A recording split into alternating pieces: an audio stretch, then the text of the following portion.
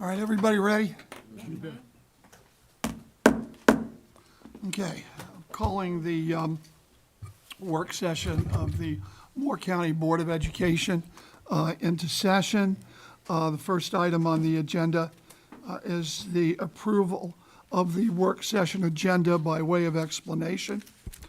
There were a couple of items that I had referred to committee at the last session. The committee, there was apparently no interest in the proponent to work the committee. I did ask for slides and a synopsis ahead of time. I did not get that. Nonetheless, I believe that everyone should have the right, every board member should have the right to speak and bring forth to the board anything he wants. So I have added those things back to the agenda. With that, is there a motion to approve the agenda?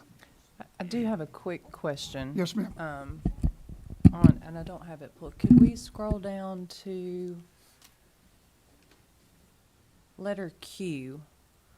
Just want to make sure that before we do put the presentation on there, possibly we should, if we need to ask Mr. Schwartz if we would be in violation of any kind of obscene laws or something like that, or if you know, only We just, did, the last time that it was brought up, there was no legal ramifications. Okay, Because just- I was all it unaware. was just quoting straight from the book. okay, So. right. I just want to be careful when we get there, that we make sure that we tread slowly to begin with, in case we have viewers and things like that in the future. I'm not against putting it up, just want to make sure that we're okay with having it Well, up the way there. I look at it is if Moore County Schools is okay with these books being in No, there, then, I'm 100% there, but I just want to make sure as we're presenting it in a meeting that we're okay with it. Mr. Anyway, Schwartz, do you that's have my any- only question. Okay, Mr. Schwartz, do you have anything to add? with I'm regard to not that? sure what's going to be presented in this item, whether it's going to be just a discussion on the item or discussion on the process for a challenge, so, but there's no problem with discussing the item. Okay, all right. Okay. Okay, anything else? Do I have a motion to approve the agenda? so moved. Second? Second. Second. Okay, all those in favor say aye. Aye. Any opposed? Aye. Motion carries. Why don't we do the Pledge of Allegiance? Mr. Benway, why don't you lead us in the Pledge of Allegiance? Stand. I pledge allegiance To the flag of the United States of America and to the republic for which it stands, one nation, under God, indivisible, with liberty and justice for all. Okay. I'll turn it over to the Vice Chair for a moment of silence. Everyone would please join me in a moment of silence. Thank you. Okay, thank you. All right, Mr. Chair, I have a point of order before we proceed. yes, So at the last meeting, you discussed that we would be conducting our meetings going forward in accordance with Robert's Rule of Orders, which we should have been doing all along, and I applaud. I have a few questions on that, and this is my point of order. If we're going to follow Robert's rules specifically, I mean, these are just a couple examples, so I want to know I want to know who the parliamentarian's going to be and who's going to enforce these rules, and here's why. Robert's rule specifically states that the chair does not engage in discussion or debate on any items that are being considered unless the chair vacates his or her position for the duration of the debate until that item's decided. Robert's rules further states that the chair doesn't vote on items unless the chair is casting a tie-breaking vote. Also, in the last meeting, the proper way to end discussion and debate is someone calls the question, and then there's a two-thirds vote on whether that's going to end discussion and debate. And if it passes by two-thirds vote, then discussion is immediately ended and there's a vote. However, in the last meeting, several times, the chair ended discussion when I was talking in the normal motion by hammering his gavel and saying, we're going to end discussion now.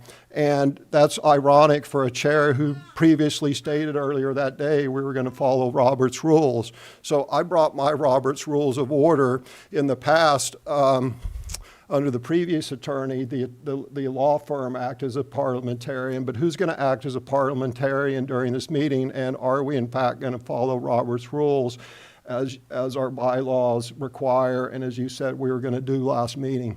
The answer is, to your question, is we do follow Robert's rules, except as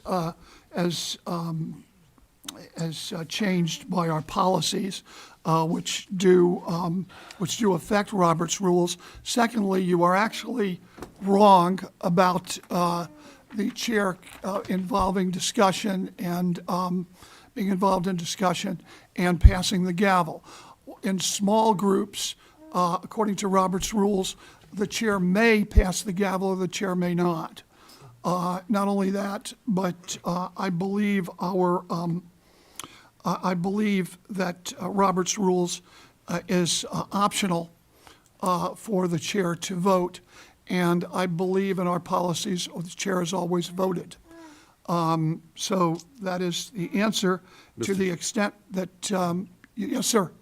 Mr. Chair, in your rules of order in 132211, it requires every member to vote unless excused by a majority vote of the remaining members. That includes the chair. Okay, thank you. So you do have an exception that changes it from Robert's rules. That's what I thought. So bottom line, if I do anything that, to which someone wishes to take exception, simply request a vote to overrule the chair. You get a second to that, and the chair gets overruled. Without further ado, if there's nothing else. Mr. Chair, that didn't answer my question. So All right, Mr. Hensley, I believe that did answer your question. Do you have a further point of order? I do, Mr. Chair, point of order. First of all, I will concede the point. If our policy says that everyone must vote, that obviously overwrites Robert's rules. That didn't, my second I asked 3 questions. One was the chair voting, one was the chair speaking, and you used the small board exception, and we'll talk about that in a minute. And then you didn't clarify who the parliamentarian would be. But let's talk about the small board. The chair, Robert's rules is very clear, and I can take the time to find the passage, but it's very clear. Mr. Hensley, please give me your point of information or your point of order. Okay, there is nothing pending, so there is not a vote. The chair has not ruled on anything, and the chair, Mr. Chair, I'm trying to make sure we're going to how we're going to conduct the meeting. That's very relevant at the start of a meeting. So there are 2 exceptions to this. There's 1 exception to the chair speaking on motions, and 2 exceptions, and that is in committee meetings where the chair has free rein to speak, and the other is small boards. So I guess we're going to, and our policy, I assume, is moot as to whether we consider ourselves a small board or not. So I think the first thing we need to do is decide whether or not we're a small board. Robert's rules does not define a small board. I say this is not a small board. okay, well, thank you for your opinion. I still don't know what your point of order is or your point of information, but we're going to move on. Okay. Mr. Chair, you cannot close debate by saying we move on. There is no debate. There is no motion, Mr. Hensley. You're out of order. Now, I am not out of order. Mr. Chair, yes, sir. I rise to question Yes. the privilege. Can we not go into closed session For what purpose? for this purpose? I do not believe so. Am I No, correct? this is an open session matter. It's an open session matter. Okay, so bottom line here is we're going to move to our first action. So point And of that order. is, what is your Chair. point of order? Who's the parliamentarian? Right now, I do not believe that I have to appoint a parliamentarian. I don't think that that is absolutely necessary. I will make rulings on parliamentary procedure. I will always consult with the attorney, which I do often, all the time. Consult with him to make sure I'm following Robert's Rules of Order. But that being said, that's the way I intend to proceed. So Okay, you're saying excuse or me, a small I'm not board? here to debate. Your point of order has been answered. Okay, yes, sir. This would be considered a small assembly. Robert's rules deals with parliamentary type bodies and large assemblies. This clearly would be considered a small assembly. And what's the basis of that? I'm genuinely curious. I researched this and I didn't see any definition of a small board. I don't know that there is a definition of a small board, but traditionally, a board of this size would be considered a small board. Okay. All right, so let's move on to our first item of business, the fiscal year 2023, 2024 budget update. Superintendent. Thank you, Mr. Chairman. Good morning, board members. I hope everyone had a wonderful July 4th with your family and your friends. I'm happy to be back together. We do have a full day, work session, and business meeting to follow. But I want to start off by thanking the staff for all their work putting things together and so we can move through this as efficiently as we can with the board this morning. This morning, Tina and I do have an update to our fiscal year 23-24 budget. And I think we brought an update to you last month, and some of this is going to be a review of that same information. Some of it would be new. But where we find ourselves now in June, which is the beginning of our 23-24 fiscal year, is that we still have some unknowns. We have the unknowns of the state budget. They have not passed the state budget yet, and Tina's going to I've asked Tina to go over a little information on what we know from that, but that still remains an unknown. Our county did pass their local budget a couple weeks back with a very small increase in operational funding, but there is some optimism to that. As part of that, they also discussed this idea of a consideration budget, which we'll get into a little more details about what that is and the potential for a funding formula agreement resolution that our board and their board may come into agreement with, which would get additional funding. So that's all part of this update, and I hope to end the update with some key summary information and potential next steps that we would take moving forward. But as we roll into this, even though there's certainly unknowns, I certainly have some positivity and optimism about where we're heading. So I'll turn it over to Tina and let her give some overviews, and then I'm going to kind of finish our overview and update. Tina? So our budget status, when we met last, as you know, the House and the Senate have approved their budgets. The latest timeline we have now for approval of the state budget is after July 24th. Just some information about operating without a state budget. The North Carolina does not have a budget before July 1st. The direction on operating is provided by General Statute 143C-5-4. And based on this legislation and consistent with prior years, the following will apply until we have a signed budget. Public school units are authorized to continue to expend at a level not to exceed the level of the recurring expenditures of state funds for the prior year. And public school units are authorized to request state cash to support these activities. Just a few notes about salaries. While we do not have an approved state budget, all personnel who are required to be paid based on the state salary schedules shall be paid at the same level as 22-23, which means there is no salary increase and no experience step increase. It also means no changes to the benefit rates for retirement hospitalization. And then once the state budget is approved, any increase in salary or benefits is usually retroactive to July 1st.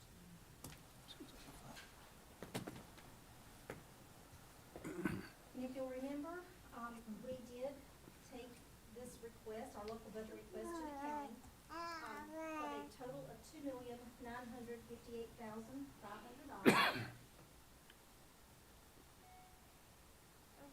Did you say 2 million? Yes, $2,958,500. and it was our total local budget request that we submitted to the county. Increase. And I think you mean increase. Yes, yes, okay. All right, that's what I thought. Sorry, Okay. increase. That's cool. That's cool, no problem. Yes, ma'am. So then the requested county funding is the 2 million increase of 2,958,500. And this does represent a modest 8.3% increase of the budget from the prior fiscal year. It does include $1,605,000 in fund balance appropriation due to vacancies in the 22-23 school year.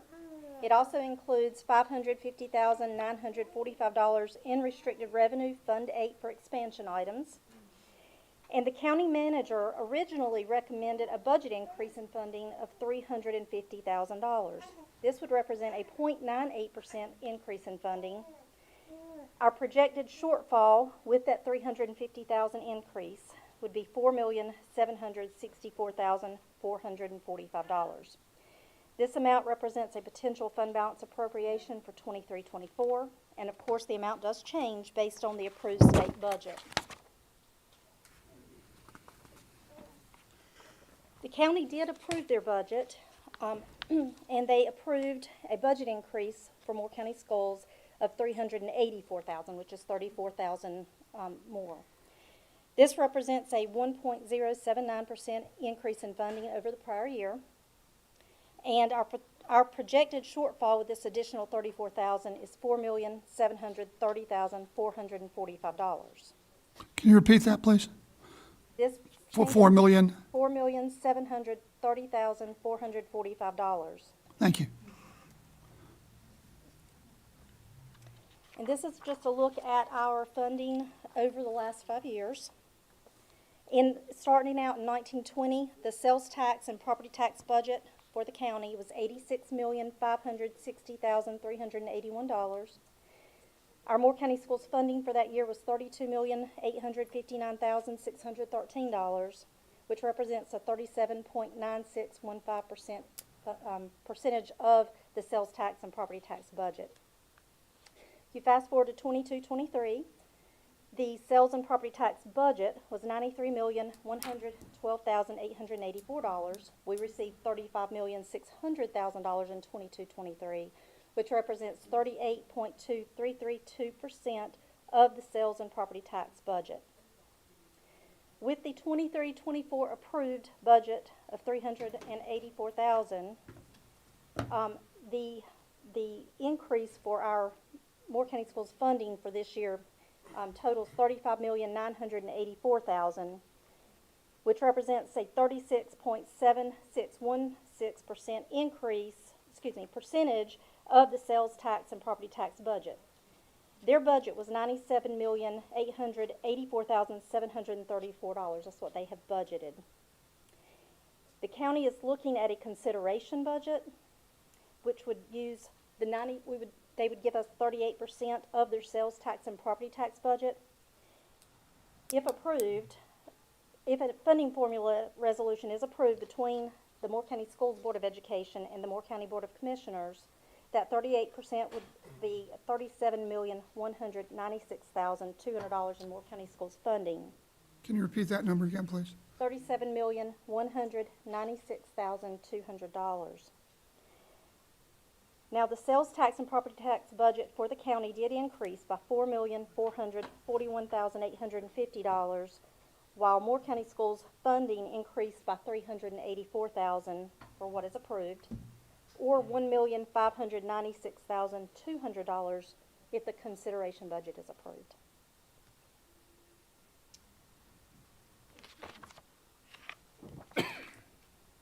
And this is just a reminder of what our budget request was based on to the county and what the House budget and the Senate budget had came in at.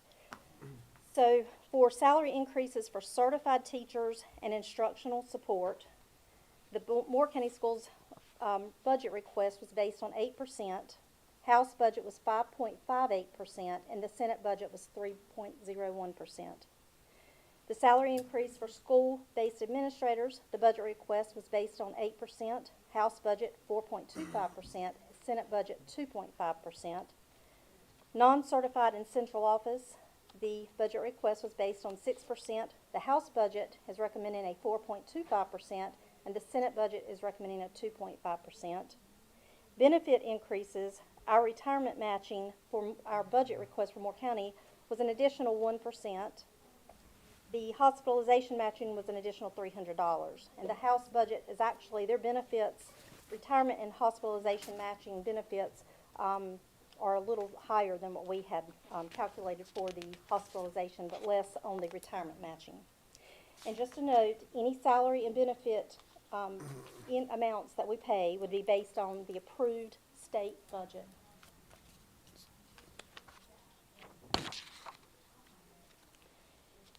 Taking the fixed cost increases, the different scenarios, with Moore County Schools budget request, our fixed costs came in at $2,718,500. With the House budget scenario, it would be $2,429,500, which is actually $289,000 less than our request.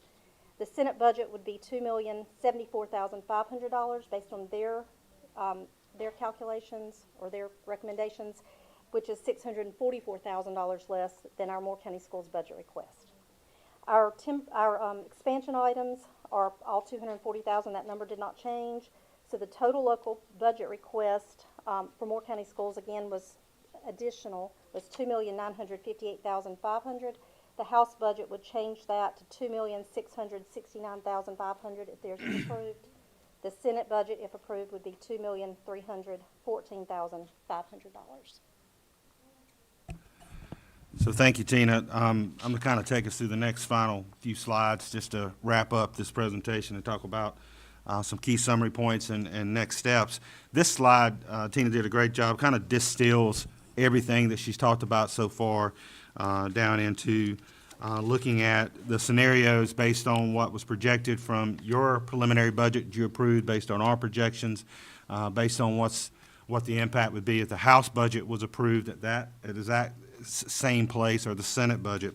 And so it really looks at the projected shortfall of two things. One, the local budget that was approved 2 or 3 weeks ago by our county with the $384,000 increase. And two, it also looks at what would be the impact if you as a board and the Board of Commissioners came to a funding formula resolution agreement, and that would get, again, an additional $1.2 million in this year's fiscal operational funding for Moore County Schools.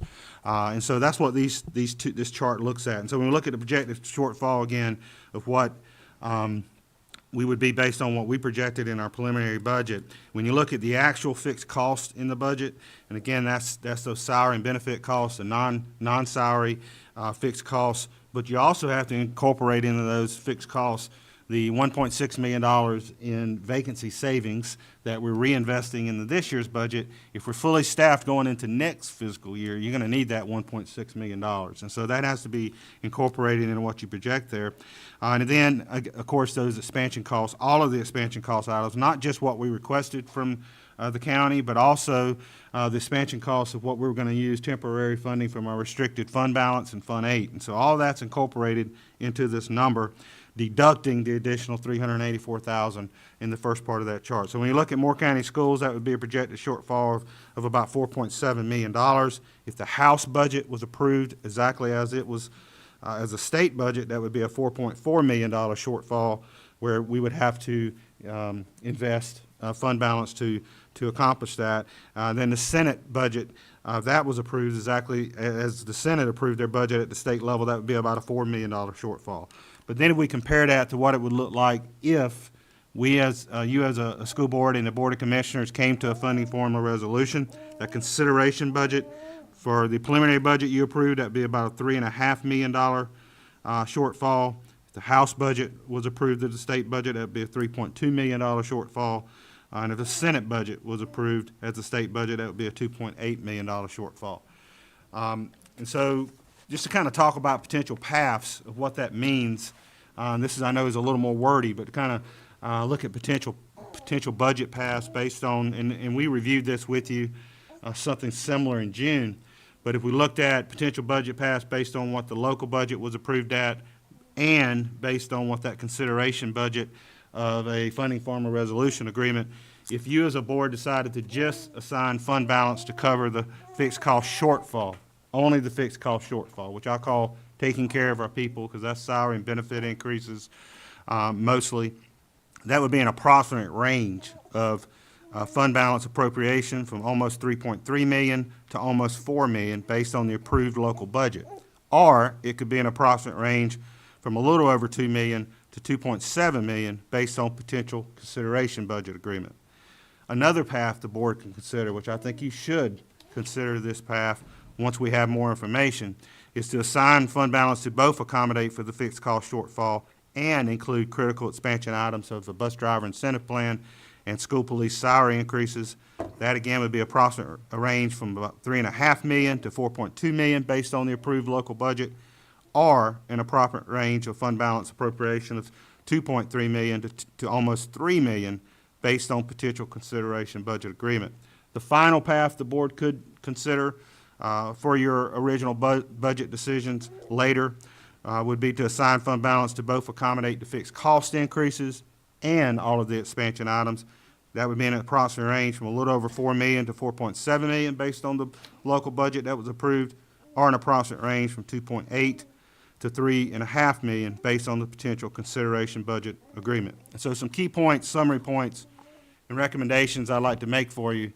Something to remember based on the information Tina and I have shared is that we're still awaiting the passage of the state budget. So we're currently operating on what I'd call a continuation budget based on last year's budget. And that's from a local standpoint as well as a state standpoint. Also something to consider and remember, because we're talking about assigning a significant amount of fund balance for this year's fiscal year, is that the significant utilization of fund balance for this fiscal year would deplete our fund balances, our local fund balance, our Fund 8 restricted fund balance, and that would only work basically for 1 year of operations. So we have to be mindful of that. And we would need increases in local operational funding. That would be required for next year's fiscal budget. I'm talking the 24-25 fiscal budget, a year out, and budgets beyond that. Or we may be required as a district to eliminate positions as we move forward. And when you eliminate positions, because we're in a people business, that eliminates services to our students and to our staff. And so we just have to be mindful of that as we work through this.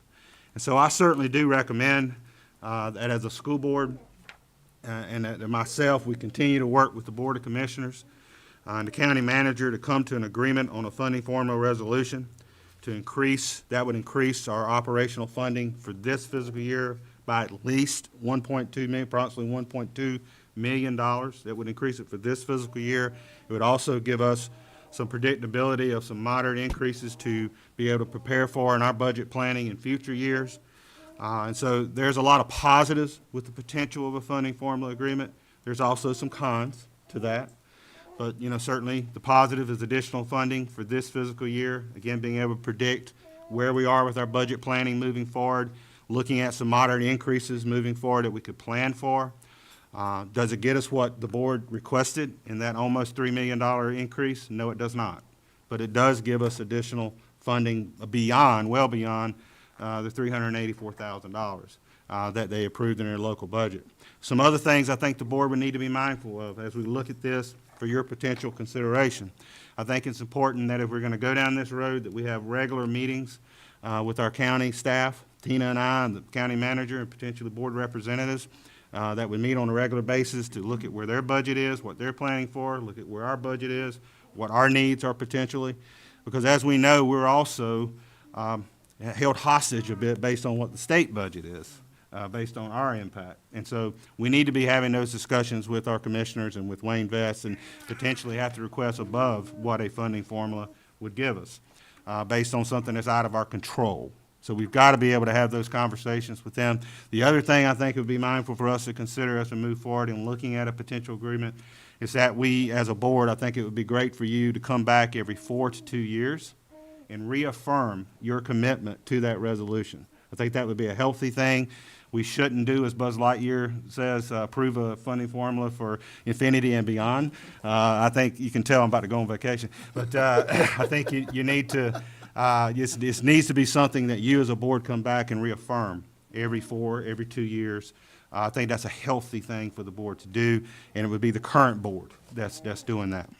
So those are some considerations. And so when we look at, again, I do recommend that this is something that we move forward with our county commissioners, county manager on, and some potential next steps to that. Tina, if you go to the next slide. I'm hopeful to receive a draft funding formula resolution from the county manager in our discussions the week of July 24th. That would enable us to immediately have some additional discussions, kind of go back and forth a little bit, but also allow for a potential small group meeting between our board chairs and staff prior to August 3rd. If we're still moving forward in a positive direction at that point, it would also, I would suggest we reserve time during the week of August 7th for what we call small group 2x2 meetings as a school board, where we can sit down, Tina and I, and we can lay this funding formula resolution out with you. We can have discussions, open discussions about that, questions, feedback, et cetera. It would be my goal to be able to present to you a resolution for the school board to consider for your endorsement at your August 14th regular business meeting. If you approve it on your August 14th regular business meeting, that would allow our Board of Commissioners to then endorse it at their meeting the following night, on August 15th. And so again, this does come with my recommendation that we move forward with these discussions, and that there be something for you to look at and consider for a potential agreement. Again, that decision, of course, rests finally with you, but I think it's important that we continue to move forward in that direction. But with that, Tina and I are certainly open for any discussions and questions. Questions, comments from the board? I have. Yes, go ahead. I actually have a brief, Mr. Batchelor. There's Cindy loaded some files on there somewhere. There's a file called School Funding Formula. Mr. Chair, I would like to discuss on slide 7 and elsewhere in the presentation, the school funding formula was discussed several times and proposed. So I would like to give a presentation to my fellow board members and the public as to why a funding formula based upon county revenue is, as it says up there, is a short-sighted and bad deal for Moore County schools. If you could go to the next slide, please, Mr. Batchelor. So the issue is our funding must be based upon what drives our costs, not some arbitrary figure like a percentage of tax revenues.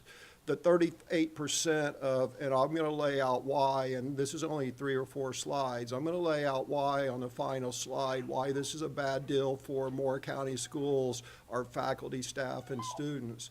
And I'm going to do this in 3 steps. First, I'm going to give a 1-page primer on funding. Then I'm going to give a background as to how we arrived here, because this board and the previous board had a completely different funding formula in mind. And then 5 weeks ago, it just did an about face and 180 degrees, and then we're doing this different funding formula. And then I'm going to explain why it's a bad deal. So if we could go to the next slide, please. So there are 3 things. It took me a long time to figure this out and distill it down so that the ordinary person could understand it.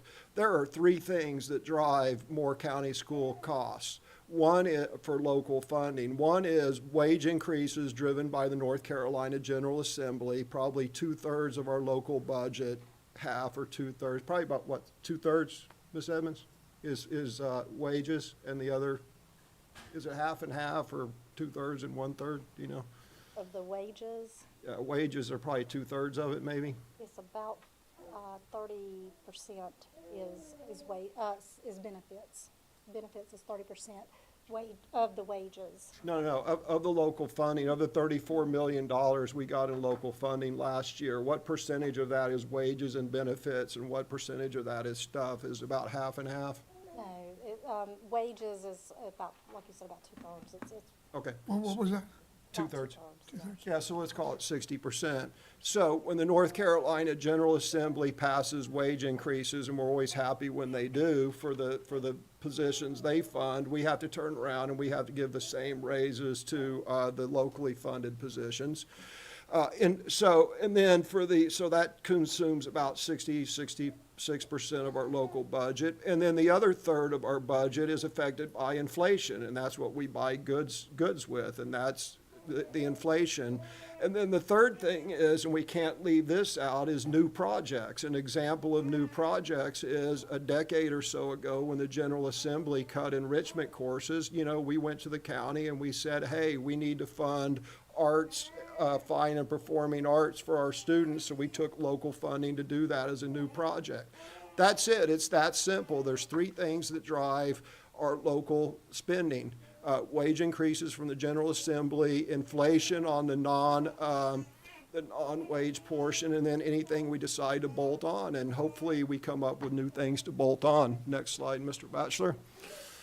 So the background is this board had always talked about, and my committee always talked about, and the previous board, as far back as I can remember when we talked about local funding, it was always, we need a local funding formula based upon two things. The first is the locally paid wages increasing in the same rate as dictated by Raleigh.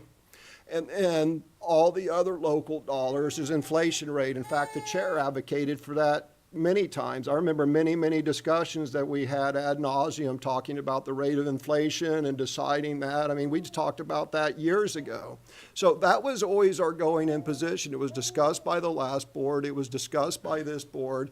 In fact, it formed the basis, as Ms. Edmonds said, that formed the basis of what this board, decided to put in front of the county commissioners. Ms. Edmonds just briefed that. It was simple, it's effective, it's easy to calculate, and it's 100% under all circumstances, 100% guaranteed to cover all the increase in our expenses. It covers our wages and it covers the inflation and our non-wage stuff. Simple, easy, guaranteed. Next slide, please. And again, as I said, and as Ms. Edmonds just briefed, and I actually have a snippet from her brief here that she gave this same brief, or part of it, back in, I don't know, a couple months ago where I got this. And using the above formula with projections from April, the total would have been $2.5 million, and you can see it right there. It's a little small for me to read. You also have to add in the effects of inflation and wages for what we give to the charter schools. That always, for some reason, seems to be left out of the equation. But per the formula that I just went through, we would have got $2.5 million from the county commissioners. Next slide, please. So here's what happened. As I said, the increase would have been $2.5 million. The county commissioners notionally agreed on that. The county commissioners, or at least in 2x2s, they agreed that, yes, we need to make you whole on the mandated increases in your salaries, and we need to make you whole in inflation. They agreed to that. And then after looking at the numbers, the county thought that we double counted the numbers and said we only needed $400,000 to cover the wage increase. Well, first of all, that doesn't make sense, because if the local funding is in 2022, 2023, this last year, it was $34 million to include the charter schools. Well, just 5% inflation of that would have been $1.7 million. That's just off the top of my head. So there's no way it could have been $400,000. So there was a mistake in their calculations. So 5 or 6 weeks ago, a week or so before our last meeting, our last school board meeting, there was a meeting scheduled with Dr. Locklear, our finance person, Wayne Vest, and 1 or 2 county commissioners. And I, as the finance chair committee, I discussed this meeting with Dr. Locklear, and I decided not to go because I didn't need to go. The problem was understood, is you could do the math and realize that the number was somewhere between 5 or 8% of $34 million, which is somewhere between 1.7 million and 2.4 million. And the county was at 400,000. And we discussed it, and my instructions and the approach was going to be that all you got to do is sit down with the county, hash it out. We either need the money or we don't. Someone's right, someone's wrong, someone's calculations are right. Either the county is, either we're double counting and we don't need the money, or we're not double counting and we do need the money. And again, back of the napkin math, if you use 5% for inflation and 5% for wages, we needed at least 1.7 million. So that is what we agreed to discuss, or at least what I thought the superintendent was going to discuss. So I decided not to go because, you know, we have great staff officers who are on top of this to handle this. And I told the chair that I wasn't going to go, that I thought Dr. Locklear had it in hand, and he was following the intent of the board, because up until this meeting, all we ever talked about as a funding formula was exactly what I described. We take the wage portion and we multiply it by the mandated wages by Raleigh, and we take the non-wage portion and we multiply it by the consumer price index, and voila, we got a couple $1 million. Simple and easy. But then the chair attended, which is certainly his right, didn't notify me, which I guess is his right too. Rather than working on the above, they tentatively decided on this 38% formula, which is not at all what this board had discussed. It's nothing that this board had discussed. It's nothing that the previous board had discussed. So that's the background on how we got here. It was 180 degrees 5 weeks ago from what this board, what my committee, and the previous board had always discussed about a potential funding formula. Next slide, please. That looks like the same slide twice. Thank you. Okay, so why is this a bad deal for Moore County schools? Why is this a bad deal for our faculty, staff, and most importantly, our students? Well, I'll tell you that. The funding isn't tied to what drives our costs. As stated, there are three things that drive our costs: mandated wage increases from the North Carolina General Assembly, inflation on remaining non-payroll items, and new projects.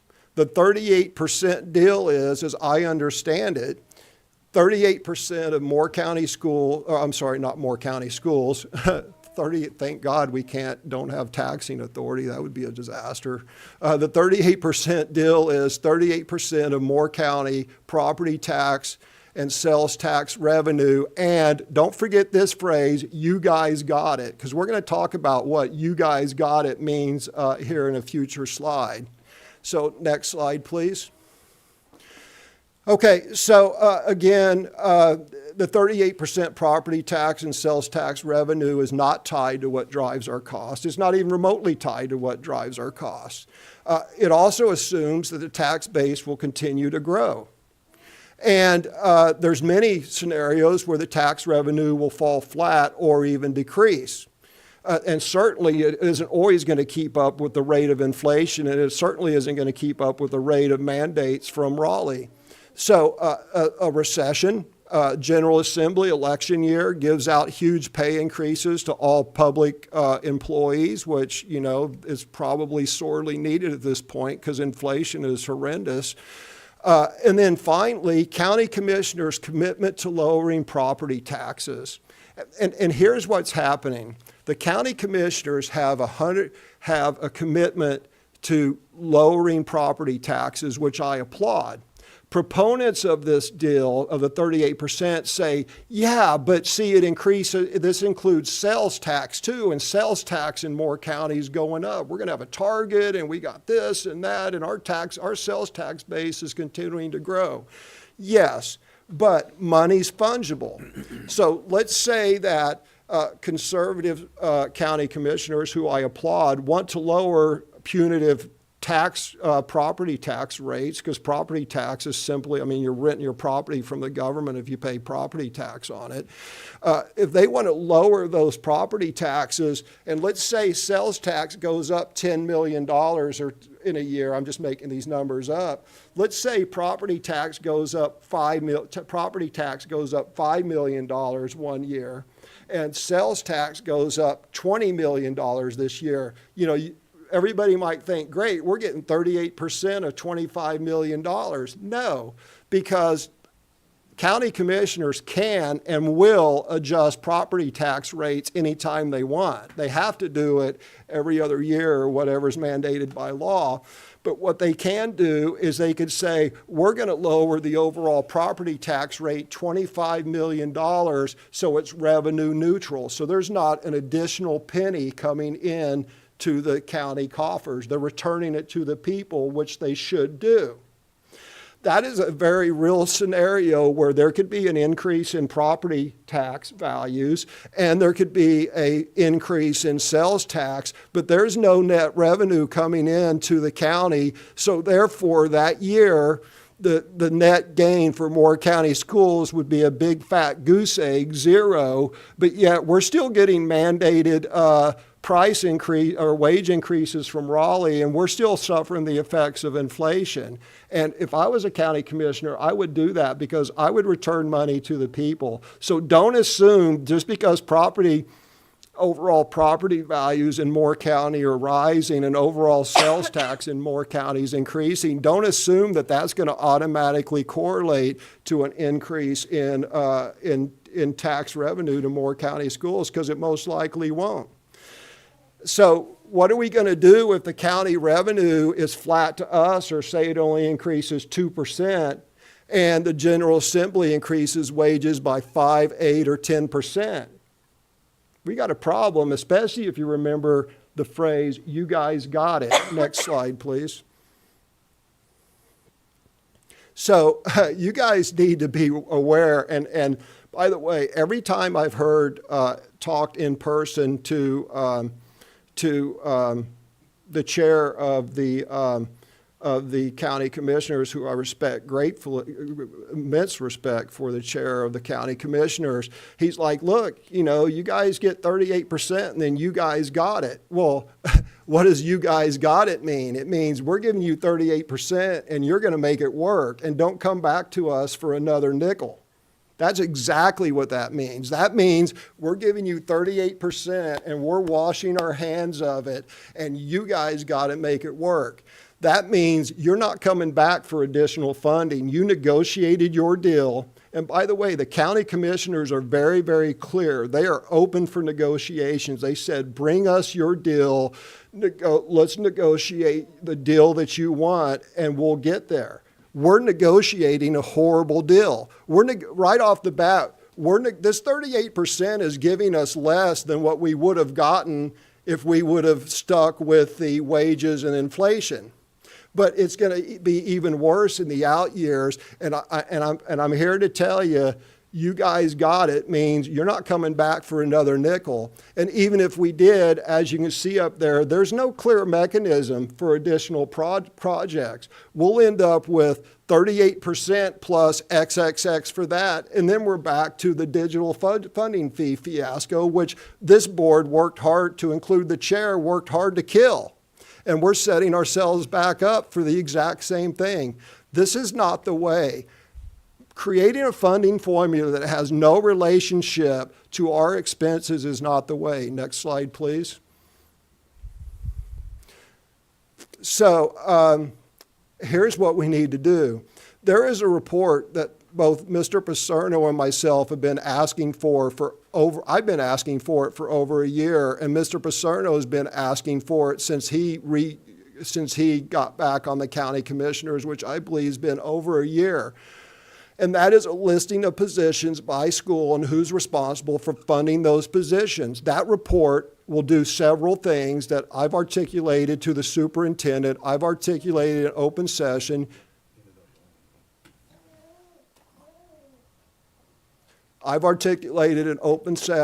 But it's been over a year and no one's produced this report for either this board or Mr. Paserno. We need to produce that report because that's the Rosetta Stone that shows where our funding's actually going and who's responsible for paying what, regardless of who's actually paying for it. Mr. Paserno's been asking for that report for a year, and I've been asking for that report for a year. And at some point, when you ask for a report for a year and you don't get it, and all of a sudden there's this alternate funding formula, it's almost like they don't want to that report doesn't want to be coughed up because maybe it doesn't reveal what everyone thinks. I have no idea. I don't want to speculate on people's motivations, but we got to produce that report. And then we need to say no to the 38% of revenue formula and go back to our original plan. The formula is based upon what actually drives our cost. And then we need to eliminate the concept of "you guys got it," Because let's say we want to do something else. Let's say rather than our athletics and extracurricular programs going around having fundraisers and selling cookies and going around with their hand out all the time, let's say we want to eliminate those athletic fees, and we go to the county commissioners and we say, hey, you know, we go to the taxpayers and, you know, they reach in their pocket and I'm making this number up, every year they pull $1 million out of their pocket to fund our sports teams so they can buy, you know, shoulder pads and, you know, chalk to line the fields with and not. Why don't, as a county, why don't you guys just fund that? And then we'll just stop, you know, taxing the people who participate in it. And then the county commissioners agree, which I think they would agree to that. Well, under this, say that costs $1 million a year, they just add that to the baseline budget, and then going forward, it increases each year according to inflation.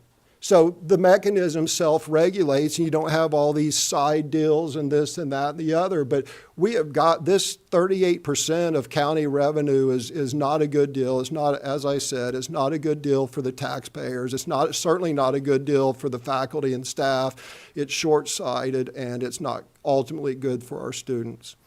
And that is all. Okay. Any other comments, or Dr. Locklear, did you have anything to say about anything at this point? No, sir, not at this point. I still recommend that we engage in that discussion. We engage in what the draft formula would look like. And that, as Mr. Hensley notes, that's a negotiation. That's a discussion. There's no decision that's been made.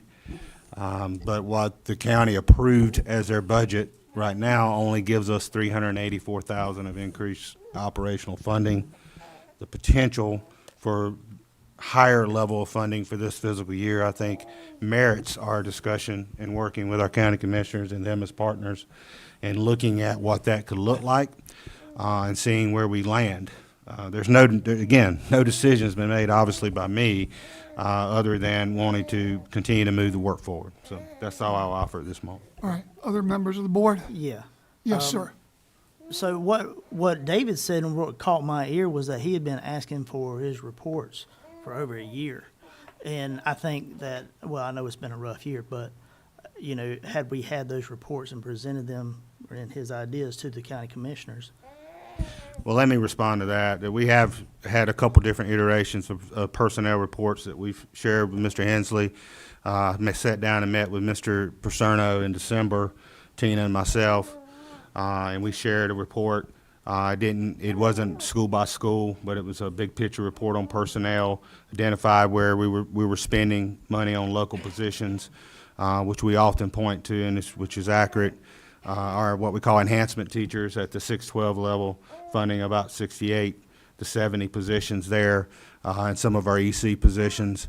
Another report that Mr. Paserno has asked for, and make sure I refer to this correctly, Tina, is a line-by-line item report, budget item report by object code, which is by school, by area. And I think this is a report I think you, Mr. Hensley, and Tina's predecessor had worked on before, because we use some of the same descriptors that you helped us build. We've gotten that report to Mr. Paserno. He said that was the main report that this is what he shared with us recently. That was the main report he was wanting to see and needed, and that he'd like to see that in the future. And so Tina and I have already discussed providing that for him, at least on a quarterly basis, if not more often, if they want to see that. So we have work to do that and work to provide Mr. Vest and certainly Mr. Paserno anything, or his task force, anything they may want to see. They've also asked for other reports like Fund 8 report when we were discussing about using some of those funds in this year's budget. And Tina and I went and met with the task force and provided that information to them. So certainly trying to do that, and certainly we'll continue to try to do that. The report, Mr. Hensley, the school by school personnel report, it's not something that can just be sent out of our reporting mechanisms.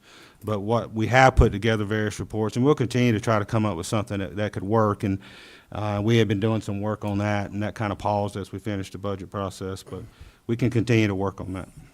Well, the answer is, I believe, that this report, we've given it to Mr. Paserno. And We have given the object, line-by-line object code report. We have given the personnel report that we set there. You may have been in that. I'm trying to recall, Mr. Levy, you may have been in that meeting in December with Mr. Paserno, Mr. Vest, and Tina, where we went over that personnel report. I believe I was. The one Mr. Hens is referring to gets down to a more granular level. And we just hadn't landed on exactly what that would look like, and that's a hand-created report. But we have provided various information to Mr. Paserno and to the Budget and Finance Committee, et cetera.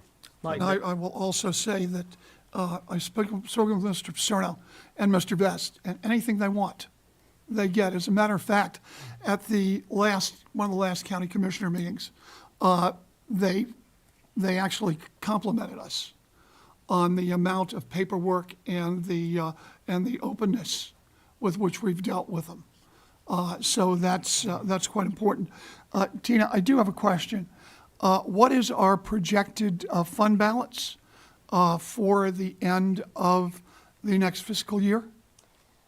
We have actually, we have auditors here this week, so these numbers could change. No, I understand. We're projecting a year into the future, so that's, I'm not gonna hold you to that. So, as of May, when I had done the last projection for the end of June 2023, my projection was to add, I think it was about 185,000 to our fund balance in local. What I'm really asking is, because I'm talking about the 23-24 budget, what is our projected fund balance at the end of 23-24? I have not calculated for the end of 23-24. Okay, let me tell you my problem here, and maybe you can help me, or maybe Dr. Locklear can help me. It is that we're talking about a 3.5 million, 4 million shortfall, okay? It is my understanding that we expect our fund balance to be $2 million, okay? So, and then Dr. Locklear is saying, and maybe you're saying, that we need to put in these expansion items, and yet, without the expansion items, I'm told that there's a $4 million shortfall without the expansion items. Am I correct? It depending on where the state or the. Okay, let's just as an average, if there are no expansion items, where's our fund balance at the end of the year? You would take it all the way down to the floor, $2 million floor, and you would have to use restricted fund balance as well, which is some of the funds we were talking about, which would be Medicaid reimbursement, impact aid. So that, if you just took care, based on the current approved local budget, you would have to assign $3.295 million to $3.9 million of fund balance. So we would have a zero fund balance. You would have the absolute floor that Board of Education resolution requires us to keep, $2 million. And then we would, correct, we'd have none above that. And that $2 million is for cash flow purposes. And we'd also be reaching into our restricted fund balances of Fund 8 and reducing all those fund balances, and you wouldn't have those for any expenses the next following year. So wait a second, just so I can understand. So you would have $6 million in the fund balance, roughly, I'm using rough numbers, at the end of 24, at the end of our 24. And you'd take down the 4 million, and it would still leave you with 2 million, am I correct?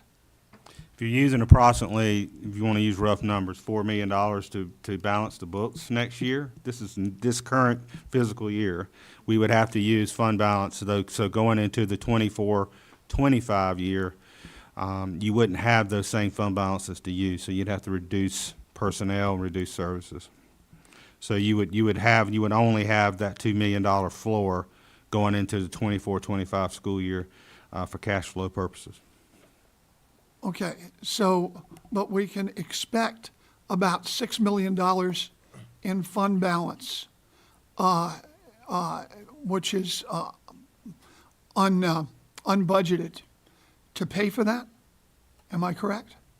So because you minus the 4, we're talking about no expansion items, you minus the 4, you still want to have 2. So you're predicting 6? Well, I'm not recommending necessarily that we do that. I just I said that's actually a have- potential path. I'm making no final recommendations on local budget at this point until we have more information and have whether or not we're heading down the road of a funding formula agreement resolution with the local, with our commissioners. So I'm not recommending any specific path yet, but if you only took care of fixed cost increases, salary, benefit increases, et cetera, again, that's a range of approximately 3.3 million to almost $4 million of fund balance we would have to assign. And that includes local fund balance, and you'd have to reach into your restricted fund 8. So that's only around, I'm only saying that with about $4 million, not 6. Okay, because if you only have $4 million, then your fund balance at the end of 23-24, on July 1, 24, or whatever, is 0. Am I right? That's correct, yes. Okay, so that's well below the $2 million. In fact, it's $2 million less than we're required to do by the Board of Education. Am I correct on that? If you spend all local fund balance, you're correct. I would Okay, suggest that we make sure we have money for cash flow purposes and we reach into restricted fund 8 for some of that fund balance assignment. So that's why I'm referring to both fund balance, restricted fund 8 and local fund balance. Okay, so restricted fund 8 is what? That's going to be Medicaid reimbursement, impact aid, any revenue the district has gotten from grants, reimbursement, any revenue that the district has gotten from what we call indirect cost. When we're running programs, we get some indirect costs off of some federal programs, child nutrition, et cetera. That raises revenue that goes into that we've already spent. So it raises revenue that goes into Fund 8, and that's called a restricted fund balance. Okay, so my concern is that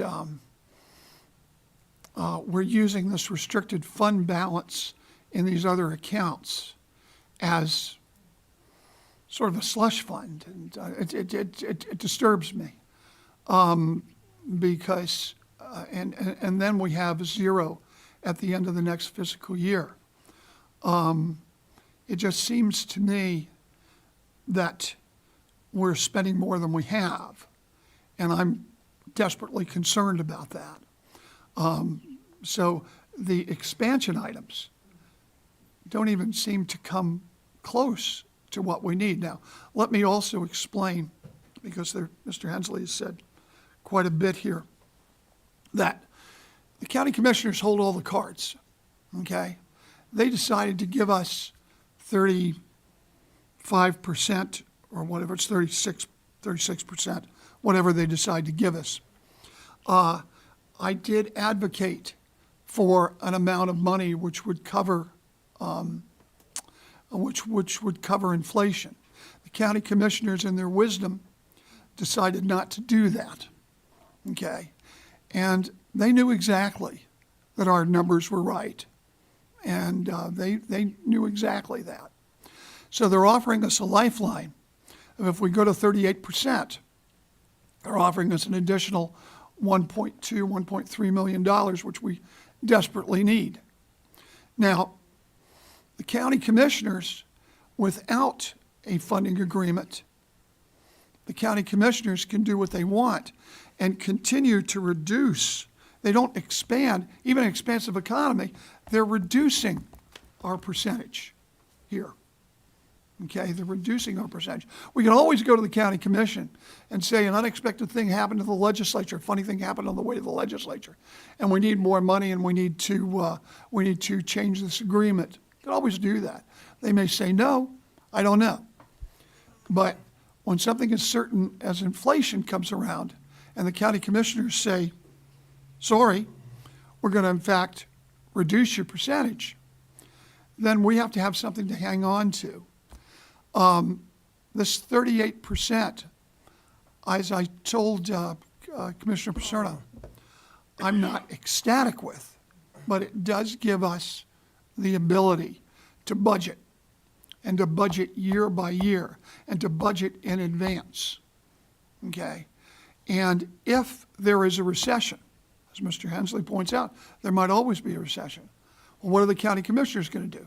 They're going to reduce our budget, okay, because they can do that. We don't have the power over our budget, okay? This does give us a floor, and it does give us the advantage of right now we have an expansive county, okay? And this, by the way, does not include, one of the other things that it does not include is our SRO expansion, because the county is going to look at that separate and apart from that 38%, as I understand it. Okay? So I think the county is in a situation where they're actually reducing taxes, and they're reducing it below revenue neutral. I think they're offering us something which I believe we should take, because I think it's in our best interest. That being said, the other side of this is that before at least I vote for a budget, I have to make sure that we're going to have $2 million at a minimum in our account.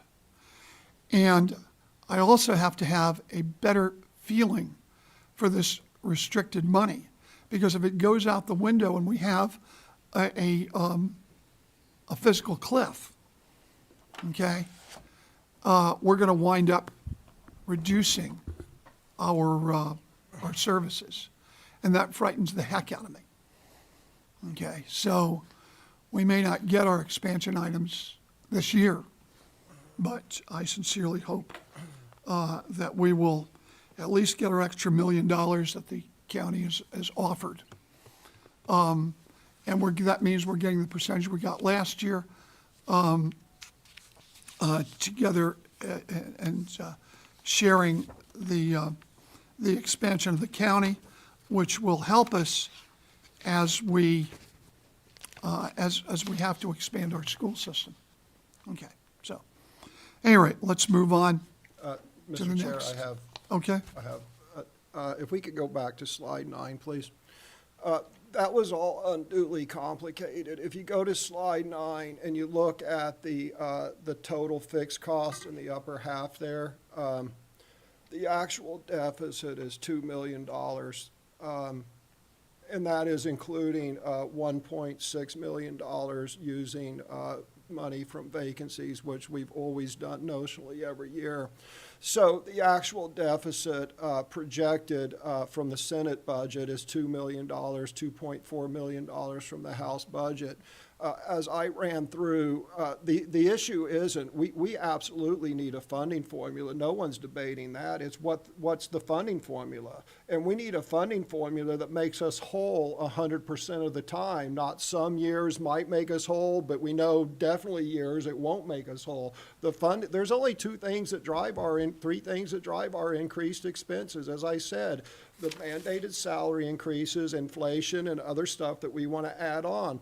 And the chair made my point, because he's concerned about making us whole on the top half of this. That is what the funding formula tied to increases in Raleigh and inflation, it would 100% make us whole. The second point that the chair made, where he made my point, is he said, oh, don't forget the SROs. You know, they're going to fund our SROs. And that goes back to us doing these side deals. So then we're back to 38% plus digital funding fee plus SROs plus all that.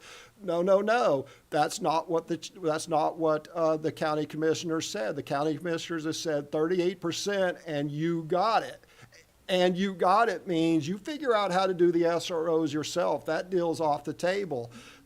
Hold on, Mr. Chair. Please don't make gestures and stuff while I'm talking. Because you're just wrong. But go ahead. I apologize for interrupting. Yeah, please no more outbursts. If it's based upon a basis plus inflation and payroll, and we go to the county commissioner, they previously agreed to fund increase of SROs. That's going to be an ongoing commitment. That's going to happen in all the out years in perpetuity. And because of that, if we do 38% plus SROs, and that's always going to have to be calculated outside of that. If we go to a funding formula, we go to them with something additional, whether it's, look, we're going to eliminate athletic fees or all extracurricular fees, or we're going to bolt on these additional SROs, that goes into the baseline, and then every year in perpetuity, that increases according to the mandated wage inflation and inflation. So, look, spent a lot of time talking in circles around these numbers, and it's easy to get lost in the numbers, but all you got to do is look at that fixed cost line on the top half of that and realize that every year you won't have to worry, because regardless what the House decides, regardless what the Senate decides, regardless what inflation does, we're going to be made whole on the top half of that each and every year.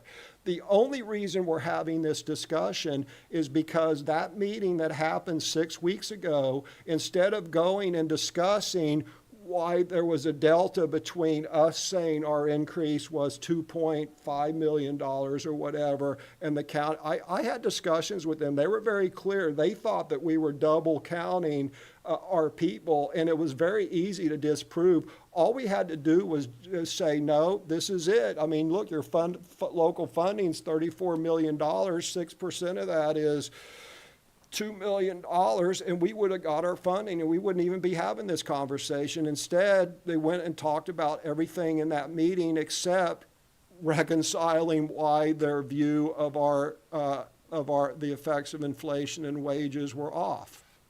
Anyway, that's all I got to say. At any rate, let me also say two things. Number one, you, Mr. Hensley, you are wrong about the SROs, because we had specific discussions on adding the SROs to this. Number two, you weren't at the meeting. At the meeting, we discussed inflation. At the meeting, we discussed all of this stuff. And we also discussed that they were going to lower the percentage that we're getting. And we're only going to give us a $350,000 increase when we should be getting a $2 million increase. Or actually, I think it was maybe a little bit more than that, okay? But that was what they were prepared to do. And we had a long, long discussion over it. Secondly, Tina, Ms. Edmonds, I should say. I prefer to say Ms. Edmonds because I want to give you the respect that you're due. We have a $4 million shortfall.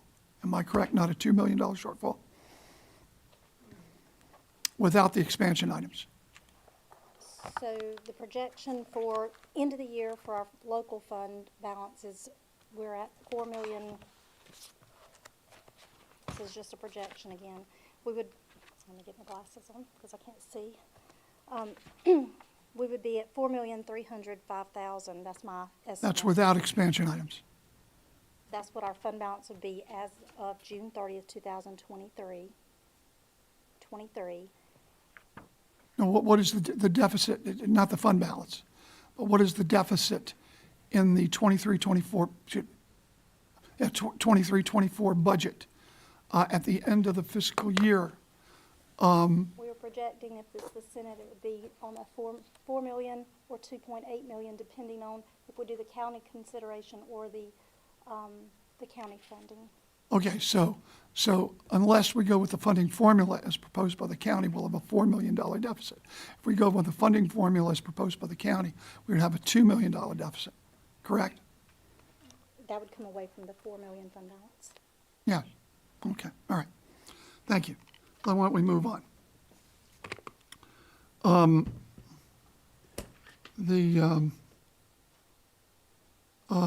Mr. Hensley has a thing on correcting misinformation on the role of school counselors. Mr. Hensley.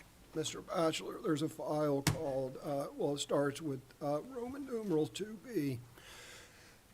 So between 2012 and 2022, 2B, or not 2B, but in this case, it's 2B. And these presentations are unchanged from what I had last meeting where they were removed from the agenda. I've not updated anything. So Next slide, please. From 2012 to 2022, over a period of a decade, Moore County school enrollment increased less than 50 students total. I think the actual number was from 47 students. So at a time when school-age students in this area, young families were exploding, Moore County School only got 47 students, yet there was a 20 to 25% increase in students. Those families all chose to send their children elsewhere. You know, they chose to homeschool, they chose to send them to charter schools, they chose to send them to private schools. And the reason they chose to pull money out of their pocket and pay to educate their child, or they took the time, effort, and I mean, I know it's a labor of love, but to do homeschooling. And the reason they did that is because for a handful of reasons, they lost trust and confidence in their public school system. And part of that is a deliberate attempt by certain members of the community to undermine the credibility of the schools, and to their own agenda. And an example of that is the certain counselors in Moore County schools who have a radical view of what they can and cannot do. And one of the lead cheerleaders of that was the former military liaison who quit and ran for the school board. And she had a very militant, distorted view of what school counselors can and cannot do. And I want to set the record straight because I want parents, I want families to have confidence in our public school system. So I've got this is more than a handful, I got about 10 or 12 slides to go through because I actually read the law. So the misinformation is that counselors can keep secrets from parents and actively plot to do things with the parents' children behind the backs of the parents and without their knowledge, and that is simply not true. As you can see up there, the notions that counselors can keep secrets is not true. It's contrary to Moore County school policy. It's counter to North Carolina law. And it's a right, as I previously said, that a small number of activist counselors and their allies have given themselves to convince the public it exists. And again, as I said, just off the cuff, this misinformation needs to be corrected because it undermines our public school system. It destroys public trust and confidence in our schools and our personnel. So let's actually look at the law rather than trust what the editors of the Pilot read or what someone steps up to this podium and spouts that is 100% incorrect. So next slide, please. Moore County School Policy 6330 counseling program. By the way, you're going to see a trend, and whether it's Moore County School Policy, whether it's state law or it's North Carolina DPI, you're going to see a trend of words such as cooperation and knowledge and together, not keeping secrets. So Paragraph A states, counseling program is shared responsibility of teachers, counselors, parents, shared responsibility with parents, and should operate with the collaboration of all individuals. Notice it doesn't say plot behind parents' back, collaborate, do all this nonsense. Shared responsibilities with parents, operate collaboration of all individuals. Paragraph E of the same policy states, any counselor who knows or has cause to suspect maltreatment of a child must report that information. Yet we have people saying that counselors are required to keep secrets because parents could be dangerous.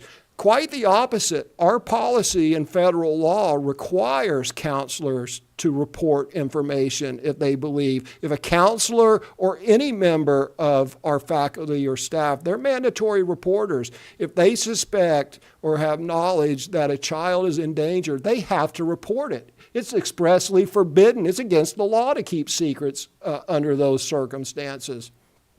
And then it says, Any document prepared by a counselor that is shared or intended to be shared, this is right out of our policies, with other staff is considered an educational record, and oh my God, it's available to parents.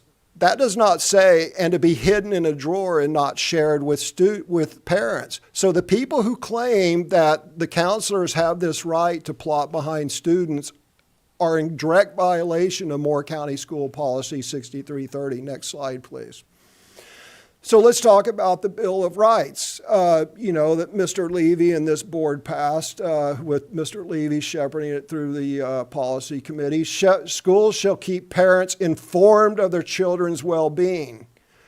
School personnel, counselors or school personnel, shall, not might or perhaps or maybe, shall keep parents fully informed about all matters, including health, social, and psychological development. Could not be more clear. It doesn't say keep secrets or plot behind their backs, regardless of what you read in the editorial page of the pilot, or someone comes up here and spouts that's 100% incorrect. Paragraph C2 states, parents and guardians shall be notified in writing prior to or with contemporaneous, can't believe I can say that, with changes in services, monitoring of students or child's mental, emotional, or physical health. Paragraph D states, all, not some, all school personnel shall, not might, could be, maybe on Tuesdays, all personnel shall encourage a child to discuss issues with their parents and facilitate discussion with child's parent. That doesn't say sneak around behind their back, form a little ad hoc committee of a counselor and his or her buddies. And no, it says all personnel shall facilitate discussion of the issue with the parents. So let's press on there, Mr. Let's move on to the North Carolina law. If you think, well, gosh, Moore County Schools, too radical, I'd like to remind people of those two policies I just read. Only one was passed by this board. The other policy was passed by previous boards and never changed by a previous board, so they were 100% okay with that. But let's see what North Carolina General Statute says about counselors. Right here, North Carolina General Statute 115 Charlie-316.1 says this duties of school counselors. Responsive services. By the way, responsive services is like counseling and stuff like that. In consultation with families. See that word again? In consultation with families, and crisis counseling referrals. Okay, so there's two important things there in paragraph C. Consultation with families. It doesn't say sneaking around behind their back. It doesn't say keeping secrets. It specifically says consulting with families. And then it further says that our counselors only provide crisis counseling, then they refer it to experts. There are experts in this community. We have an entire Department of Health and Human Services whose job it is to provide social services, to include mental health and physical services. We are at best a triage. Our counselors will do crisis counseling and then they will refer it to the appropriate state agency, not keep secrets and launch their own little sessions. And then it further says, then do other services in the school counselor job description approved by the State Board of Education. We'll talk about that here in a minute because I looked up the job description in the State Board of Education because that's what a thorough school board member does. Next slide, please. So again, right there in the open sentence, 1, 2, 3, 4, 5 words in, collaboration with parents, and collaboration. Next slide, please. This talks about development of the program, right? So the school counselor develops this school counseling, and this talks about getting them through school and making sure they graduate and what next, what not. Then it talks about individual student planning right there. collaborates with parents and guardians to assist students with educational, career, and life planning. It doesn't say keep secrets. It doesn't say plan around. It doesn't say plot against. It says collaborate with parents, guardians, with educational, career, and life planning. Next slide, please. Getting hard to read. Preventive and responsive services. Once again, doesn't say sneaking around, doesn't say keeping secrets, doesn't say, oh, I'm a counselor, I have a duty to keep secret. No, if you're a counselor obeying the North Carolina law, you're going to consult and collaborate effectively with parents and guardians, and you're going to implement an effective referral and follow-up process as needed. Referral, just quick triage, collaborate with parents, and then refer them out to the appropriate state or private agency to do follow-up care. Next slide, please. Adheres to laws, policies, procedures, and ethical standards of the school counseling profession. Now, see, this is the loophole that the former military counselor got up there, and she said, oh my gosh, you know, we are a member of this organization and we have professional standards. Yes, after you apply the U.S. Constitution, which is the basis of our parental rights, after you obey the state law, after you obey the Moore County school policy. So after the Constitution, after federal law, after state law, after our policies, then whatever standards your organization has will apply. But the standards of an organization do not supersede our policies, they do not supersede state law, and they certainly do not supersede federal law, and they certainly do not supersede the United States Constitution. And again, right there at the end, facilitates appropriate interventions. It doesn't say you provide perpetual treatment. Next slide, Mr. Batchelor. So what did we learn here today? So the entire counselors have a duty to keep secrets and hide things from parents and guardians is a made-up myth. Let me say that again. It is a made-up myth. Moore County Schools policies, North Carolina law, North Carolina DPI, Department of Public Instruction policies, and the U.S. Constitution require counselors to consult, collaborate with parents and or guardians, not hide things. In mental health cases, school counselors are not providers, they are first responders. These are direct quotes from the applicable laws. Crisis counseling, referrals, and facilitate appropriate interventions. So people who say that counselors have a duty to keep secrets from parents and guardians are advocating policies, are advocating a position contrary to North Carolina state law, our policies, the policy of North Carolina DPI, and the United States, the Constitution of the United States. They also undermine public education by destroying public trust and confidence in our schools. That is my report, Mr. Chair. Okay. This is the report and the opinion of Mr. Hensley. Any questions, Mr. Hensley, or anything like that? I have a comment. I have a comment too. Yes. Well, it's actually for Dr. Locklear. Can you go back to Moore County Schools Policy 6330?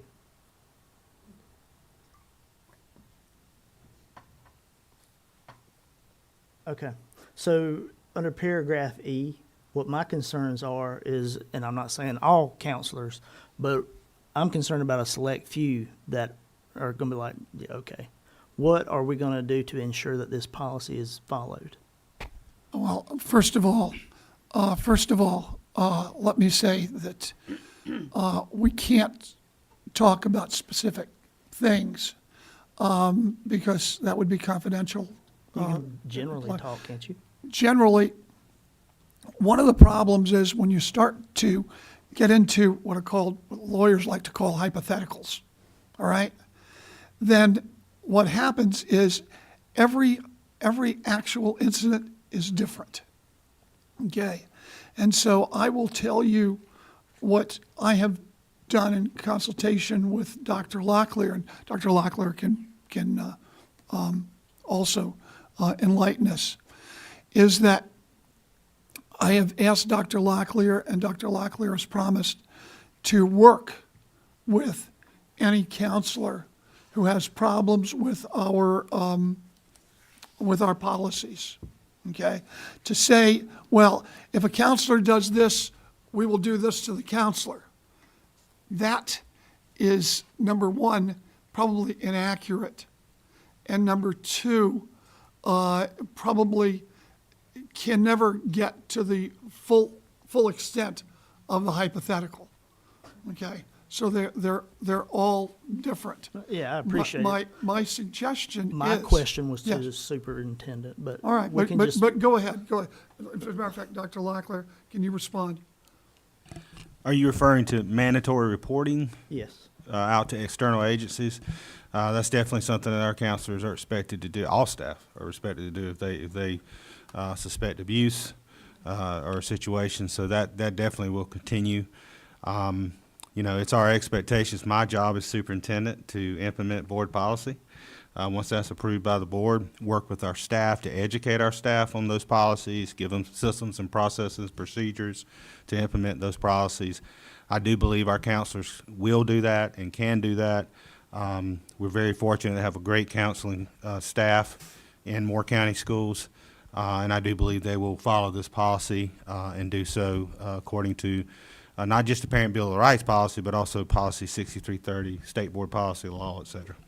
So, and of course, with any policy situation or any teaching, you know, whatever the situation is, if there's a performance concern, a personnel concern, or a concern that a staff member is not following policy, that's something that we investigate as school administrators and follow up on. Yeah, I think that's my question, because, you know, given everything that's been going on with the LGBTQ here in the school systems, I just think that we need to be very cautious and very mindful of what's going on there. Well, yes, sir. And again, I think all our staff are expected to follow policy in a consistent way, in a fair way, and according to how the policy is intended to be implemented. We work. That's why I put together regulations and procedures with staff, and so there's information that they know how to do it. Yeah, the reason I'm bringing it up is because I've heard whoever say, you know what, I'm not going to do it anyway. So that's where my concern is. And Ms. Metcalf and Ms. Maynor and our support services team have already been working with counselors to talk through the Parent Bill of Rights policy and other policies. We'll continue to work through that. Potentially, we'll have a state law, Parent Bill of Rights law. We'll have to look, and Mr. Schwartz will have to work with us on how that might impact our own policy or tweak that or change that. So that's a continuous process that we'll continue to work through. Yes, sir. Ms. Bruno? Yeah, I just wanted to say I thought that was an excellent presentation, David. Yeah, I've had several parents come and talk to me, moms that a lot of their children have been going to the school counselors, and a lot of things have happened, and the moms didn't find out until way too late. All the counselors I have met, I actually thought were wonderful, except for the one who comes to school with her pajamas on, which I already spoke to Dr. Locklear about. But I thought this was very good, and I just think it needs to be reiterated with our counselors all the time so that they do know our policies. Okay. Other comments? I just have Yes, sir. one real quick thing. I just want to state, the reason why I put this together was, probably 2 months ago now, I was going through an email, and I found an email that, like I said, former school board candidate and former military liaison had sent, spelling out, saying 100% opposite of what the state law said. And then I saw a lot of online posts, and people believe that to be true.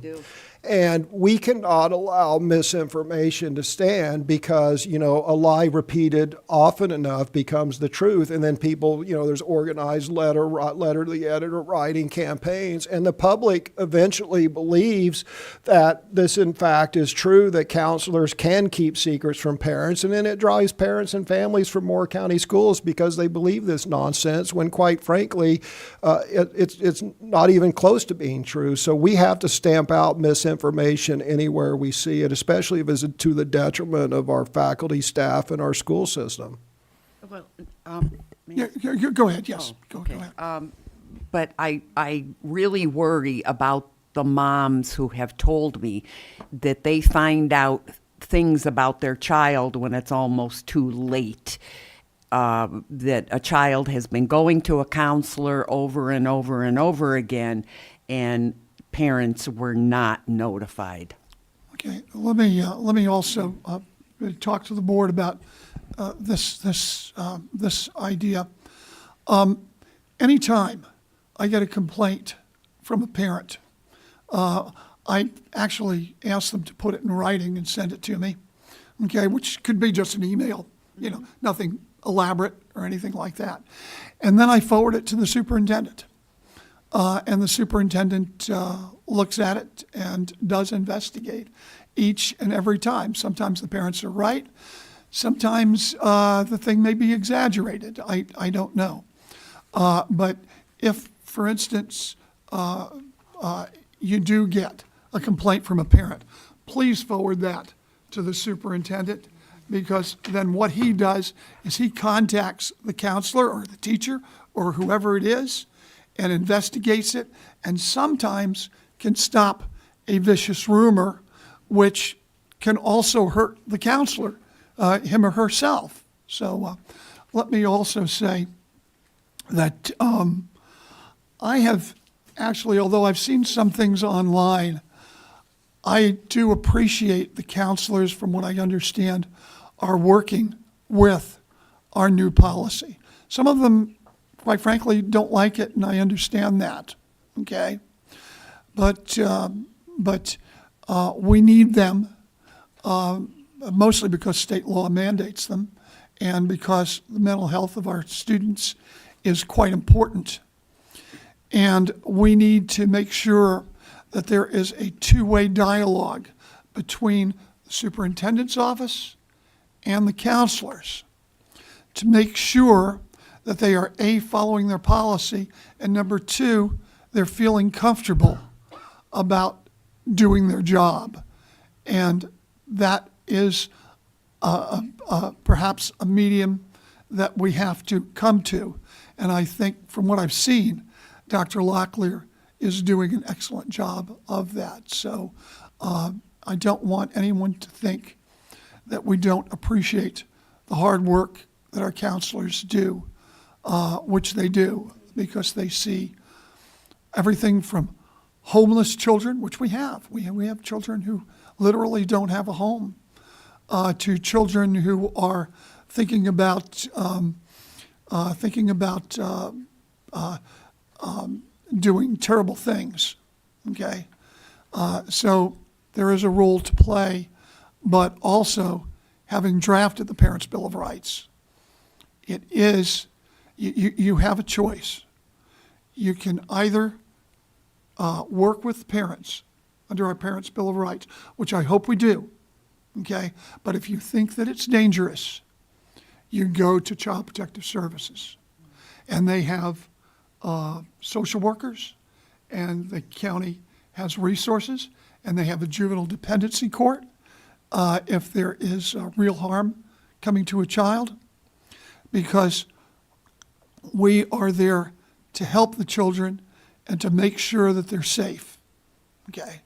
But we are not there to supplant the opinion of well-meaning parents and parents who only want the best for their children. So I appreciate the counselors.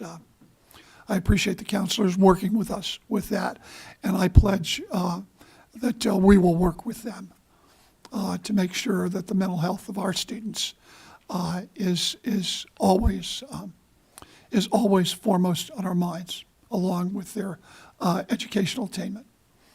Anything else? Yes, sir. Dr. Locklear, is there any kind of a positive mechanism that tracks and reports to parents on the well-being of students? I don't believe there is anything officially that reports on that as far as any kind of assessment or any kind of data bank. I don't know if there's anything else Ms. Metcalf will share on that, but I don't believe there's anything official that we have on that. At one time, we did have some surveys that were done across the district that asked about certain feelings and behaviors, et cetera. We paused that some time back, but maybe worth re-engaging in that at some point, but we're not quite there yet because we need to do that in the right way. But we don't have that right now. Would something like that be a plus? I do think it would be very positive to have data and information on our students from a school district standpoint.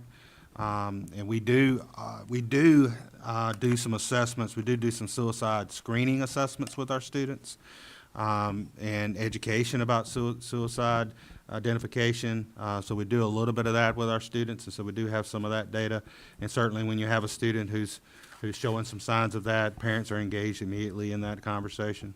But as far as from a broader perspective of the behaviors, the mental health overall of our students, how they're feeling about school, how they're feeling about safety, how they're feeling about different things, that's kind of goes back to some more broader surveying of our students to get their feedback.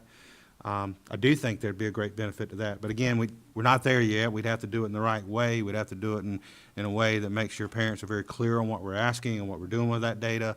Have to be very transparent about it. And so that's some of those concerns is why we paused it some time back. This is prior to me being superintendent, but we paused it some time back. But I think there's certainly something to be discussed to potentially bring it back at some time.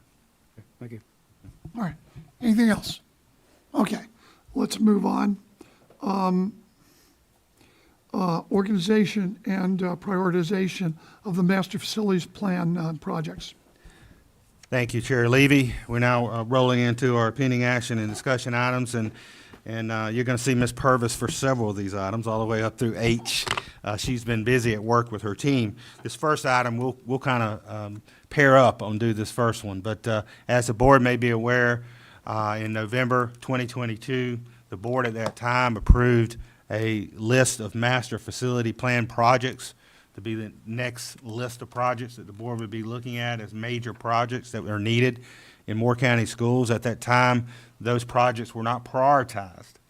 This gave us a foundation when Ms. Purvis came on and working with our committee and our facilities and construction committee to begin talking about these projects, talking about the potential paths that we want to take as a school district.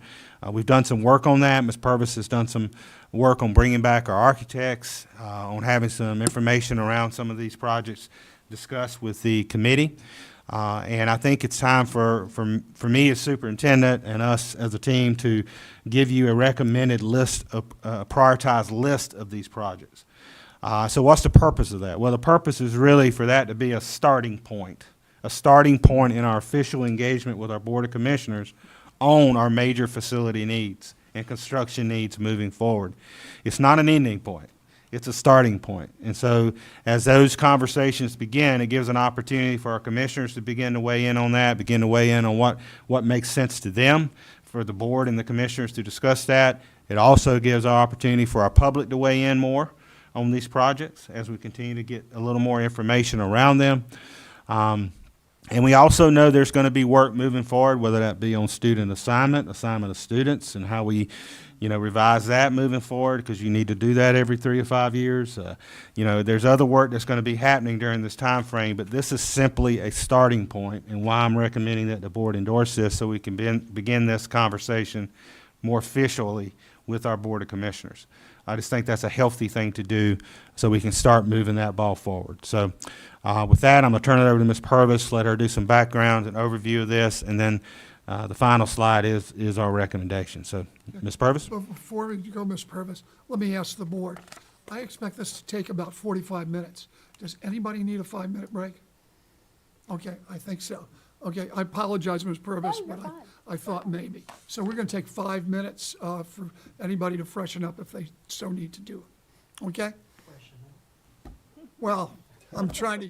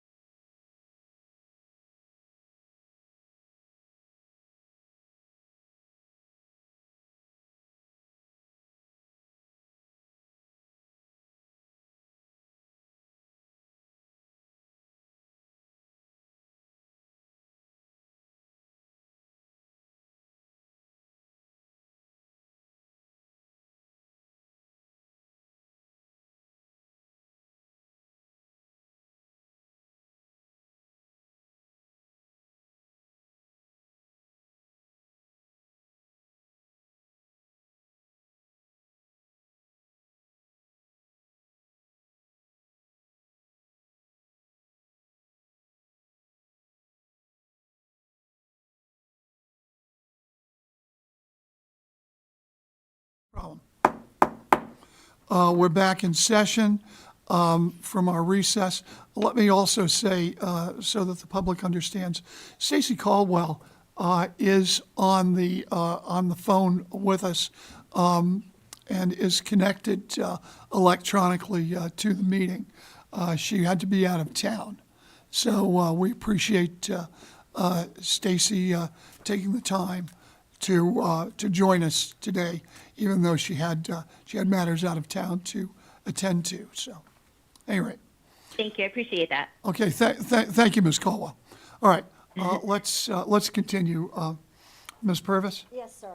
First of all, I would just like to say good afternoon and that I appreciate the work that our Construction and Facilities Committee has done over the last several months since I've been here. I feel like we've moved things forward. We want to share with you today some of the things that we've talked about in our construction meetings. First of all, as we take a look, as we get started, we just wanted to revisit those priorities that the board adopted on November 7th of 2022. These are in no specific order, just the order that was adopted that day. Increasing the capacity and the modernization of Pinecrest and Union Pines, completion of Northmore High School modernization, modernization or replacement of Carthage, modernization or replacement of West End, modernization and expansion or replacement of Sandhills Farm Life, modernization and expansion of Cameron Elementary School to align with its core capacity, as well as Cranes Creek Middle School to align with its core capacity, and construction of a new middle school in Area 1. So these were the 9 priorities adopted in November.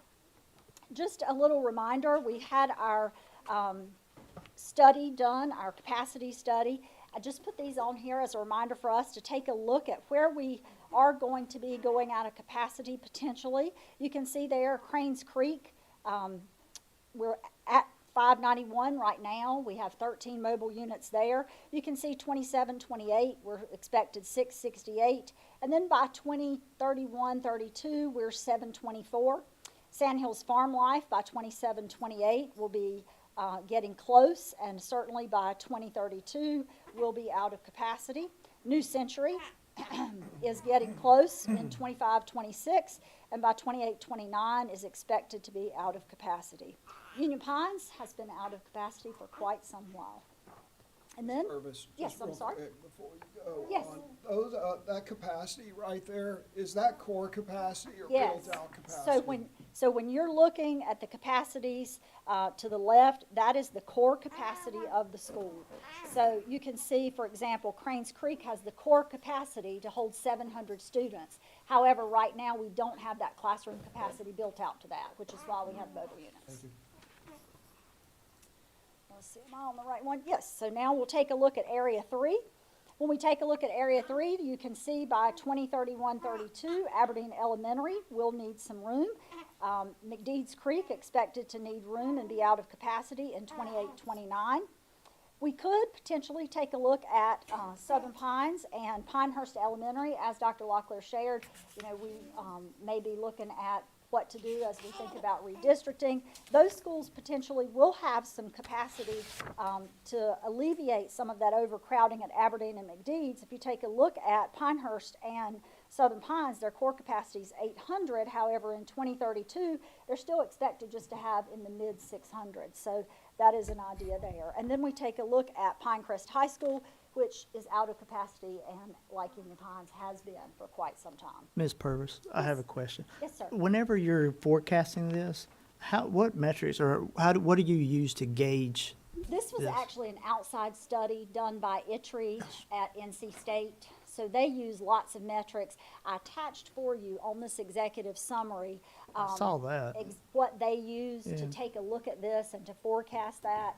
You have to remember, though, we probably need this done about every 5 years because the growth in our district, in our county, they take into factors businesses moving in, housing developments going up. And so although this forecast out to 2032, we certainly don't want to utilize this study until that date. We would want to have that revisited. I know Just let me interject.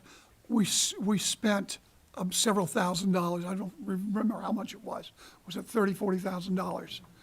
Doing this survey last November I believe it was.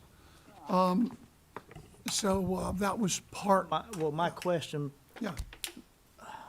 well, I know it was before you came, but how accurate were these forecasts prior?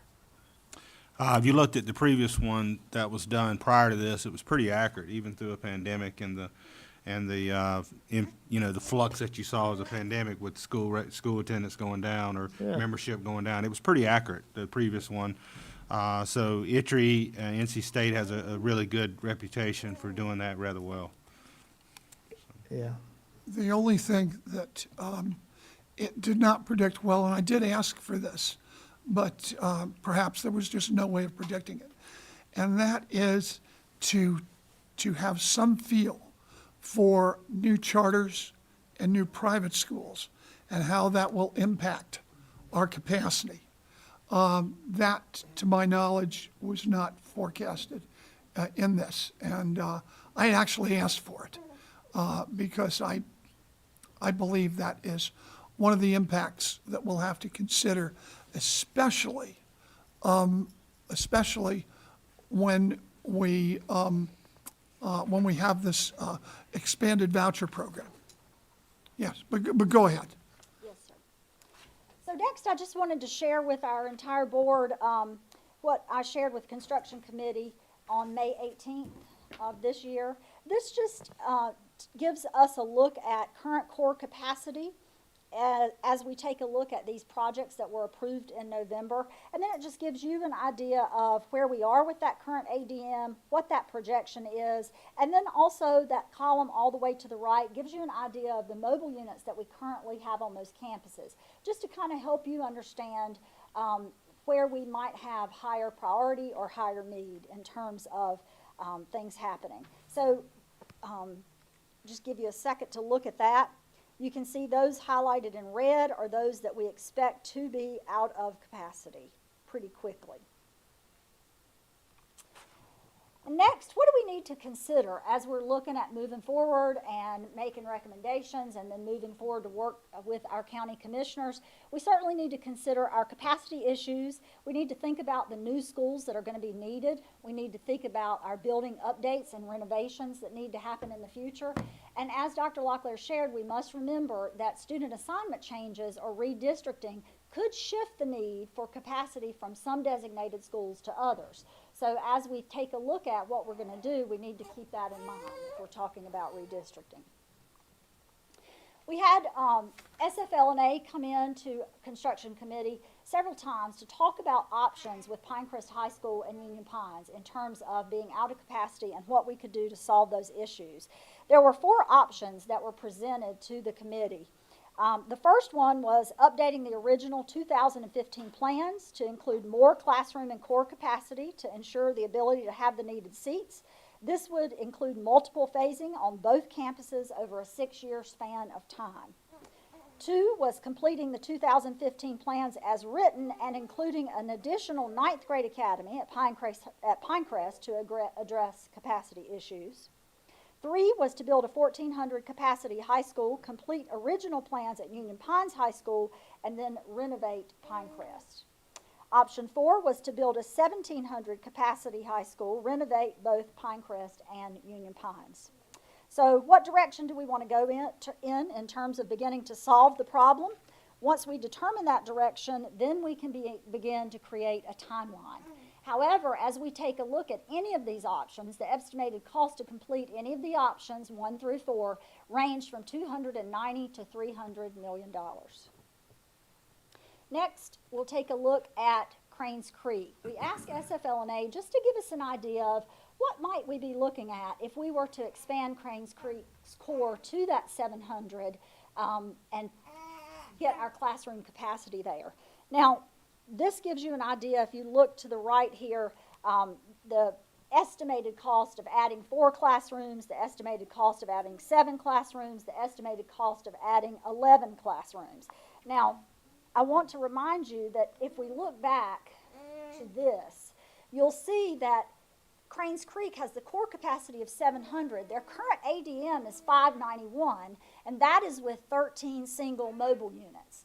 Now, if we were to add 13 classrooms there to get those students into brick and mortar, that only gets those 591 students into brick and mortar.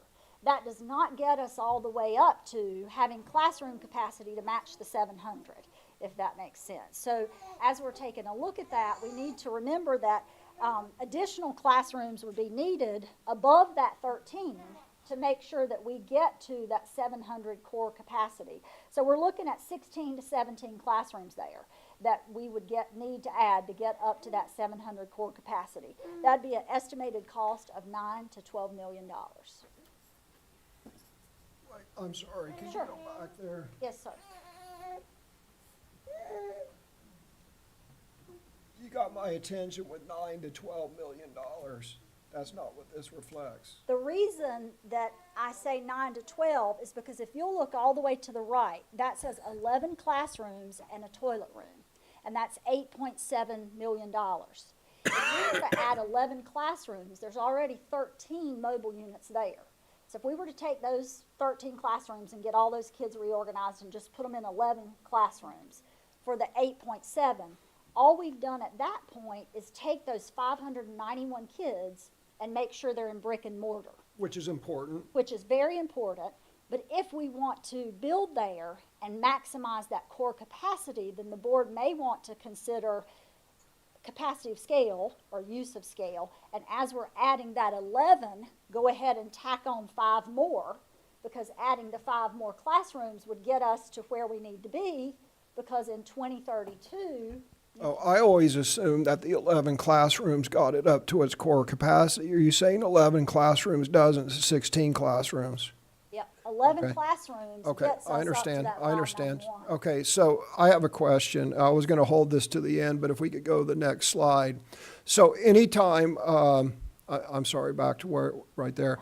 Anytime SFLA gives me an estimate, I just multiply by 0.6 and figure that's what it would really cost if you hired anyone else. I mean, literally everything that they've done, it turns out about 40% less expensive. Did you get an estimate or an order of magnitude from a design and build person? For example, the person who did Sandhills Classical Christian or the one that did Stars, to get an order of magnitude to do 16 classrooms? I did not get specific because we can't really, general statute says that we shouldn't get prices from our architects or designers. We first have to get requests for qualifications. However, what I did was do a broad sense of, if we look on, I'll go just ahead a little bit. Yeah. A broad sense of how much would it be if we were to add something. And right now, estimated cost of replacement, including talking to some of the folks that you're talking about, would be $300 to $350 a square foot. And that would be building on. Now, renovation cost considers going in and redoing rooms. That's not what would happen at Cranes Creek. Okay, so 16 classrooms and toilet facilities would be approximately how many square feet? I'd have to go back and add that up, Mr. Hensley, I'm Yeah, sorry. okay. I just want to set the board's expectations that, again, I just mentally, anything SFLA says, just mentally multiply it by 0.6, and that's what you could really get it done for if we worked at it and went about it a sensible way. At least that. And because we were working with them already, we were able to get these figures. However, if this were to be a priority and you guys were to want to move on that, certainly we would make sure that we shop around, get the most bang for our buck, and get final figures. These, as you said, are just projections. Yeah, well, we've been saying, well, at least I've been saying from day one, I'll bring my chart up when you're done, but please continue. Okay. Next, we have modernization or replacement of Carthage Elementary. The renovation would not just be cosmetic. That project would include replacement of all infrastructure, including plumbing, electrical, mechanical, underground piping, and reconfiguration of all spaces. Replacement could happen on that current site or another site. School could continue on the current site while a new school was being built, and we currently have plans that we own which could be reconfigured to meet the topography of the Carthage site. That would look like flipping some of our current plans and having a 2-story building there on that current Carthage site. Estimated cost of renovation, because these would be extensive renovations, would be $200 to $225 a square foot. Estimated cost of replacement would be $300 to $350. Now, that doesn't include new land if a new site was preferred, and it doesn't include demolition of the old site. Questions, Mr. Wayne? I'm sorry. No, Oh, okay. I'm just, Okay. I just wanted to make sure. So then, if we take a look at recommendation. I'm sorry, I just did some quick math, because I like doing quick math. So if I just took $12 million, I'm going back to Cranes Creek, just to disprove how ridiculous these figures are. If I take $12 million to do 16 classrooms, and then I divide by, even use the high figure of $350 per square foot, right? So, and I'm going to divide $12 million by $350 per square foot. That's, hold on, let's see. Yeah, I got to do one other thing. $12 million divided by 350, that, and then divide that by 16 classrooms. That would be 2,100 square foot classrooms. And the classrooms aren't 2,100 square feet. So using those figures that were presented on those two slides, unless we're building 2,100 square foot classrooms, which is the size of most people's houses, then those are just nonsensical figures.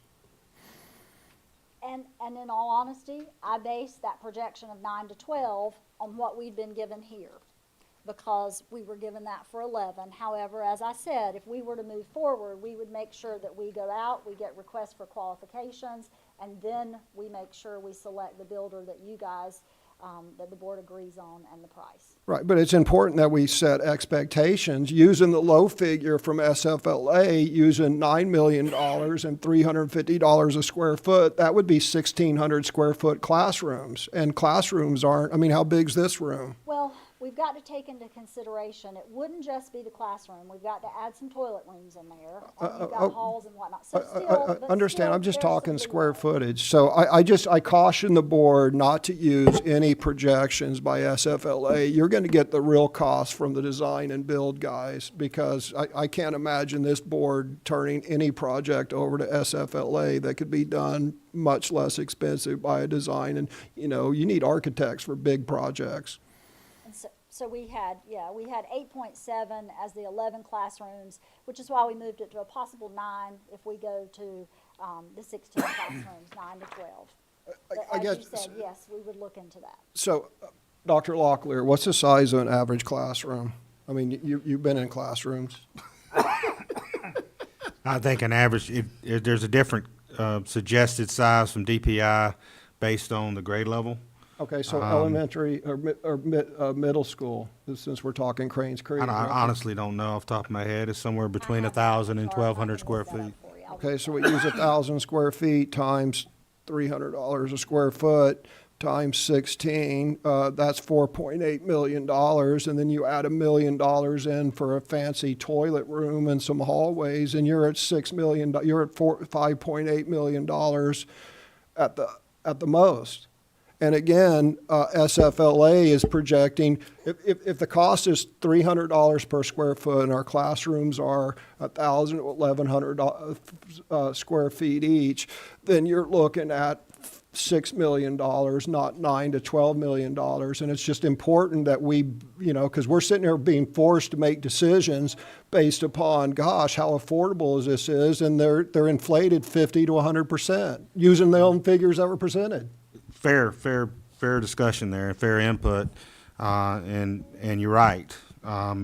Once we put rubber to the road here, we're going to know more exacting what the cost is going to be. But what I'm asking the board to endorse today is just simply a prioritization of these projects with estimated costs, and it's nothing more than estimate at this point. And as Jenny's saying, this is based on the work at the community level with SFL&A coming back and say, hey, this is what we estimate, a quick estimate of what this will cost. But your point's correct. We'd want to go with the most efficient process, the most cost-efficient process that provides what our students and staff need. It could be this much, it could be much less. But once we engage in that process, you're right, Mr. Hensley, we're obligated to do that, and that's, I know we would, bring the board the most efficient costing we could on any project, where we're talking about building a whole new school or where we're talking about this. As So, we've good done- point. Yes, sir. As we've done, Mr. Hensley, with a lot of different things, we want to make sure we get the best price. However, the last thing that I want to do is bring to you guys a figure and then it end up costing much more. Oh, You know, correct. We need to give our prices, and I've always viewed SFLA, our whole approach was to use SFLA's estimates for the existing projects as a high watermark. And I'm cautioning my fellow board members, anything they say is I just proved on my calculator using their own the numbers presented. Whatever SFLA says, just multiply it by 0.6 and you'll get in the ballpark as to what you can really get it built for. Anyway, that's all. Thank you. Let's continue. all right, so if we look at staff recommendations, as we look at this, of course, priority order, if we're thinking of this, Union Pines and Pinecrest have been out of capacity for quite some time. So priority order, we would recommend that they are at the top of the list. Next, the replacement of Carthage Elementary. Carthage Elementary has some severe infrastructure problems. We have ongoing issues there on that campus. And so we would recommend the replacement of that campus. Expansion at Cranes Creek to align with the core capacity to get them out of mobiles and get them ready for growth that is expected to happen there. Modernization of Santos. I'm sorry, I would like to interject again. Sure. This all goes back to Cranes Creek. So there's a reason why getting an accurate estimate on Cranes Creek is important. And that is, remember, we had 3 gyms times $3 million each, so we had $10 million. And then maybe we're going to get 5 gyms done for $5 million. I'm waiting to get those numbers. But the point is, if we give my plan and what I had proposed to the board previously that I'll pull up later on, was always to get the students out of Cranes Creek, out of trailers, using existing money that we saved from the gym. And I still contend, and using the numbers that you presented, we can do that. So if we give accurate numbers for Cranes Creek in the $5 million range, we can do it with existing savings out of the gyms. So that's why it's important. The other thing that I would direct people's attention to on that is what we're being led to believe based upon estimates from SFLA, and this is going to illustrate how wildly wrong they are.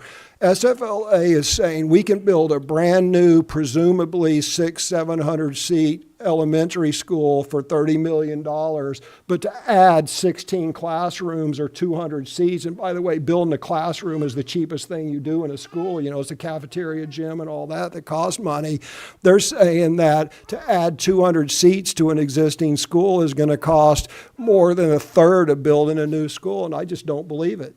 Now, I will remind you, the asterisk at the top, if we were building a new school, that $30 million, we would have to add on the demolition if we do it on that current site, or the purchase of a new site.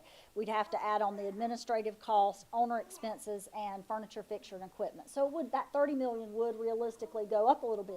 That would just be the cost of the school itself, but we would have some additional costs surrounding that $30 million. I mean, not a whole lot, but there would be additional costs. So those. Well, you would have the same thing for the addition of the 16 classrooms. You wouldn't have the acquisition of the land, but you have furniture. What I'm saying is lines 2 and 3 there are pretty much apples to apples comparison, except the cost of the land. Right.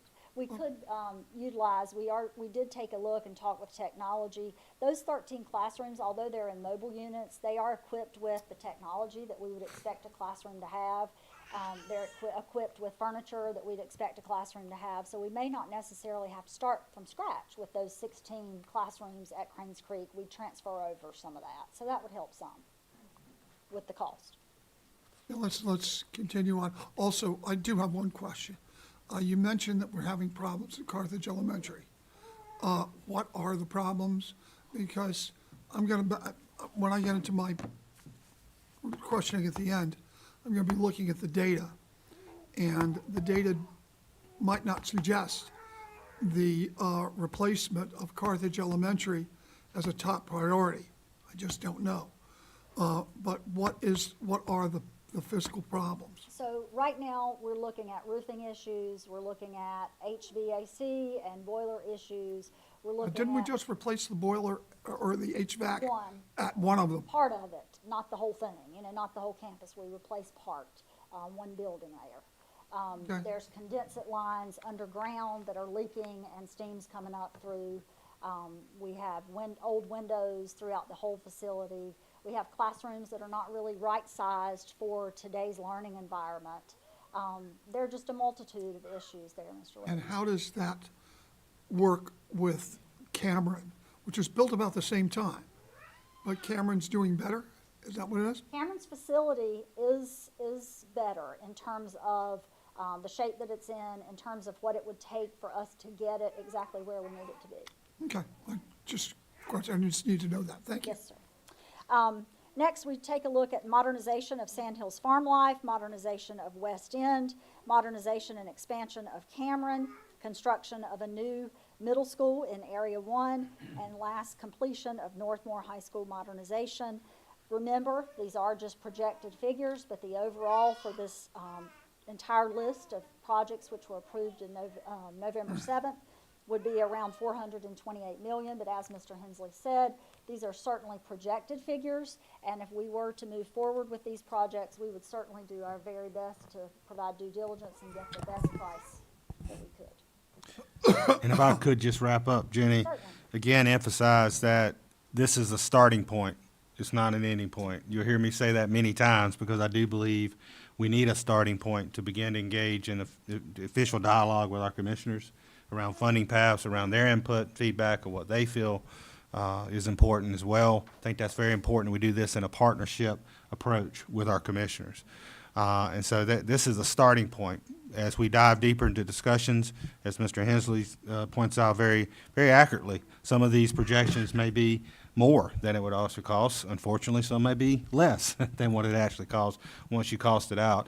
But it's definitely important that we have a starting point to begin moving forward.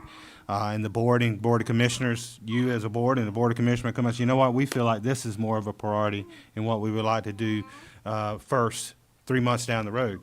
But this gives us a starting point to start having that in a little deeper way. So Jeannie and I are certainly open to additional questions and discussion. Okay, other members of the board? Okay, I do have some input here. One of my problems with the priority lists that we've set forth is that it doesn't seem, in terms of priorities, I'm not talking about whether they should be done at all, but in terms of priorities, it doesn't seem to follow the data. And when I take a look at the data, I'm taking a look at the overcapacity figures, okay? First of all, excuse me, the expansion of Pinecrest and Union Pines would give us how many additional seats? We're gonna need about 1,400 additional seats. No, we're currently over capacity by about 900 and some odd as we sit here, okay? In the 5 or 6 years, that's only going to get worse. By the time we were to get something finished, yes, sir, about 1,400 is what we expect to need. Right, okay. So let me first address that. It seems to me that the board should endorse a new high school as opposed to expanding the existing high school and the existing 2 high schools. One of the reasons is, to show a metaphor, where the superintendent is asking for, and we probably need, another SRO at Pinecrest. That's 3 SROs for Pinecrest, which has about 2,000 some odd students currently. Okay, that's a lot. By having a lower capacity school, we can also have a little bit less of a problem, I think, in discipline. I think we can have a little less in overhead. But the other thing that we have to look at is that, you know, how many kids want to play varsity basketball or varsity football or whatever? If you only have Pinecrest High School, you're limited to a certain amount of kids. If you have another high school, there's another group of kids who would be relegated to JV status at Pinecrest, as would the debate team, as would maybe the golfing team, and the like. So, all in all, we also have to look at North Moore as I believe, the model. And, you know, that is kudos to the lady standing in front of us who made that what it is, or helped to make it what it is, as principal of Northmore. There seems to be opportunity. There seems to be every teacher knowing all the students. No kids, well, maybe there are some kids, but fewer kids getting lost in the shuffle of a huge bureaucracy and having to negotiate with that. So I think we've got to look at the fact that we are about 900 students over capacity right now in both schools. And that would create a school which is actually larger than Northmore. So the idea of building a core capacity school of 1,750, but building it out to maybe a little less in the beginning is probably, I believe, a good idea. And so I think that the board should endorse a new high school. If one additional thing, and as an aside, if that is done in the West End area, and we have to take a look at several things. Where's land? How much is land? You know, where are we expected to do the greatest expansion in terms of housing and the like? There's been suggested that the West End Seven Lakes area, being fairly removed from both Northmore and Pinecrest, and certainly far removed from Union Pines, looks like a good candidate. And I also look at the Department of Transportation, and they're building a not a new, but they're expanding that to a 4-lane road. So it seems that their projections may be close to our projections, because they don't build roads where there's no additional capacity. And we're going to get those students at that additional capacity. Not only that, but as a practical standpoint, one of the things in sitting on the appeals committee was always parents saying, I've got to go to this school or that school because I work at the hospital and I can't negotiate the traffic circle. And that may sound trite, but it's a real problem. So, but you can get everyone from Pinehurst upwards to West End Seven Lakes, or whatever we decide to do the districting, on that 4-lane road. And they don't have to negotiate the traffic circle. And that also works out well for our largest employer. The largest employer in the county happens to be First Health, which is the hospital. So that's just a thought along those lines. But, Levy, I would yes. share that, you know, if we are looking at locating any school, whether it be a high school, a new elementary school that would be needed, or a middle school, I would recommend that we reach out to experts. Oh, no question, no question. We'd reach out to them. They'd take, as we did with our capacity study, they'd work with our DOT. I'm sorry, I apologize. You're fine. Work with DOT and expectations of what's going to be coming in to help us know for sure where the elementary schools should go, where the middle school, taking all those things into consideration. And you are so right. What I'm really doing is I'm making the case for the priority, not necessarily the place to put it. Yes. Because there are a lot of variables. What's the cost of land? You know, can we get a flat piece of land at a reasonable price, or do we have to put it somewhere else? All those questions have to be answered. But I would also ask that in looking at that, you look at an off-the-shelf high school that's been built, rather than starting from scratch if you can find a good flat piece of land. And of course, the public should know that when we start negotiating about land, we're going to do that in private session.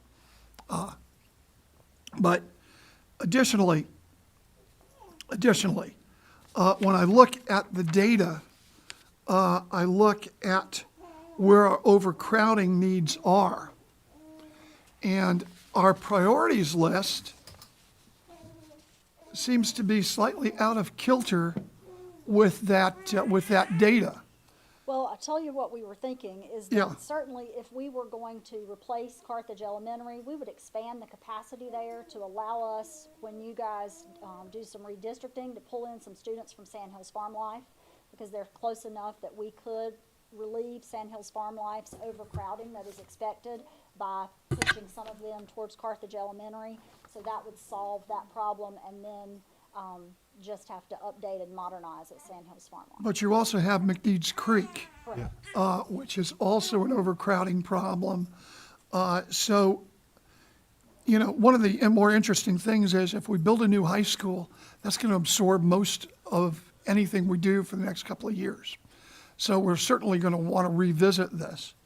But I would think that a second priority would be a new elementary school to relieve the overcrowding at McNeeds Creek and Farm Life, and immediately beginning to shift students from Aberdeen Elementary over to Southern Pines Elementary, which are these are fairly close schools, but Aberdeen Elementary is expected to be overcrowded very, very shortly. Okay, Southern Pines Elementary, not so. Okay, but I would think that our second priority should be that. By the way, for members of the board, I provided you with a copy of my priorities list. I think we have a slide on that. If we don't, that's okay too. Then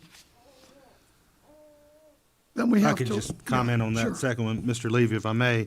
When you're talking about Medici Creek Elementary, Southern Pines Elementary, Aberdeen Elementary, Pinehurst Elementary, and West Pine Elementary, all of the capacities of all of those schools need to be considered in a student reassignment redistricting plan. And before we were to build another school, we want to make sure we're using the capacity of all those schools appropriately, which is all part of, as Ms. Purvis noted, engaging with an expert, the ITRI, looking at, you know, we were to reassign students, how can we best use our capacities and do that in a reasonable way? So I would just note that before we were to look at building a new elementary, I would certainly want us to use the capacities of our existing schools. Well, that's true, except for one thing. One of the great things about Carthage Elementary is where it's located and the fact that it's a very small school. And I would hate to expand that school to a large school because I think it would take away from the educational benefits of a small school, which is centered inside the town of Carthage, and which, of course, we have one of the most fantastic principals the world has ever seen. One of the, so I don't want to insult anybody, and certainly she makes it certainly work real well.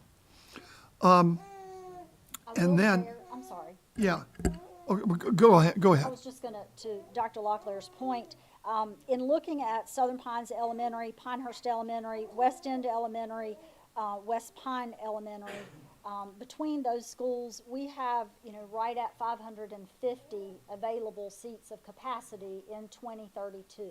So I think that's what Dr. Locklear was talking about. As we take a look at that, if we go out to 2032 and we analyze those schools that have room right now, we still have about 500 and some seats that would be available in 2032 if we were to utilize those. Now, I know we haven't had a committee meeting with redistricting yet, but those would be some of the things we really need to take into consideration. Is that's a lot of capacity that we could utilize there. Yeah, there's no question about it, and we have to do that to our, who's the committee on, is that Mr. Holmes? Okay, you just unfortunately had to take a phone call. But we need to deal with that now because you have to phase in redistricting, as we've learned Correct. previously, and that takes a couple of years. Then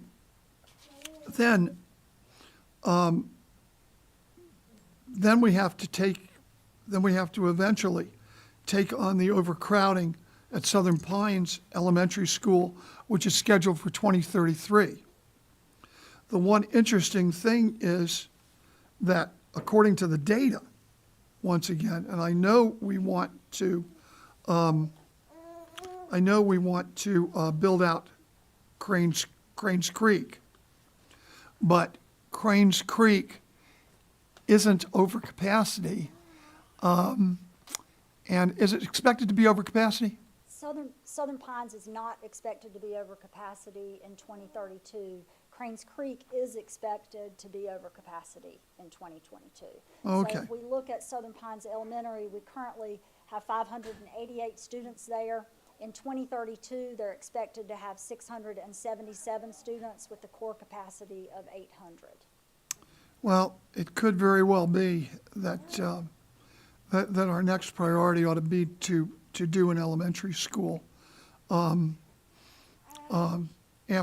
after the Union Pines Pinecrest, to do an elementary school for McDeed's Farm Life and could be Cranes Creek because they're not that non-contiguous. You know, they're in that same area, okay? But as much as I hate it, I really do hate to have these kids in these trailers. It's not as bad as overcrowding. And so, at any rate, you can see what I've suggested after that. But the bottom line to me is that we have to do what the data suggests. And the data suggests where our overcapacity is. The first thing we have to do is a new high school. And if that takes $200 million, we're not going to be able to get to these other priorities for a whole long time. But that's really where it's at. So, anybody else? I have Yes. a Yes. comment, if that's okay. Please. Okay, we also, I mean, I know you're talking about a new elementary school, but we also need to take in effect that Vast Lakeview has a wonderful opportunity to expand on both sides of its, both sides of the building. So if we were thinking about doing a new elementary school, maybe we need to look at that as well. So I think there's just a bunch of different components before looking at a new, like redistricting, but before looking at a new elementary school that we can handle right now until we get, I just feel like there's more, we need to do the high schools first instead of doing looking into doing a new elementary school. Well, I would agree with that. But we're looking at a long-range plan, obviously, a very long-range plan, about Yes. 10 years, about 10, 15 years. Where I'm going to be a little older by then. But anybody else? Yes, sir. Where does Pinckney fall in this whole action? Well, unfortunately, it doesn't fall into this, and I think you bring up a good point. Should we expand Pinckney? What is that?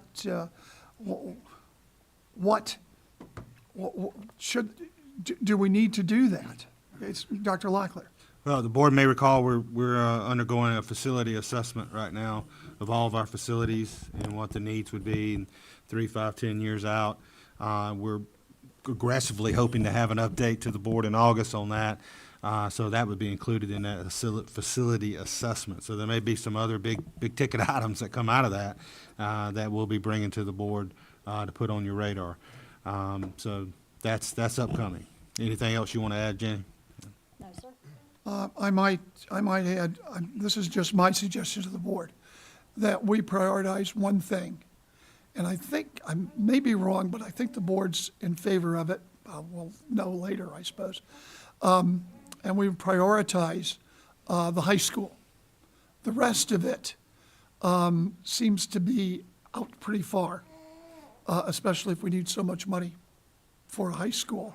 And let me also say that we should think about doing it the way we did Pinecrest, because I still remember Pinecrest. And that is, they started with 4 buildings, I think it was 4 buildings, maybe been 3 buildings, okay? And it gradually was expanded out over time to include, in the beginning, we shared facilities and the like. There is also one other thing about a 9th grade, anybody thinking about a 9th grade off-site academy of some sort. One of the problems with that is students who are in the 9th grade who are also taking things in the 10th, 11th, 12th grade, band, orchestra, things like that. You have a tremendous transportation problem and a time problem, because the transportation takes time out of the school day. Just a thought on that. We do, you're correct in that, Mr. Levy. In the high school environment these days, it's very fluid. So you typically will have several 9th grade students who come in the door ready to take 10th and 11th grade classes, because we are offering more and more in middle school. So that, you are right to that point. Okay, so I suppose we'll do a motion at the business meeting. Am I right? Okay, A motion for This what? board. motion to prioritize, because I think that's what Dr. Locklear wants. Am I correct? Yes, my motion is to recommend the board endorsing this recommended list as a starting point in our continued discussions with the Board of Commissioners. Coming out of those discussions, if the board and the commissioners want to specifically hone in on adding a high school, building a new high school versus expanding and modernizing our 2 existing high schools, I think we would need to engage with some experts to get some more detailed information, citing information. What I mean by that, what Ms. Purvis was talking about, working with ITRI to cite specific areas of our district that would be good areas to be looking for land that we could pull from both high schools and et cetera.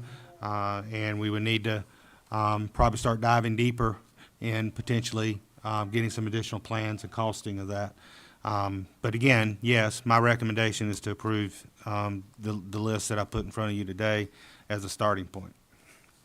And my hope is that we would, with deference to Dr. Locklear, we would simply endorse as our first project on our top priority, a new high school, and leave the rest of it to perhaps figuring out in time down the road, because somehow I don't believe that we can get that much money all together and still have room for other projects going at the same time. I don't know.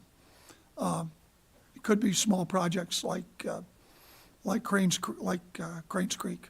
And excuse me, where's the trailer situation? That's Cranes Creek, right? I didn't know Cranes and McTeats, right? Cranes Creek. Perhaps we'll try to throw that in later on, or at any time where we can find the money to do it. But as a big project, I think we need to tell the county commissioners we want to endorse first and foremost a new high school. Yes. Okay. Thank you for calling on me. Mr. Chair, could I have the floor, please? I'm sorry, I thought you had a question for Were me. you trying to get the floor? Yeah, I through the didn't- whole, yeah, it just wouldn't end. But, Mr. Batchelor, I have a slide there. It's construction and maintenance. It's from a brief I gave several months ago. Apparently, people didn't listen to the recommendation coming from the committee. So I just saved one slide of it in anticipation that I might need it today. So we are nowhere close to making a decision on how to proceed and to set priorities. And that's the purpose of having committees. Then you have you staff things through committees. You come out with committee recommendations. And my committee's been very, very, very consistent on how to mentally think about this. And you cannot think of this linearly. You can't say, we got to do the high school first, because you may not find suitable land for 4 years, and therefore you don't do anything for 4 years. What you do is you say, okay, our total estimate is, choose a number, $400 million. And you go to the county commissioners and you say, look, we're going to come up with a 10-year plan, and we're going to involve you all, being the county commissioners and all the stakeholders, county commissioners, public, everybody. But we think it's gonna be about $400 million over 10 years. So county commissioners, will you agree to provide us either cash or bond issue or combination of the two, $40 million a year? We're not gonna exceed that. We're hoping it's gonna be less, but will you mentally carve out $40 million a year? And they will say yes because they trust us and they know we will be frugal and they want to invest in public schools. I know they'll say yes to that. And I know that they'll hope it comes in at 300 million, right? Like we all do. But the way you have to think of it is you have to think of it as concurrent tracks. And that's why I've been presenting this from day one. But then all of a sudden this appears just like our funding plan, just like our approach to how we were going to do funding changed 180 degrees. That what came out of the construction committee, I briefed this 3 times in open session. And what basically track 1 is stuff that we can and should do right away. And that is revisit and approval of all the projects underway. And then once we do that, do the HVAC and roofs in our gyms, and we've done that. And I think we've saved about $5 to $6 million. Again, we don't have the final on the 2 gyms that we're adding. And then it was my hopes, as I've briefed 3 times, that we eliminate trailers in our schools, i.e. Crane's capacity, not 5 years from now, 6 years from now, but my God, let's get our elementary and middle school students out of those crappy trailers as fast as possible.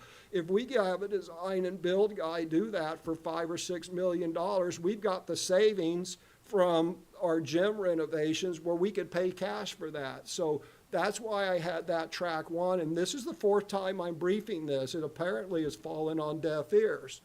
Then, once you take care of that, then you've got your 10-year plan. And basically, there's 4 tenets of that.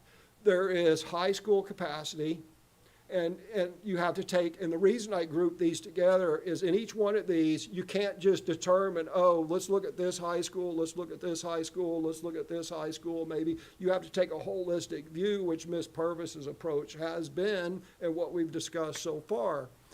And you look at those and you say, okay, we're going to come up and we're going to look at different courses of action. And we've actually done those. They weren't briefed in total today, but the bottom line is, if you look at all the facts, look, the bottom line is if you modernize and expand Pinecrest, you'll spend $200 million doing it. And when you're done, it'll still be overcrowded. By the time you're done, it'll be like 600 students overcrowded or some huge number. So the high school track is 100% modernize the 3 high schools we have and build a new one. That is hands down the cheapest approach. And by the way, when you're done 8 years from now, you're not overcrowded. Okay, so we've got a good idea on how we're going to do track 2. Track 3 is what was presented to us earlier as conclusionatory. Oh, we're going to renovate, or we're going to replace Carthage Elementary. Hold on a second. Are we going to replace or renovate? Are we going to build a second small school and then come back and renovate? That hasn't been decided, but what was presented to us both on the screen and here was conclusionatory when we haven't even done the course of action development. And we certainly haven't done the course of action decision, right? You do course of action development, and then you do the decision, and the decision's based upon trade-offs between cost and utility. So track 3 is, what are you going to do with your elementary schools? Well, in step 1, we've already expanded Cranes Creek to its core capacity, so we've gained, a couple hundred seats there. So then you're looking at your elementary schools, but we're putting the cart before the horse. We're deciding what we want to do before we've done course of action development and course of action decision making and briefing to the team. What was presented here was conclusionatory results. That's a take it or leave it by the school board. I criticize that by the former operation. I am in no way comparing you to the former operations person, but I do not want conclusionatory information presented to this board. what should be presented are options for each one of these tracks, either coming out of the committee or presented by the staff, and then we can discuss and debate the trade-offs.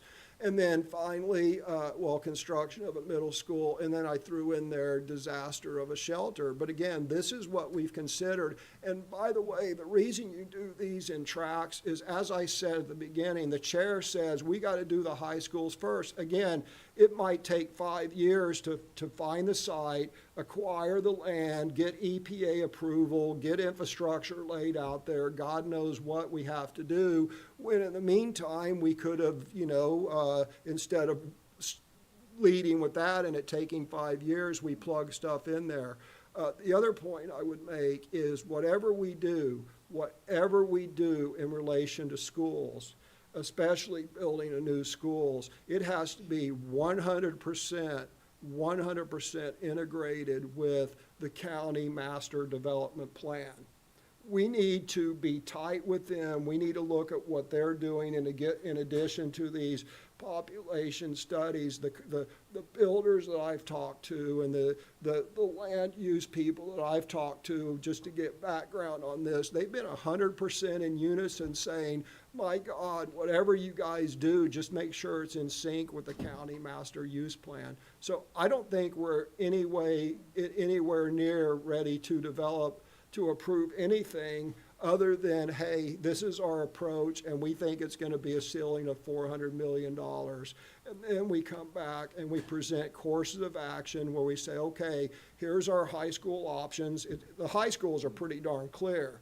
Here's our high school options, here's the cost of each, and then we have a discussion, and then we have an up and down vote on which course of action we want. But before we present it to the board, we got to develop those course of actions. We got to present them to the county commissioners, because we don't want them to think that they're getting an up and down thing. But all of a sudden, we're going to go there and brief that we're going to replace Carthage Elementary. Well, maybe we want to remodel it. Maybe we want to build, as the chair and I advocate, build a second smaller school on the outskirts of Carthage, move the students there, and come back and renovate that. But instead, we're being presented conclusionatory stuff, and I don't want that. I don't think other board members want that, and I certainly know the county commissioners don't want that.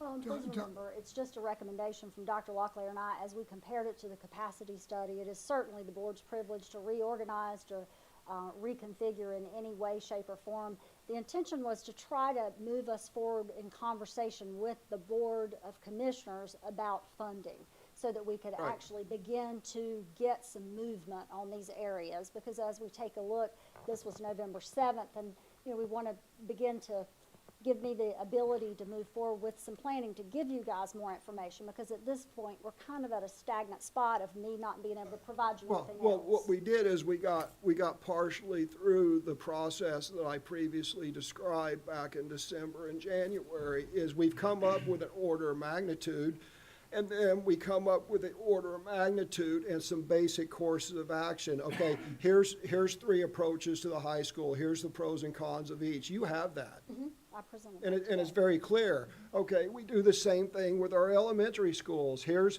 the 3 different approaches. Here's the cost of each. Here's the pros and cons. And we do the same thing with the middle school. That's as far as we get. And then we get input from the stakeholders, the county commissioners, the board, the community as a whole, and then we decide on a course. Then we refine those courses of action based upon that input, and then we decide on which one we're going to proceed with. But we're definitely putting the cart before the horse. Well, if I may, Mr. Hensley, I think what I'm recommending, and I want to be clear, this comes from me. It's obviously Ms. Purvis's expertise has helped me derive to this recommendation to you.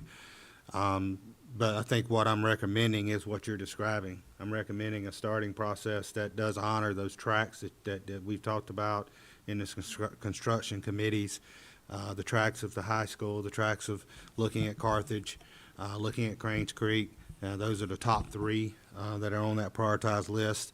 And it's through that starting point of conversations and dialogue with the Board of Commissioners and with you as the school board that we fine-tune that, and we start coming to potential paths, detailed paths, or as you say, paths of action that we want to look at in detail. This is a recommended starting point to get the train moving, so we can start moving down that process. and start engaging with the Board of Commissioners. Certainly, this is not an attempt on my part to ignore the work of the committee. It's my attempt to honor that, to honor the input you've given and other board members have given in the process, but it is my responsibility to bring a recommendation. So that's what I'm doing. My number one concern is there's attempts to prioritize this. My concerns are twofold. One is it's conclusionatory, where we haven't explored all the different courses of action, especially when we get down to the middle and elementary schools. And my second concern is that the prioritization, because once you start exploring these, look, we know we're gonna need $40 million a year, I'll just make that number up. They start accruing that, they start setting aside, and each of these projects are gonna have different timelines. And like I said, we may not be able to start the high school for 5 years, because we gotta buy new land, we gotta find it. So it is way premature to start prioritizing these. These will have a natural priority in the order that we can get them started and done. That's the order we're gonna do them in. Okay. My feeling is that the one thing we know is that as we sit here, there are 1,000 students, actually about 960, something like that, which are overcrowding Pinecrest and Union Pines. That's become, I believe, a discipline problem at Pinecrest. We need to prioritize a new high school. Because it's going to take just that long. And if we fritter away our money doing small projects, we'll never build that new high school. Finding the land, we've got to do that. Getting some plans, we'll have to do that. But we need to start it now, because if you simply look at the data, and the data needs to drive us, this is where our overcrowding is, and this is where our issue is. And there are not a lot of, building a high school is an expensive proposition. And there aren't a lot of charters or private schools that are going to invest like it needs to be invested in high schools. They may do it in elementary schools, they may do it in middle schools, but they can't do the vocational education, the special education, and the things we need to do. I think the county commissioners has asked us for a priority list. They actually have, okay? Because they want to know where our money goes to. And I believe that, well, at least I'll be in favor of a motion to prioritize a new high school as top of our board priorities.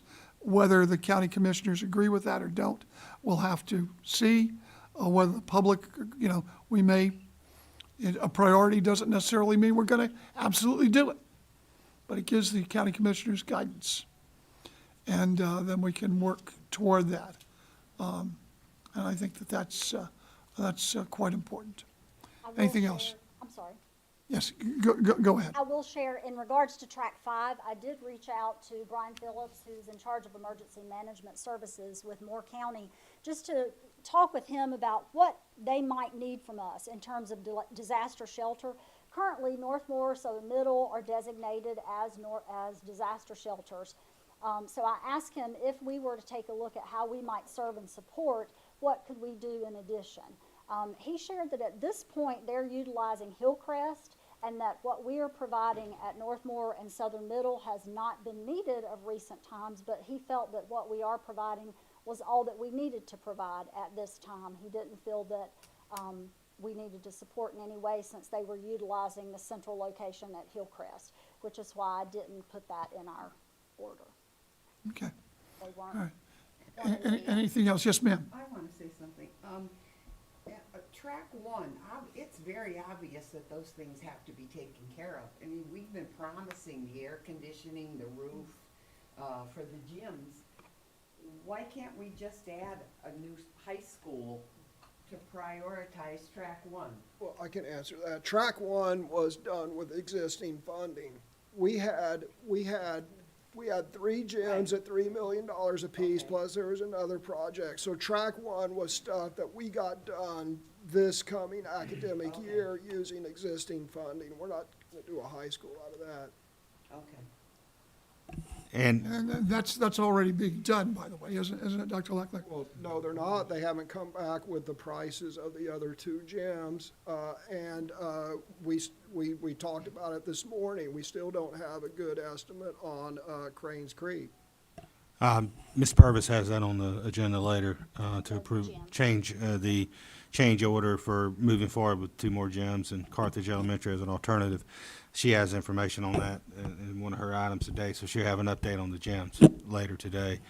Just again, a reminder that this prioritization of projects is based on the 9 items that the board previously approved. So that's what Ms. Purvis and I have been working on, and that's what the committee's worked on, is the 9 items that the board previously approved.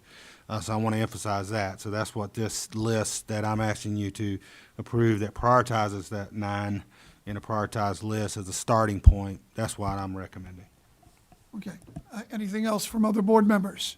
If not, I would propose that we be in recess for a half an hour for lunch. Is a half an hour sufficient? Yes, sir. It is? Okay. Without any ado, we're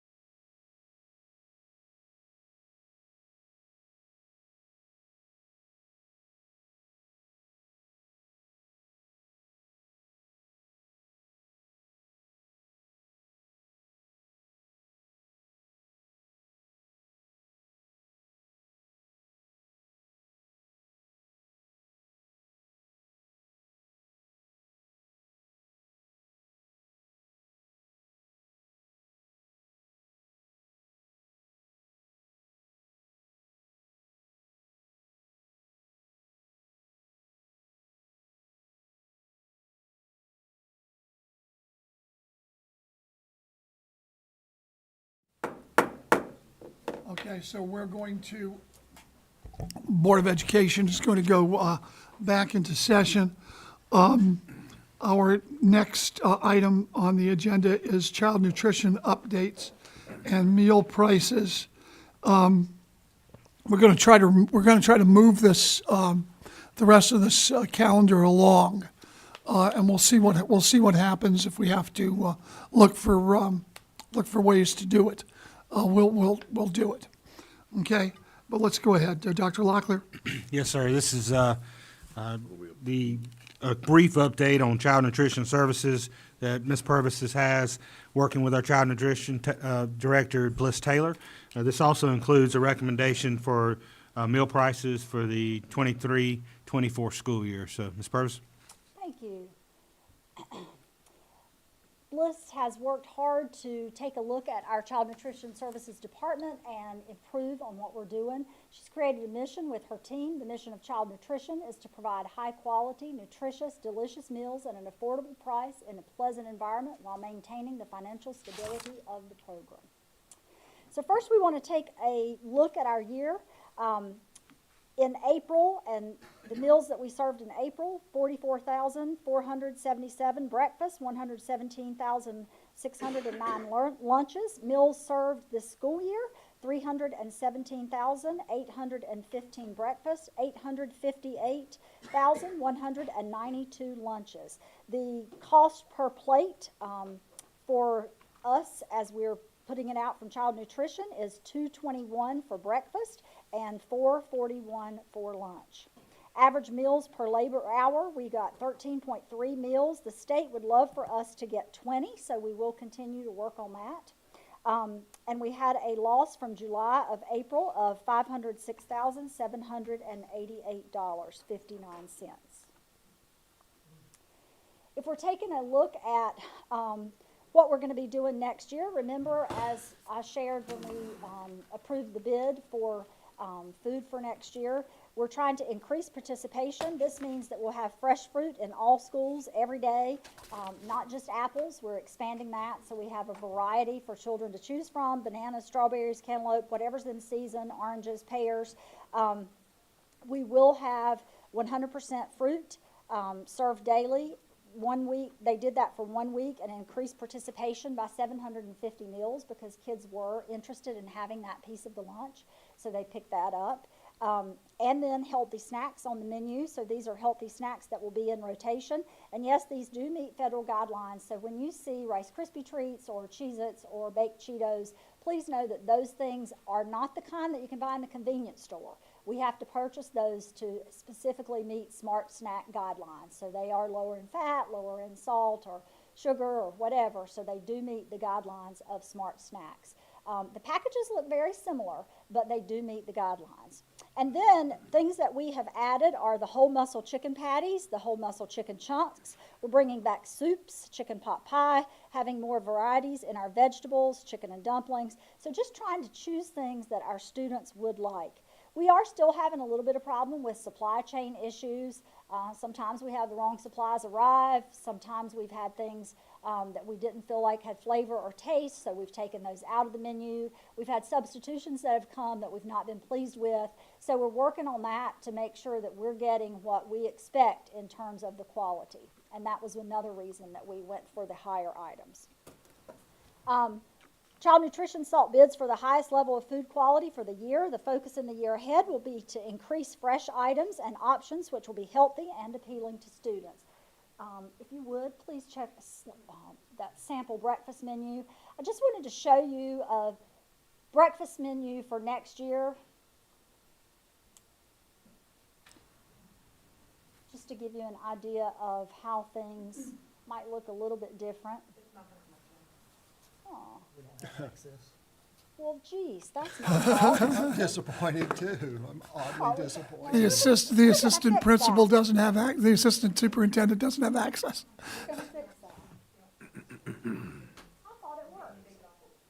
She's got access. All right, we thought we had it working. While she's doing that, I have a Yes. question. Sure. What is anything patty just turns me off. Like, So what is it? Just like a compressed chicken part or something? in the past, we've had like a compressed chicken part. Think a fast food nugget. So pieces put together, dipped in coating, and baked or fried. That's what we've had in the past. With this higher nutrition bid, think more on the lines of a Chick-fil-A patty. So it's a whole breast. It's not pulled apart chicken meat and put back together. It's a whole breast patty.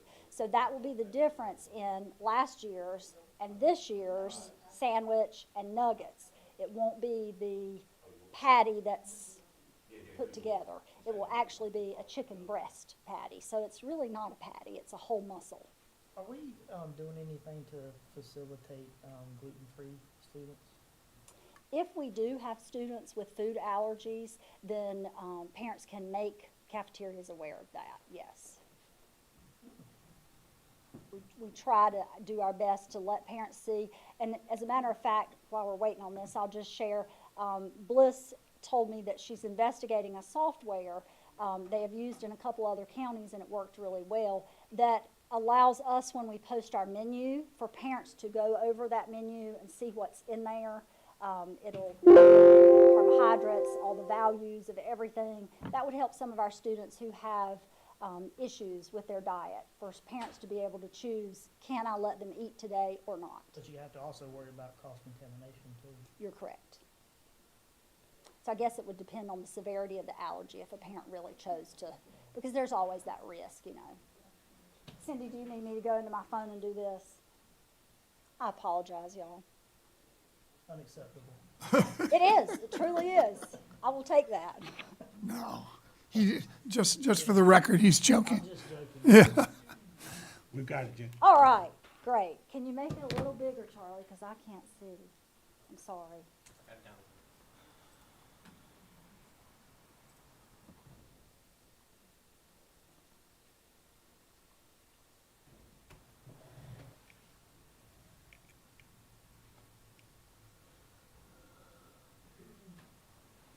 Yes, thank you. So one of the requests that we had was to make sure that we incorporated more protein into our breakfast. So you'll see that students will have a choice. You see sausage biscuits, breakfast yogurt parfaits. If they serve pancakes, and it'll be a pancake sausage biscuit. So in other words, I asked what that was, kind of like the McGriddle. The bread already has the syrup in it. Oatmeal and apples, egg and cheese. A breakfast lean pocket, which would kind of be like a breakfast burrito. If you would, Charlie, scroll on down, and then you can see the choices that they get to choose are fresh fruits and vegetables. And then here's another week that you can see. So we've tried to make sure we've incorporated a good amount of protein in students' breakfast each morning, instead of just choices that are sugary. So if we could go to the lunch menu, Charlie. We will continue, as you saw on the bottom, to have cereal available, because there are some students who want cereal each morning.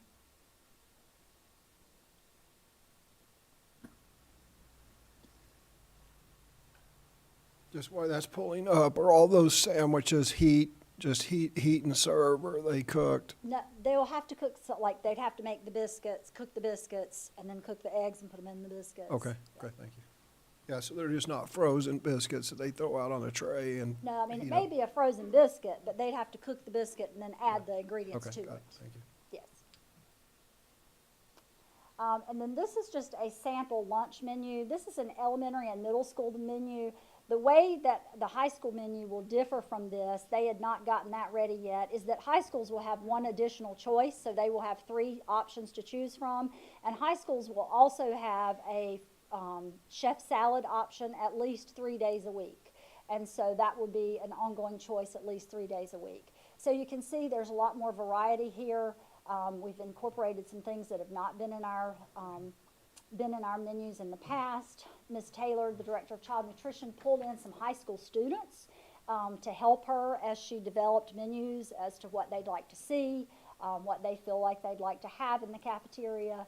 And so you can see this incorporates a lot more fresh fruits and vegetables, a lot more variety, and it is more cooking, I guess, per se, than we have seen in the past. Thank you, Charlie.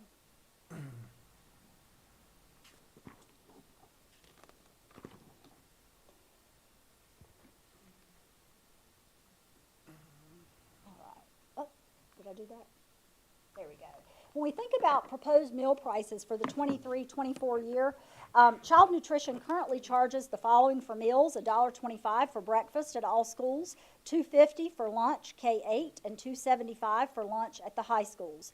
We're recommending a 50% increase on all meal prices. Meal prices for 23-24 would then be breakfast, $1.75. Lunch K-8 would be $3, and lunch at the high school would be $3.25. The average cost to Child Nutrition during the month of May was $2.21 for a breakfast and $4.41 for lunch.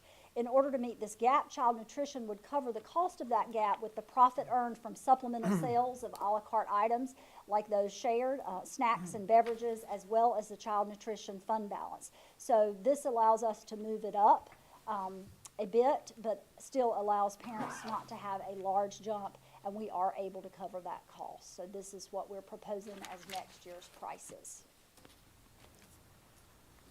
When we think about CEP, I briefed you guys a little bit on CEP in an email, but I wanted to go back over that in a little more in depth today. Community eligibility provision, schools qualify for that based on their percentage of direct certification. It must be 40% or higher.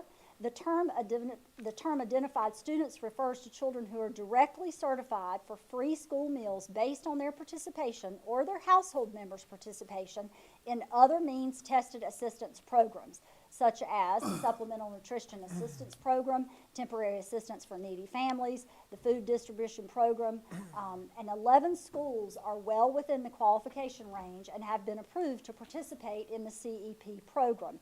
Those schools are Aberdeen, Cameron, Carthage, Cranes Creek, Elise, Community Learning Center at Pinckney, Northmore, Robbins, Southern Middle, Southern Pines, and Westmore. The 11 designated CEP schools will provide free breakfast and lunch to all students and will not have to collect free and reduced lunch forms. All other schools will continue to collect free and reduced lunch forms in the usual manner. Based on our overall percentage of need, Child Nutrition will be reimbursed 83% for each plate that is served in those 11 schools. These 11 schools were $18,000 in debt at the end of the school year, and Child Nutrition was still operating in the green. So if you take that into consideration, you know that they're going to be able to cover that 83%, what's left of that. Child Nutrition will be able to cover that. We also anticipate that the participation numbers at these schools will rise as they did during COVID, and that will lessen the amount having to be covered by Child Nutrition, because we saw a steep rise in students participating in school lunches when they were free during COVID. So we're really anticipating to get back to those numbers for these 11 schools that are participating in CEP. Communications will be working to put out information regarding designated CEP schools and non-CEP schools from now until the beginning of the school year to ensure families are aware. Some schools in the same feeder pattern may be CEP and some non-CEP, so we want to send clear information around which schools will still need to fill out free and reduced applications. A good example of that would be you may have a student at Northmore High School who's in the 9th grade, and you may have a student at High Falls Elementary who's in the 6th grade. Your student at Northmore High School would be at a CEP school, so they would qualify for free lunch because the whole school would be, but your student who is at High Falls would need to fill out an application and pay based on their application status. I'm sorry. No, excuse me, I didn't mean to interrupt, but I think it's very, very important that we get out to the public, and hopefully through various publications, including maybe the pilot, I don't know, not to be surprised if you have one child in one school which you don't have to pay for, and another child in another school that you do have to pay for. We would love to have all the children paid for, but this is a federal program that only takes care of some students. So parents should not be surprised or upset that one child is taken care of in the same family and the other child is not. Correct. Okay. And we will be publicizing that, we'll be putting that out. I'll be working with Mr. Batchelor after today. Once we have our meeting tonight, we'll begin tomorrow making sure that that goes out to each of our families. All of our schools have the needed information so that families won't be surprised about that. Right. For those schools that are not classified as CEP, they will still take up free and reduced lunch applications. These will be available at back-to-school night. They'll be at the beginning of the school year. Each student will receive each school will receive an application for every child that's enrolled. So they'll send those home with students at the beginning of the school year. In October, students who are approved for the previous school year and have not submitted an application for the current year will get reminder letters accompanied with an application. And when a parent or guardian calls the child nutrition office anytime during the school year requesting an application, one can be mailed. So what we want to remind our families is that you don't just have to apply at the beginning of the year. If circumstances were to put you or your family in a situation where you'd like to apply for free and reduced lunch, you may do that at any point in time in the year. The window is always open, it's always rolling, and it's not a one-time thing. So if you want to apply in December, you could still do that. And the parents must apply each and every year? Correct. Okay, Beginning that's of every important year. for them to know, because they may think, well, I applied last year and I got it, yeah. Right. We do have some direct certification students at every school who will get their free lunch rolled over if they're direct certification. But remember, schools had to have 40% of direct certification to qualify for CEP. Okay. Are there questions? Yes, sir. I have a question on page 8, third bullet. So I don't understand, child nutrition will be reimbursed for 83% of each plate served. So the way that this works is you take the percentage that we have of students. Some schools are higher than 40%. They combine that percentage as a district across those 11 schools to see how much will we be reimbursed federally for each plate. So we don't get full reimbursement for every student. It's weighted based upon the qualifying students. Yes, sir. Based So upon they don't make percentage. us whole for 100% of the students. They do not make us whole for 100%. No, every student will get free lunch, and we'll get 83% for every student, irregardless of if that student qualifies for it or not. So whether that student is a student who receives direct services or not, every student at that school is going to get free Yeah. lunch, and will get reimbursed 83%. That's a horse of a different color. So I don't think the board fully understands what you just said. Let me repeat it and Okay. see if I'm correct. So we really have two options. We could go with the standard students apply and, student by student. And the federal government reimburses us 100% for the mill rate for the students who actually applied and are qualified, correct? Not necessarily. It depends on, in the past, our meals have been costing more than we have been reimbursed. Forget what they cost, forget what Okay. they reimburse. I'm just talking, because that's my next question. Okay. So we actually have, I want to make sure the board understands this. We should probably wait for Philip to come back, because there's a little sleight of hand here. And I'm not being accusatory, but it's not what it appears. So if we didn't do this if we didn't do this SEP, then the students who were eligible for federal reimbursement, they would apply, and then the federal government reimburse us 100% of the federal reimbursement rate for each student who applied and was eligible, and we would get 100% reimbursement. That's a fair statement, right? None of the full cost. Not of the full cost. No, I said of the reimbursement. The We're gonna talk, reimbursement cost. costs here in a minute. Of the reimbursement, yeah, $4.41 per plate or for lunch and $2.21 for breakfast. That says that's our cost. Yeah. That's not the reimbursement, that's the cost. The Correct. cost is $221 and $4.41 is currently our reimbursement. We are meeting right now exactly where we should be the last month. So we Okay, will be- again, I don't want to confuse stuff, Okay, because go that's ahead, my I'm next sorry. question. So we really have two options. If we don't do the SEP, then individual students apply, and we get reimbursed 100% of the federal reimbursed rate, whatever that is, for the students who apply and who are eligible, right? We get, okay. Or under the SEP, it's a blended rate, where really what they're doing is they're saying, look, we'll save everyone a bunch of paperwork. We'll just kind of calculate who's eligible and who isn't, and we're going to give you a blended rate. And that blended rate is 83% of what they would pay the full reimbursable rate. That's what I get out of bullet 3. You're correct in that. The part that we're looking at, though, that Ms. Taylor's looking at, is that although we're only getting 83%, if we at those schools only get reimbursed for the students who are getting reduced lunch or free lunch, that's a smaller percentage than if 100% of the school gets to eat free. That leads to my next question Okay. again. So really, just to be clear to everyone, and it's important because this wasn't presented as this, right? It was like, oh, we're doing this because I first thought, oh, we get reimbursed full boat for everyone. Well, we don't. We get instead of getting reimbursed 100% for the students who truly deserve it and need it. Take Southern Middle School. Southern Middle School includes Country Club in North Carolina. Some of the wealthiest residents, probably the wealthiest enclave in Moore County next to downtown Pinehurst. So really, Southern Middle School, everyone is going to get free lunches to include among the county's poorest and the county's richest, and then we're going to get reimbursed 83% of the federal reimbursement rate for everyone from Libby Carter's grandbaby, who she was always insistent should get subsidized meals, down to the poorest person who attends that school and everyone in between. Okay, so here's my question. And I'm glad we clarified that. That way we can, when we vote, everyone understands the issue. So it says here that the average cost during the month of May, that what we paid for meals was $2.21 for breakfast and $4.41 for lunch.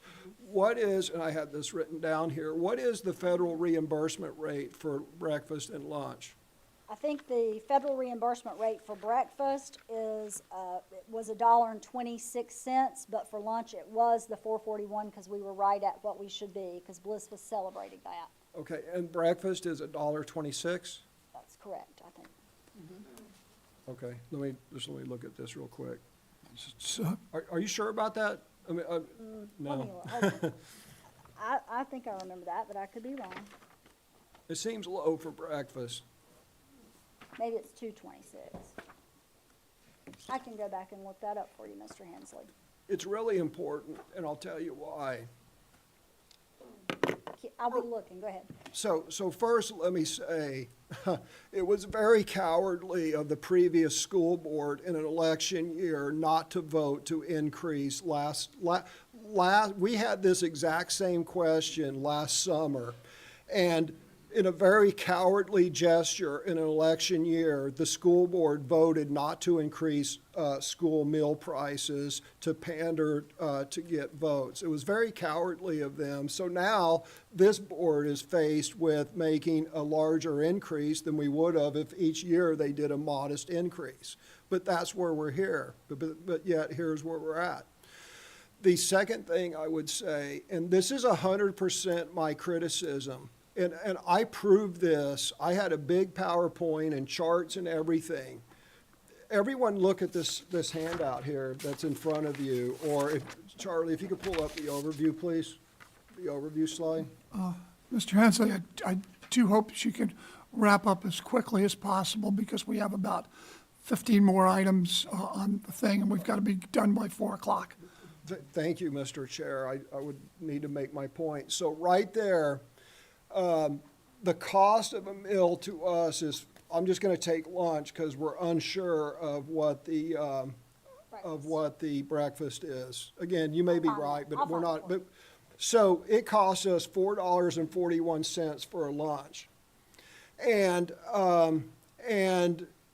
the federal government reimburses us $4.41 for a lunch. First, that's an improvement over last year. Last year, we were spending about 30% less for a lunch than the federal government was reimbursing us. So we were shortchanging the most economically disadvantaged students among us because what we were doing is we were taking money bound for them and we were subsidizing other people's lunches. We're still doing that, but to a lesser degree. If we're charging the people who are not eligible for the program anything less than the federal reimbursement rate, then we are effectively redistributing money And you can launder it however you want. You can say that, oh, we're making up for it by selling a la carte items and cold beverages. And then when you see there the last list, child nutrition fund balance, that child nutrition fund balance is 100% redistributing money that was bound for poor, underprivileged children. That was money that wasn't spent on their lunches, and it's redirecting it and subsidizing it for people who are not eligible for the program. And I think that people should have to pay. I think that people who are not eligible for free or reduced lunch, which by the way goes up to 150% above the poverty level, 150% above the poverty level is where it starts phasing out. So I think anything less than us charging the federal reimbursement rate is redistributing wealth from the poor to the wealthy, and I don't support that. As I worked with Ms. Taylor, her thought was that we increase it this much this year, again next year, and we could do it in increments as not to jump from what is currently $275 all the way up to that current price. Yeah, no, I would actually support that. And again, as I started out saying, in a cynical election year ploy, the previous school board decided not to increase rates in order to pander for votes. It would have been much nicer if we'd have made a 50-cent bump last year and a 50-cent bump this year. But here we are. I just want everybody on the board to have full knowledge of what we're doing.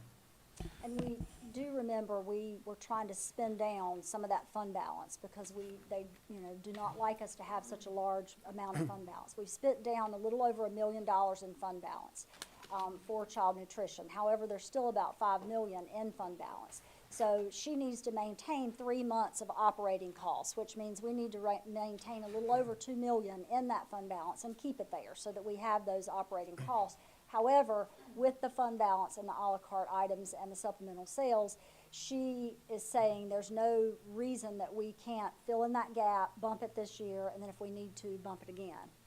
Dr. Locklear, didn't we take some money out of the nutritional fund balance under the last school board and put it in the general fund or put it in another restricted fund somewhere? No, sir, we agreed that we would charge indirect cost on, since we never had a large enough fund balance to do that before. And we charged indirect costs, which we were able to get this year, and that is in Fund 8 going into the next budget year. And I couldn't tell off the top of my head exactly how much. I would emphasize that this item for your action is about meal prices for next year. And I am, again, as Ms. Purvis sums up, I'm recommending that 50% increase for next year. I think it should be 50 cents, not 50 50%. cent, Right. 50 So- cent increase. So what, Thank you. one other point I'd like to make is going back to that 83% reimbursement, and I'd like everyone to think about this. What we're doing, and again, people can rationalize it and justify it however you want. I certainly understand the nutrition person, because, it spreads the costs out, it absorbs the cost of your people and all that. But if the federal government so let's say everyone participates. If we're getting 83 cents on the dollar, then and so we're getting, instead of getting $4.41 a meal, right? We're getting 83% of that. We are literally redistributing 17% of that money from the people who most need it to the people who least need it. That is exactly what we're doing. I do think that's one way to look at it, Mr. Hensley, but I think the way I was looking at it when I approved this, because I approved the application to be submitted, is that it allows us in these 11 schools that are some of our neediest schools to be able to provide lunch across the board to all those students. Sure, So- and it's also giving lunch to the most wealthiest people in the county, and it's taking 17% of the food costs from those people. Look, money's neither created nor destroyed, it's just moved from one account to another. Okay, all right. So participating in that program is going to cause us to run a 17% deficit based what we would have got reimbursed. She doesn't feel that. because she feels that we're gonna increase our participation at those schools so much that the 83% she's gonna get back for that kid who would be not buying lunch. They're gonna eat lunch now because it's free. In the past, they weren't purchasing lunch. She's gonna get 83% for them as well. So when she runs the numbers of pre-COVID, she feels that she's not gonna be in the red. Yeah, let me state it another way. Okay, So, let me do this. Is there any way, council, that we can, under Robert's rules, limit our discussion? Because we've got a Yes. time crunch. What is that? Yes, you've got, under Robert's rules, normally under Robert's rules, each member has two 10-minute time slots on any pending motion or item on the agenda. But you could make a motion to limit debate at any point in time prior to the start of dealing with a new matter. So, for example, you could have a motion to limit each member's comments to 3 minutes on this agenda item, or you could have a motion to limit total debate on this agenda item to 15 minutes. So- Or you could have a combined motion to have no more than 20 minutes of debate with each member limited to 2 minutes per comment on any agenda item. point of order. Yes. So if we implement a rule, is it going to apply equally to the chair? Because several times in this meeting, you said, we're going to move on, and then you yourself have gone on lengthy diatribes, not diatribes, but lengthy discussions after saying effectively, Hensley, you can't talk anymore, we're going to move on, and then you talk for 10 minutes on the topic. So is it going to apply equally to you? It always applies equally to everyone. Well, can I finish my point? And I just said, Yes, go ahead. Without any further discussion on this, the 10-minute rule applies under Robert's rules. Okay, so let us, not for what Mr. Hensley is talking about now, because that would be unfair, but for the next agenda item. Let's start that. For the next agenda item, if you wanted, you could have a motion to limit debate beyond the 10 minutes twice for each member is not going to limit you too much. You might want to consider whether you, given the length of the agenda, whether you might want to limit it otherwise. Well, let's let Mr. Hensley finish his thought, and then we can discuss that. Go ahead, Mr. Hensley. So here's what's happening in our SEP schools, and I'll use your numbers. It costs us $4.41 for a lunch. Normally we would get reimbursed $4.41 for each student that got a free lunch. Instead, we're going to accept $3.66 per lunch from the federal government. So we are running a 75-cent per lunch deficit. And one thing I've learned in business, you cannot make a loss up through volume. And that's what you're proposing is we're losing 75 cents per lunch, but we're going to make it up on volume. And you don't make a loss up on volume. That is correct, what you're saying. She's expecting that $3.66 that you're saying we get reimbursed for lunch, she will also get that $3.66 for every other kid who is there that she hasn't been getting a lunch because they haven't been purchasing Right, lunch. but you said the lunches cost us $4.41. Is that food cost or is that all in with labor costs? That's everything. Okay, but you don't have that broken down by food cost and labor But cost, I do could you? get that from her. That would be important, because then you know what your fixed cost is. You know, your fixed cost is your people and your variable cost is your food.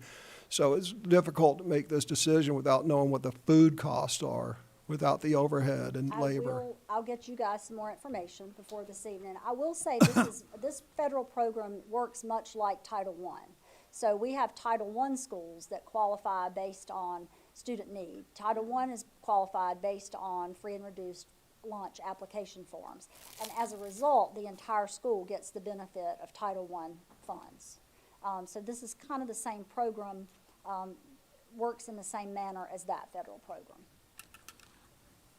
I would just note that what the board is considering approving or not approving is the meal prices, not CEP. CEP was a program that I approved our application to. We certainly can circle back to that and have more discussion as a board. Happy to do that. And again, this is something that we can always back out of in the future. We don't feel like it's worth, from a business standpoint, what we're putting into it. But while I'm asking you to approve at today's meeting is our meal prices for next year, which is a 50-cent increase for next year on price. All I'm asking you to consider. Thank you. Okay. Anything else from other board members? If not, let's move on. That'll be a vote for the business meeting. School facility use application schedule for 2023, 2024. Hopefully, we won't need 10 minutes. Well, this is just a revised schedule. Ms. Purvis put a lot of time in looking at how to make this a lot cleaner and in a revised way to benefit both the community and our schools, and to make sure we're taking care of some overhead costs in that process too. So, Ms. Purvis, if you'll give us an overview, and this does come with my recommendation to approve. Ms. Purvis? Yes. So, Ms. Parker is passing out to you a copy of the new revised facility fee application form. Although rental fees were decreased in this application to ensure community members could afford to utilize the facilities in their community schools, the fees do cover the cost of usage to the district. Changes include rental of each area in 6-hour time slots instead of hourly. It is impossible for us to just have the cost of something only cover 1 hour. If someone wants to rent it for 1 hour, we still have to heat it ahead of time, cool it ahead of time, and whatnot. So it cost us more than 1 hour. For that reason, we moved it to 6-hour time slots. Wages for technical director increased by $10 per hour as to be competitive with the technical directors that are being hired by other spots like Sand Hills Community College so that we could get them. We're streamlining areas available for the rental. We're including the supply fees in the rental fee, which means toilet paper, paper towels, soap. All users will now be required to sign a hold harmless agreement. Included in the application is the requirement of a certificate of insurance, a required hold harmless agreement, detailed listing of staff that may be required to be present, a definition of groups that are not to be charged and those that are to be charged, criminal record checks if they're on campus during school hours, and a kitchen request form. Moving forward, schools will be required to submit all applications and certificates of insurance to the Office of Operations for approval prior to energy being scheduled, and indirect cost will be charged to the schools to accommodate for district overhead cost. So, Charlie, if you would, could you please pull up the form that we currently have, just so our board could quickly just see a few changes. So if you'll go to page 3, Charlie. You can see that it was very long in terms of the areas. So we had it broken down: auditorium for a practice session, for a performance session. It doesn't cost us any different whether they're practicing or performing. So we just left that as auditorium. Same thing, auxiliary gym, regular gym, the price is the same. Whether we have multi-purpose or gym, we looked at all those costs and we just pared it down to make ease of use. One of the things we saw is that we were not receiving these forms. We feel like if we can simplify it, then we can get consistent use of this form. We also can make sure that we're getting the certificate of insurance as folks are using our facilities. It's very important that we have that certificate of insurance. And then, as such, we will order the air, and then we will charge indirect costs to the schools so that some of that money is coming back to the district as they're renting their facilities so that we can cover our energy costs. If you'll take a look at page 4, Charlie, you'll see on our page 4, it's just pared down. It's just a simplified version. I've just made it so that it's easier to read, but we're still outlining the school-related activities, the nonprofits, and the commercial. If you'll take a look at page 5, you can see the changes in cost. You'll see the fees cover the 6-hour time slot. Those are 6 a.m. to 12 noon, 12 noon to 6, and 6 p.m. to 12 a.m. And then you'll see the charge there for each time slot. You'll see personnel charges. Those are not included in the rental fee, so those would be additional, as would use of piano, choral risers, etc. and guidelines and rules and regulations above the districts may be applied by administrators at each site, and they could request use of personnel at those sites. Page 6 is just the criminal check. The hold harmless agreement on page 7 is now mandatory. We'd like for everyone that uses our facilities to fill that out. And then page 8 is just an updated kitchen use agreement. Where's the differentiation between nonprofits and profits companies, or whatever you want to call them? We don't have that page. If you'll see page 4, on the new one. No, I see the definitions, but you've got only one. We don't This have is the that old page. one. This was, what he has up here that he's showing you is the old one. So what you see on the screen is the old one to compare to the new one that you have in front of you. Okay, but I only get one facility schedule. Maybe I'm just confused. I only get one facility schedule, but there should be a difference in cost between a nonprofit and a for-profit.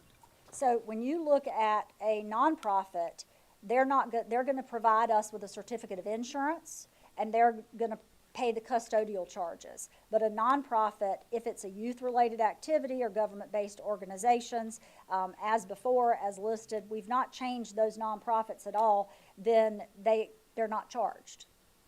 So for-profits are charged, that's how, Yeah. and we haven't changed that, really. They're still gonna be paying for custodial charges, so they would have to pay for, those custodial charges will be included as well as their certificate of insurance. Okay, thank you. Do we have? I have a question. Yes. Yes, ma'am. For what's a neighborhood? It was on there for a nonprofit. It said neighborhood. I don't know, something neighborhood. Sorry. So for example, Boy Scouts and Girl Scouts, it could also be, I know in the northern end, they had the Broncos football team. That fed into all the middle schools and the high schools, so it was a neighborhood group that fed and directly impacted the school. So it was the children that were in our school feeder pattern. Our recreation teams use those. We have an MOU with Parks and Rec to do that. So that. Thank you. That I would be appreciate what that. we're talking about. Anyone else? Only question I have for, the criminal background check for during school hours only, is there a reason why we would want it to not be, or could we change it to be all the time? We could change it to be all the time.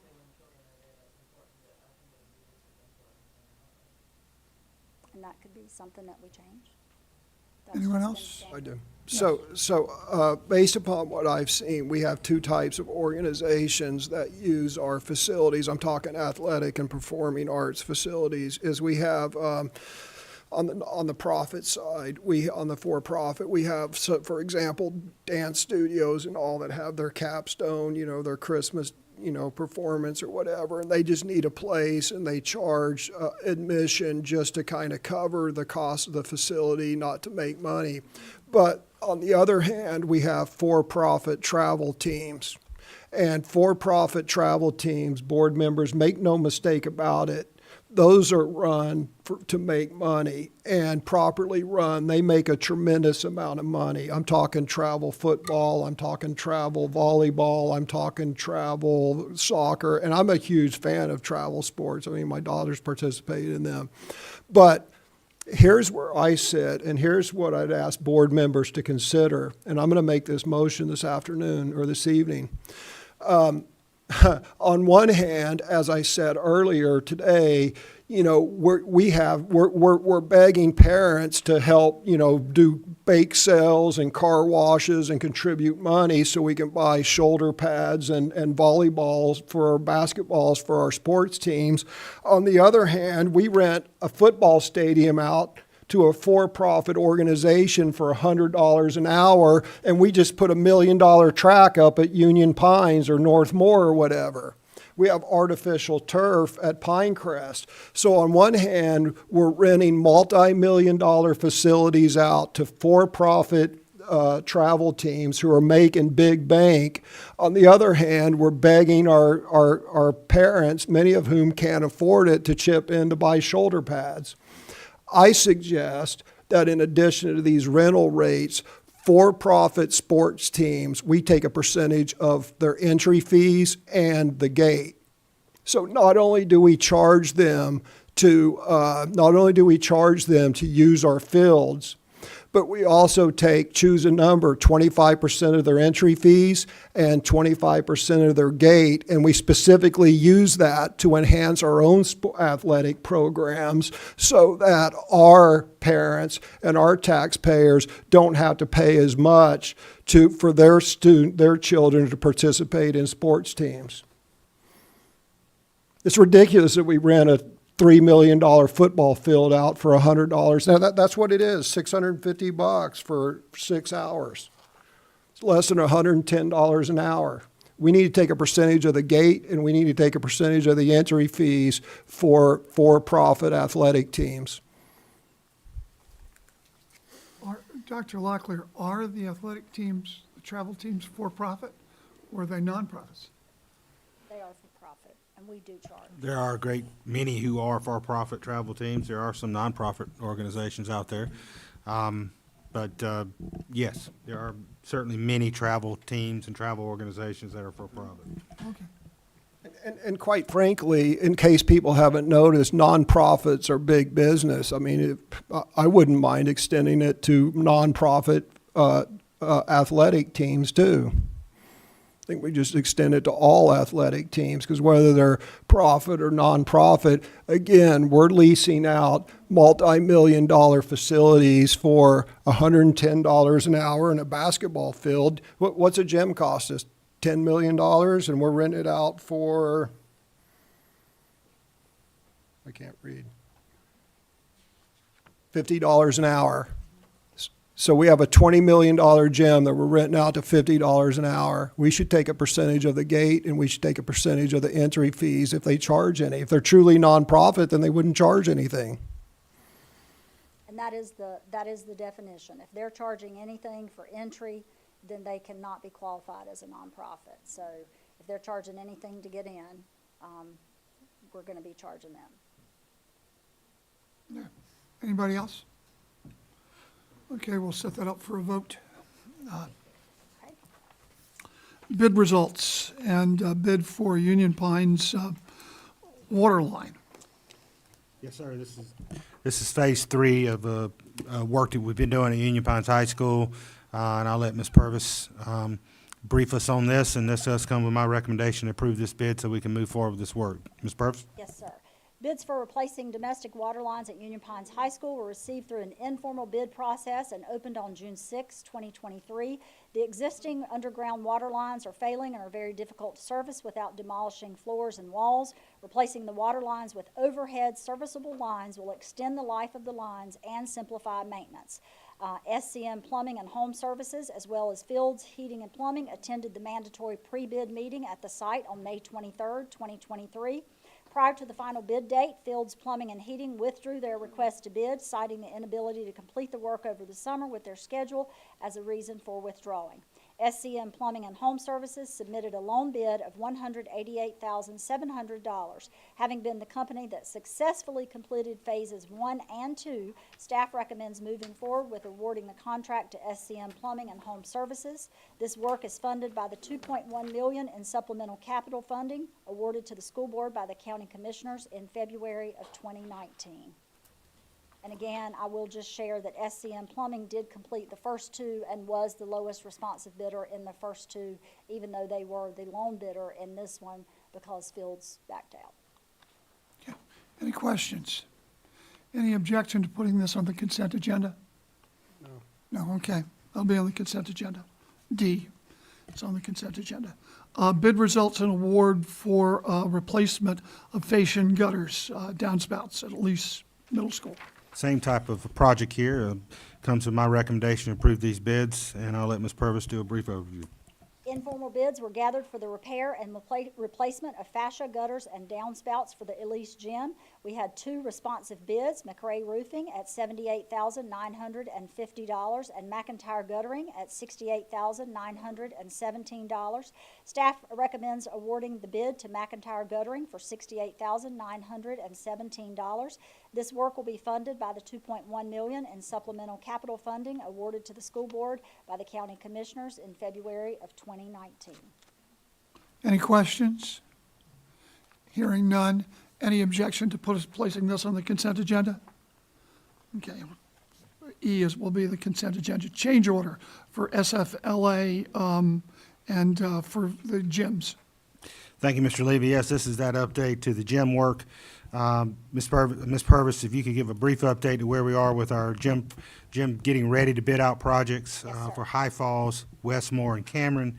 And then this item is actually for your approval of a change order to add the design work for our other 3 gyms that were originally involved in the project. So, Ms. Purvis. So currently, just an update for the board on the 3 gyms that were currently approved and we're working on. July 18th is our bid day. If we receive 3 bids on that day, we'll be able to move forward. If not, we will have to reopen it for another 10 to 14 days. If bids come in and we have 3 bids on July 18th, then on July 21st of this month, we'll certify the bid tabulation and release that. On August 7th, we would expect to bring to the board the approval of the low bidder, and then notify them and finalize all parts of the contract. On August 14th, we would issue the notice to proceed to our general contractor that would be selected as the lowest bidder. On February 12th, we would expect substantial completion of all 3 gyms, and on March 13th, we would expect final completion of all 3 gyms, which is terrific because that means we would have air in those prior to the hot weather. So that's an update on those 3 gyms. The executive summary that you have that's coming to you for approval is a change order. So as I'm sorry, could you say the bottom line of that last one? I thought you were talking about these 3 and I was lost. That's okay. I'm sorry. I wanted to give you an update first. Yeah, on the I 3 missed that currently part. working Yeah, I on. was looking at this. That's Just all right. So the current 3, Westmore, High Yeah, Falls, yeah. those 3 gyms, as we're looking at, July 18th is our bid day. So we'll Okay, open yeah. all bids. If we Yep. have 3, then we'll move forward. If not, we'll reopen it, but we anticipate having 3. July 21st will be the bid tabulation. August 7th, we would bring to you the lowest responsive bidder for approval. August 14th would be our notice to proceed to the general contractor. February 12th would be substantial completion, and March 13th would be final completion of all 3 of those gyms, which I said is terrific because that'll be prior to the hot weather coming. right, okay, perfect. And then what I'm bringing to you for your approval today is a change order. What this will do is allow us to move forward with the next set of gyms. On March 7th, 2022, the Board of Education approved a contract for SFL&A to design the modernization and renovations for High Falls, Westmore, and Cameron gymnasiums for the amount of $500,000. SFL&A is now ready to move into the design phase for the next 3 gyms at Bass Lakeview, Sand Hills Farm Life, and Carthage Elementary, utilizing the scope of work established during the design of the first 3. Now, I will point out that although they were paid for the first 3 gyms, at the time of RFQ, they were awarded that RFQ for the design of all 6 gyms. So they already had that RFQ for all 6 gyms. So at this point, a change order to the original contract is being requested to add the services for the additional gym designs. This change order would include a design fee of $140,000 for Bass Lakeview and Sand Hills Farm Life, which is $70,000 per gym, and the design fee of $80,000 for Carthage Elementary, listed as an alternate. They've suggested we list that as an alternate because we weren't sure as to what the board would decide in terms of the future of Carthage Elementary and where we would go with that.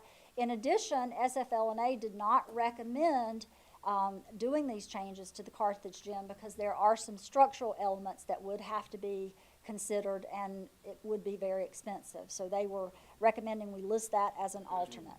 The funding for these additional services will be provided by the county allocation of $8.5 million from the school bond premium fund. And then just to give you an update on what this would look like in terms of these gyms. If the change order is approved at this meeting, then in August, we'll submit construction documents for agency review. In September, we'll get agency approval and we'll advertise for bids. In October, we would receive bids. In November, I would bring to you an acceptance of bids and let you, for contractor selection, lowest responsive bidder. And in December, we would start construction on those next gyms. Okay.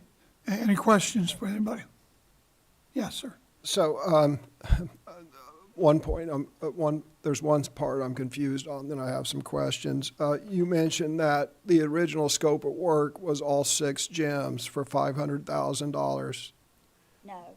All There- 6 gyms, and then what? No, the original scope that they were given was, the RFQ was put out for the design of 6 gyms. They Right. were then contracted to only design the first 3. 3. So they were given a contract, 500,000 for 3 gyms. Okay, okay, thank you for clarifying that. So they did 3 gyms for 500,000, now they're gonna do 3 gyms for 225,000. Why did we get charged twice as much for the first 3 gyms? Because Why are if these you'll- gyms half price? If you'll remember, that scope of work we pared down. So if you Right. remember, the original scope of work that they were given Was much at this bigger. $500,000 was Right. much bigger. Right. So that's the reason they designed those gyms at that level.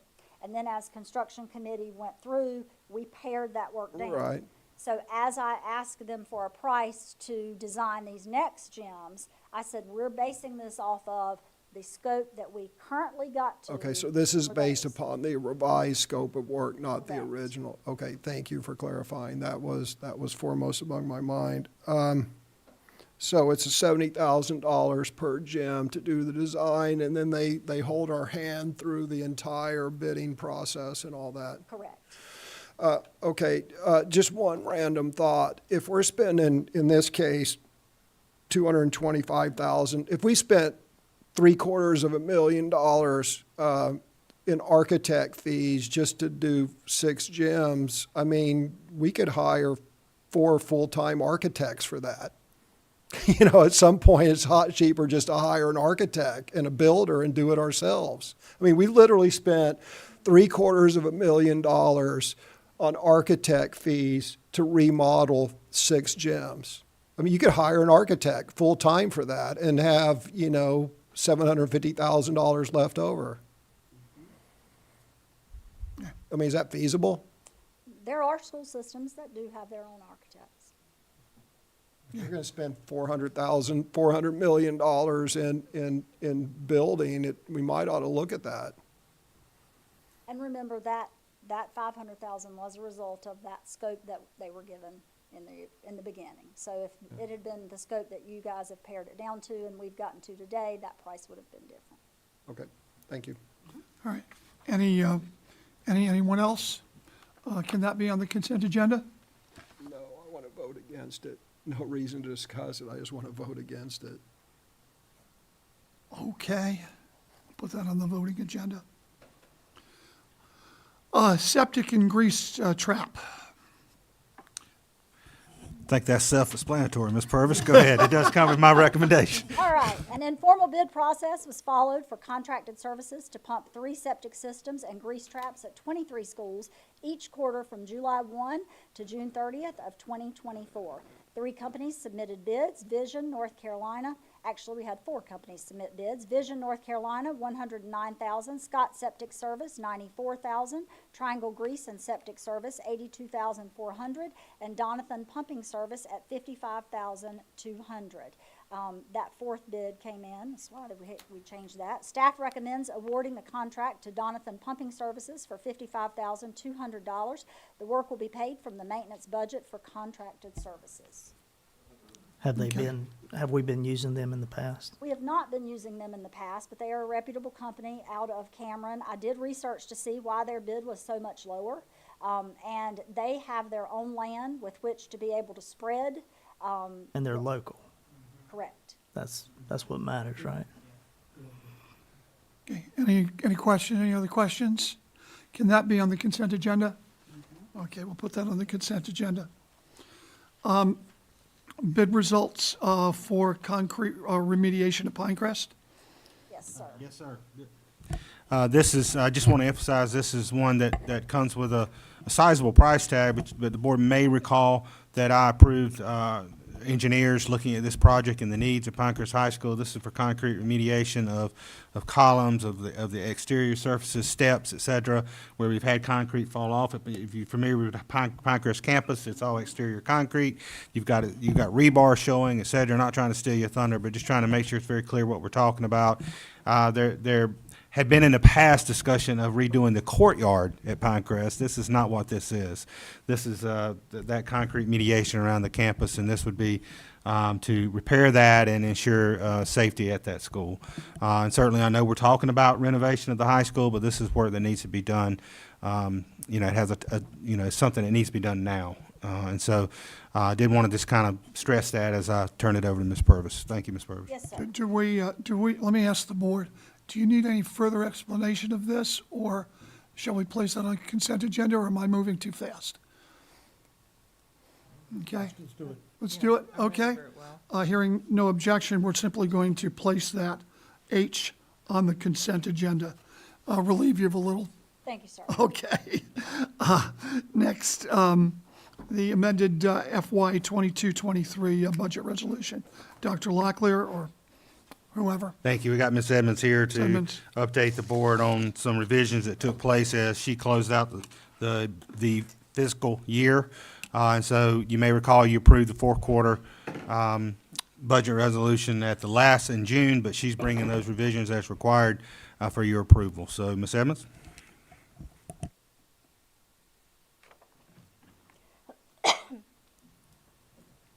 The Moore County Schools amended 22-23 budget resolution for the fourth quarter. This is our final resolution. Totals by fund, as well as the net increase decrease since the last resolution, does go through allotment revision 62. State Public School Fund came in at, the budget is $96,357,446.01. It was an increase of $365,312.01. Local current fund, our budget is $36,719,500. There was no change.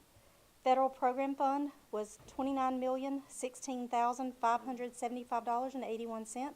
There was an increase of $7,556. Local capital fund is $4,007,260.32.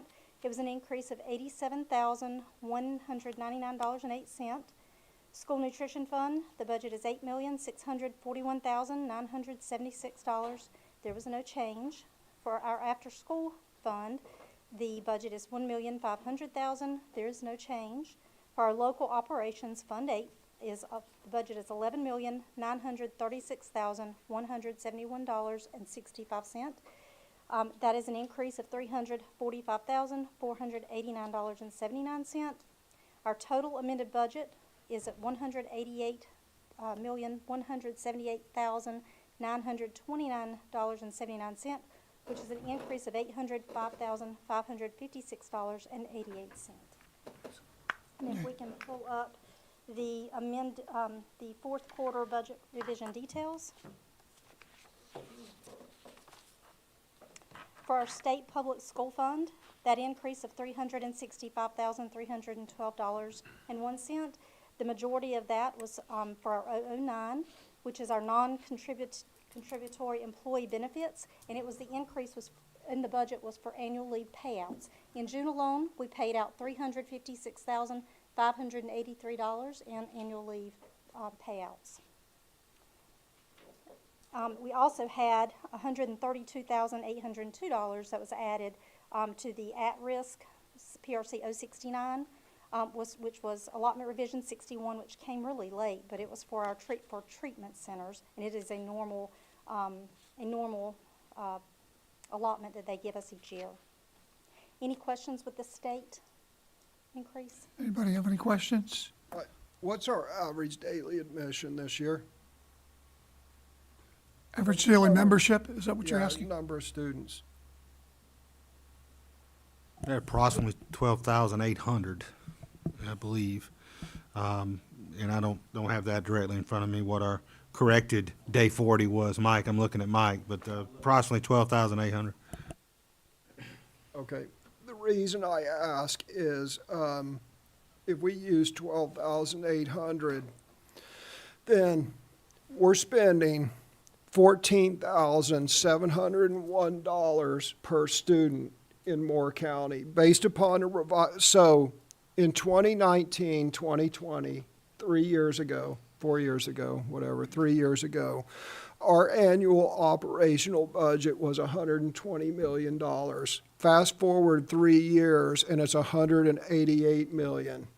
We went in 3 years from spending $9,000 per student in academic year 2019-2020 to spending $14,700 per student. That's a 50% increase in per student expenditure in 3 years. Granted, there's ESSER funds mixed in there, so it's not as clean as it could be. I just want to point out that in 3 years, Moore County Schools has gone from $9,000 per student to $14,000, $700 per student, ranking Moore County Schools more expensive than most private schools in the area. Anyone else? Was that the end of your presentation or just the, okay? I was just Yes. going over the state one. And the numbers I'm giving are just the budget. They're not actual expenditures. Understand. Plus, there's ESSER funds mixed in, so the operational budget gets a little bloated there. So then in federal, we did have that increase of $7,556, and that was due to PRC 060 and 103. We just had to reallocate some unbudgeted funds that were in those PRCs. And then for our capital outlay, we did increase by $87,199. That was an increase for our budget for the SVPP radio grant reimbursement. And then for the last one was restricted revenue. The increase was $345,489, and the majority of that was for the 306 Medicaid amount for $30,207. That was the increase the budget to actual revenues received. In PRC 413, which is the NC pre-K, we needed to increase the budget by $86,304 to actual revenues received. And then 706, which is the activity bus transportation, we did increase that to $147,458 to actual revenues received. And then 869 is another majority, it was $65,000. And that one was for the early literacy specialists, where we're the fiscal agent for DPI, and we're able to charge up to $65,000. And that was put into safety. Is there any questions on those? Members of the board? Okay, seeing no questions, this is simply a statement of what the fourth quarter was at the year end, am I correct? And what is our fund balance at the year end? Again, we have auditors here the numbers may change just a little bit, but we're around $200,000 that we're adding to fund balance, which we would be somewhere at, and I did not run the numbers before I walked in, but we're at about $4.3 million in fund balance. $4.3 million, thank you. Okay, any objection to putting that on the consent agenda? Okay, hearing none. Education Staffing and Management Solutions, ESS. Yes, asking Ms. Edmonds to bring this brief overview to the board. This is for a management company to take over management of our substitutes in our school district. This is something that Ms. Edmonds and I discussed with the Finance and Budget Committee. I think we'd be the 23rd or 24th school district that would be going to use this vendor for this. It's been very positively received by other school districts. It does come with some potential additional costs, which is incorporated into this request. But I think it could be a very positive thing for our district. And so I'll let Ms. Edmonds kind of briefly overview it, and it does come with my recommendation for approval. Just before we go into the PowerPoint, Moore County Schools, we currently use a substitute management system called Frontline Technologies. It's sometimes referred to as ASOP. This system, it calls our substitutes when an employee is absent and requires a substitute. Substitutes are currently paid by Moore County Schools, and they're substitutes, basically, they're substitutes that are normal substitutes for us. We're not out really recruiting for substitutes. We do try to get them to come in, but this company takes it up just a little bit on the recruiting piece. They use also Frontline Technologies for substitutes, but they actually employ and pay those substitutes. They're ESS's employees. Substitutes are offered weekly pay benefits and incentives. ESS offers higher substitute fill rates because, as Dr. Locklear mentioned, there are several systems in North Carolina that do use this product. Lee and Chatham are two close neighboring counties, and so we have the opportunity to also have a pooling of substitutes so we can increase our substitute pool. So they offer higher substitute fill rates. They also offer well-trained substitutes and accountability through customized reporting. Now, if we go to the PowerPoint, just a little bit of information. They are exclusively focused on pre-K to 12th grade education. They have other districts throughout the United States. It's not just North Carolina. They invest in people, processes, and technologies. They're efficient, accountable, automated systems, virtual learning options. They have a high client satisfaction and retention nationwide. Go to the next page. Oh, sorry, me. Just a little bit about the things they offer substitutes. They offer weekly pay, which is direct deposit on Fridays. We set the pay rates, and currently our substitute pay rates for non-certified is $120 per day or $144 per day for certified. ESS, again, pays the substitute the same rate we currently pay, but they do charge Moore County Schools a 34% fee above what they pay to the substitute. They offer the substitute benefits such as health, vision, dental, life, 401k. They even have some targeted incentives. And what they explained to us, if you have a school where it's hard to find substitutes for whatever reason, they will actually offer some incentives, maybe pay for their gas, gift cards, whatever, to try to really encourage those substitutes to go to those sites that we may have trouble filling substitutes. Ms. Evans, can you tell me again about the 34%? It kind of went by really I'm quickly. sorry. So on top of so they pay the substitutes the exact same thing that they would earn from us. So $120 a day for non-certified, $144 a day for certified employees. The 34%, they add 34% as a fee to Moore County Schools.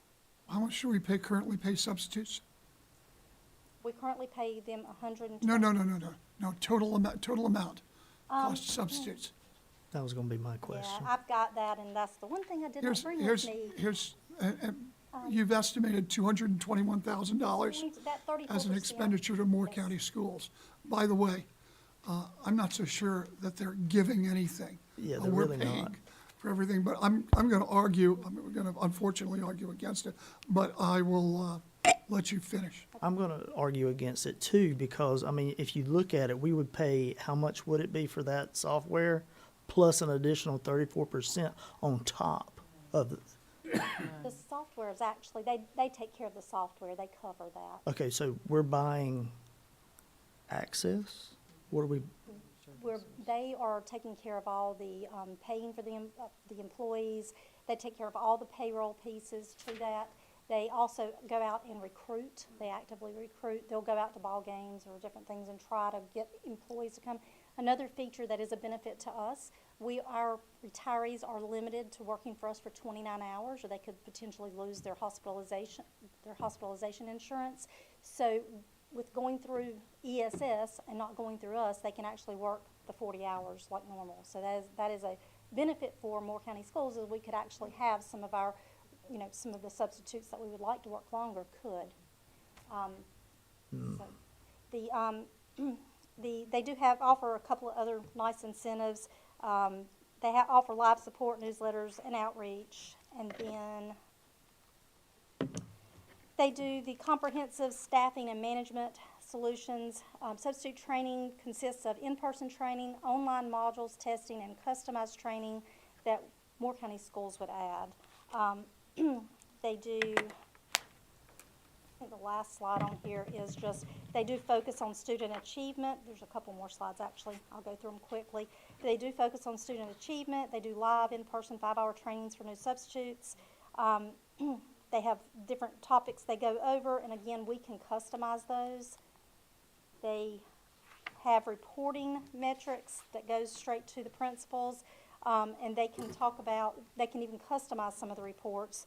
They have incident reporting, so if there's an issue with a substitute, they go straight with the principal. The principal can communicate straight to them because they can take care of any issues that may come up with the subs. And then finally, I think this is one of the last pages, they have some nice reporting that they can give to us and let us know what their fill rates are. In theory, it's great, it's nice. The only thing I'm concerned about is, paying that $226,000, then on top the 34%. I don't know. I don't know if the value's there. Let me also say,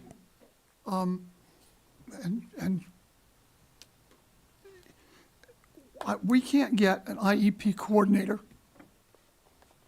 We are having trouble paying our bus drivers and our other people money. I'm told that we're going to go to zero in our fund balance, and yet we have this expansion, because this is an expansion item. It's what it is.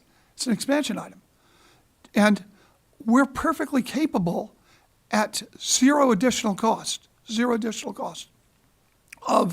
of keeping our substitute system the way it is, or we're going to, ahead of our educational priorities, we're going to spend $221,000 to a company that is going to make a profit off of our substitutes. And they're not, believe me, they're not giving out any benefits. We're paying for it. Okay? So where we're struggling for educational money to get an expansion thing, imagine this, we asked for 5 expansion things, right? Something like we asked for an IEP coordinator, we asked for an extra assistant principal at Cranes Creek. We asked for a couple of other things. And it looks like we're not going to get that, but we're going to spend $221,000 outsourcing our substitute teachers? I don't think so. Not in a year like this. That's my opinion. Maybe, yeah, definitely not now. I mean, the charts are pretty, but I don't think it's worth spending that money now. I have a question, if that's good. Can you Yes, guys hear me? go ahead, Ms. Coleman. Okay. Sorry, there's like a little delay. I apologize. So, yeah, I have to agree with Bob here as well. I'm having a hard time with this just because of the money aspect. And really, we're just paying that much money for them to give us a bigger, wide range of subs, which in hindsight, if you think about it, they will have access to our subs, which means that could be less jobs in more county schools is kind of what I'm thinking. I just don't, at this time, where with us trying to, ask the county commissioners for more money for us to fork this out right now, I don't think it would be responsible for us to do. I agree. Others? So I do. So we have a hard time right now finding substitutes, right, Mr. Metcalf?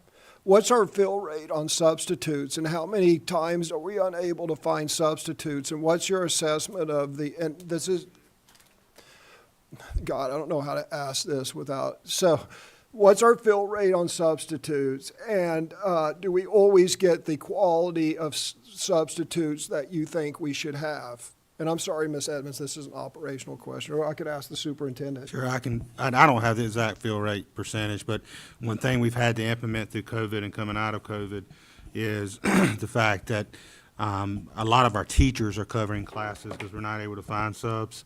And we have implemented some ways to reimburse our teachers for that time that they're spending covering classes and teaching extra classes. So that's a cost we have as a district. So that's part of what we're hoping we'll save through this. But our fill rate is not as high as what the districts that are using this vendor are seeing a real high fill rate and seem to be real satisfied with that. That is reducing stress at the schoolhouse, which is the reason why we were moving this forward and looking at this.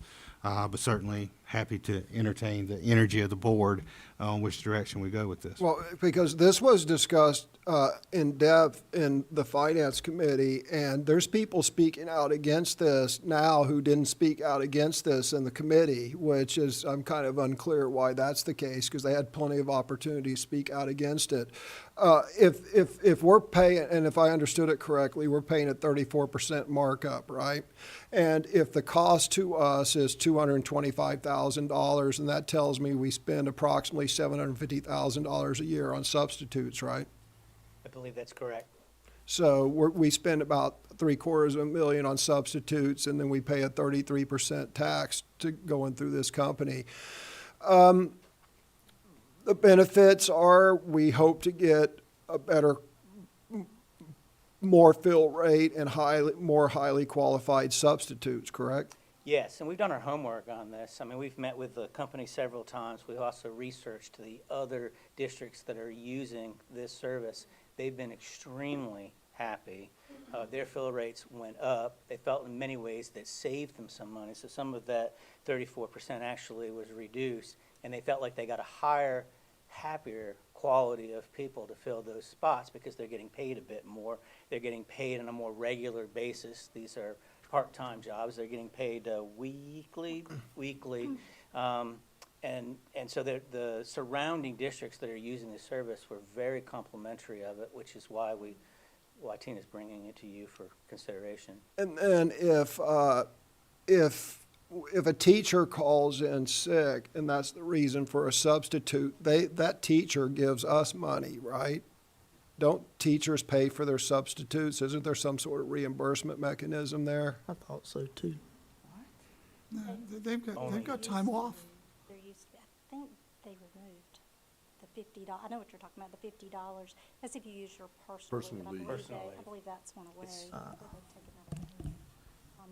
Yeah, the deduction, I believe, has been taken away for personal leave, but teachers have sick leave and things of that nature, and then that's charged against that. And we pay that out of state funds, correct, Tina? So that's where we'd be projecting paying this out of state funds. And again, this is something that we felt like would be, real positive to try and engage with, and see the impact it had for us as a district, but it's not something we have to stick with forever if it's not working out for us. But, again, as Dr. Metcalf said, did our homework. It's been a positive thing for other school districts, and we felt like it could benefit our schools. Because when you're thinking about having a highly qualified substitute in the classroom in front of kids when our teachers are not able to be there, that's something that's important to try to accomplish. So Yeah, I mean, that's why we obviously, went there. this is weighing heavily on a lot of board members' minds. So any other benefits to using this that haven't been articulated, Dr. Metcalf? Sure. I mean, it brings more outside people into our school that potentially may become teacher assistants or teachers. We can bring it with the retired. It is not a small factor that people who are retired can come right back to us. That's a challenge for us. We have a number of staff members who are retired, but they're only able to work a number of hours. Working through a private company such as this, they can extend that so they can almost work a full-time substitute positions for us for long-term substitute situations. That's of a benefit. I think there are also, and we'd have to have human resources talk about this, but there's a reduction in workload here that we may be able to redistribute some of our staff and human resources to other items that are in our face. So there's some reassignment within our human resources department that we may be able to do. Right now, they're full-time working on filling substitute positions. Have either one of y'all seen a purchase agreement or anything like that? And the reason I'm asking is because you made mention about we may be able to recruit teachers to come, but that company may have a caveat in there and say like, look, We actually brought that up. I don't have anything in writing, but we did bring that up, and that was not an issue. If we are interested in, if we see somebody that we're interested in and we want to hire them, we just have to let them know, and they will release them when they can come and work for us. Another piece with the substitutes, they feel like, because they offer some benefits, because we can't offer our substitutes any benefits, they are offered 401ks, the opportunity to use a 401k, to have health insurance, dental, different things. They're seeing, they have more, I guess you would say, loyalty, and they want to come work more consistently. And it may be to get the, number of hours to be able to qualify for these benefits through this company.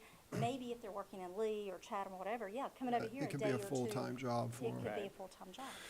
And they put a lot of focus on the recruitment. As Tina said, that's an area that can really help us, really, to the point of going to football games and throwing recruitment footballs out to the people in the crowd and trying to generate people who may be interested in this kind of work. And so that recruitment piece is a large benefit to us. And we're not stuck with this, so if 3 months, they asked for us to at least stick with it, I think, was it 3 months, I believe. If after 3 months we're not happy and we see that we're actually paying, we're not seeing a lot of the results, we're actually paying too much, we can actually get out of the contract. Look, let me ask you this. I just want to put this in dollars and cents terms. So what are the contract number of days that a teacher teaches? 215. 215 days. standby. I'm doing my calculator. I always got to do the math. Okay, so just to let people know, the average 3 years ago. I want to be clear, we wouldn't hire a substitute. No, for I know that. 215 of those days. I'm just going to compare apples to apples.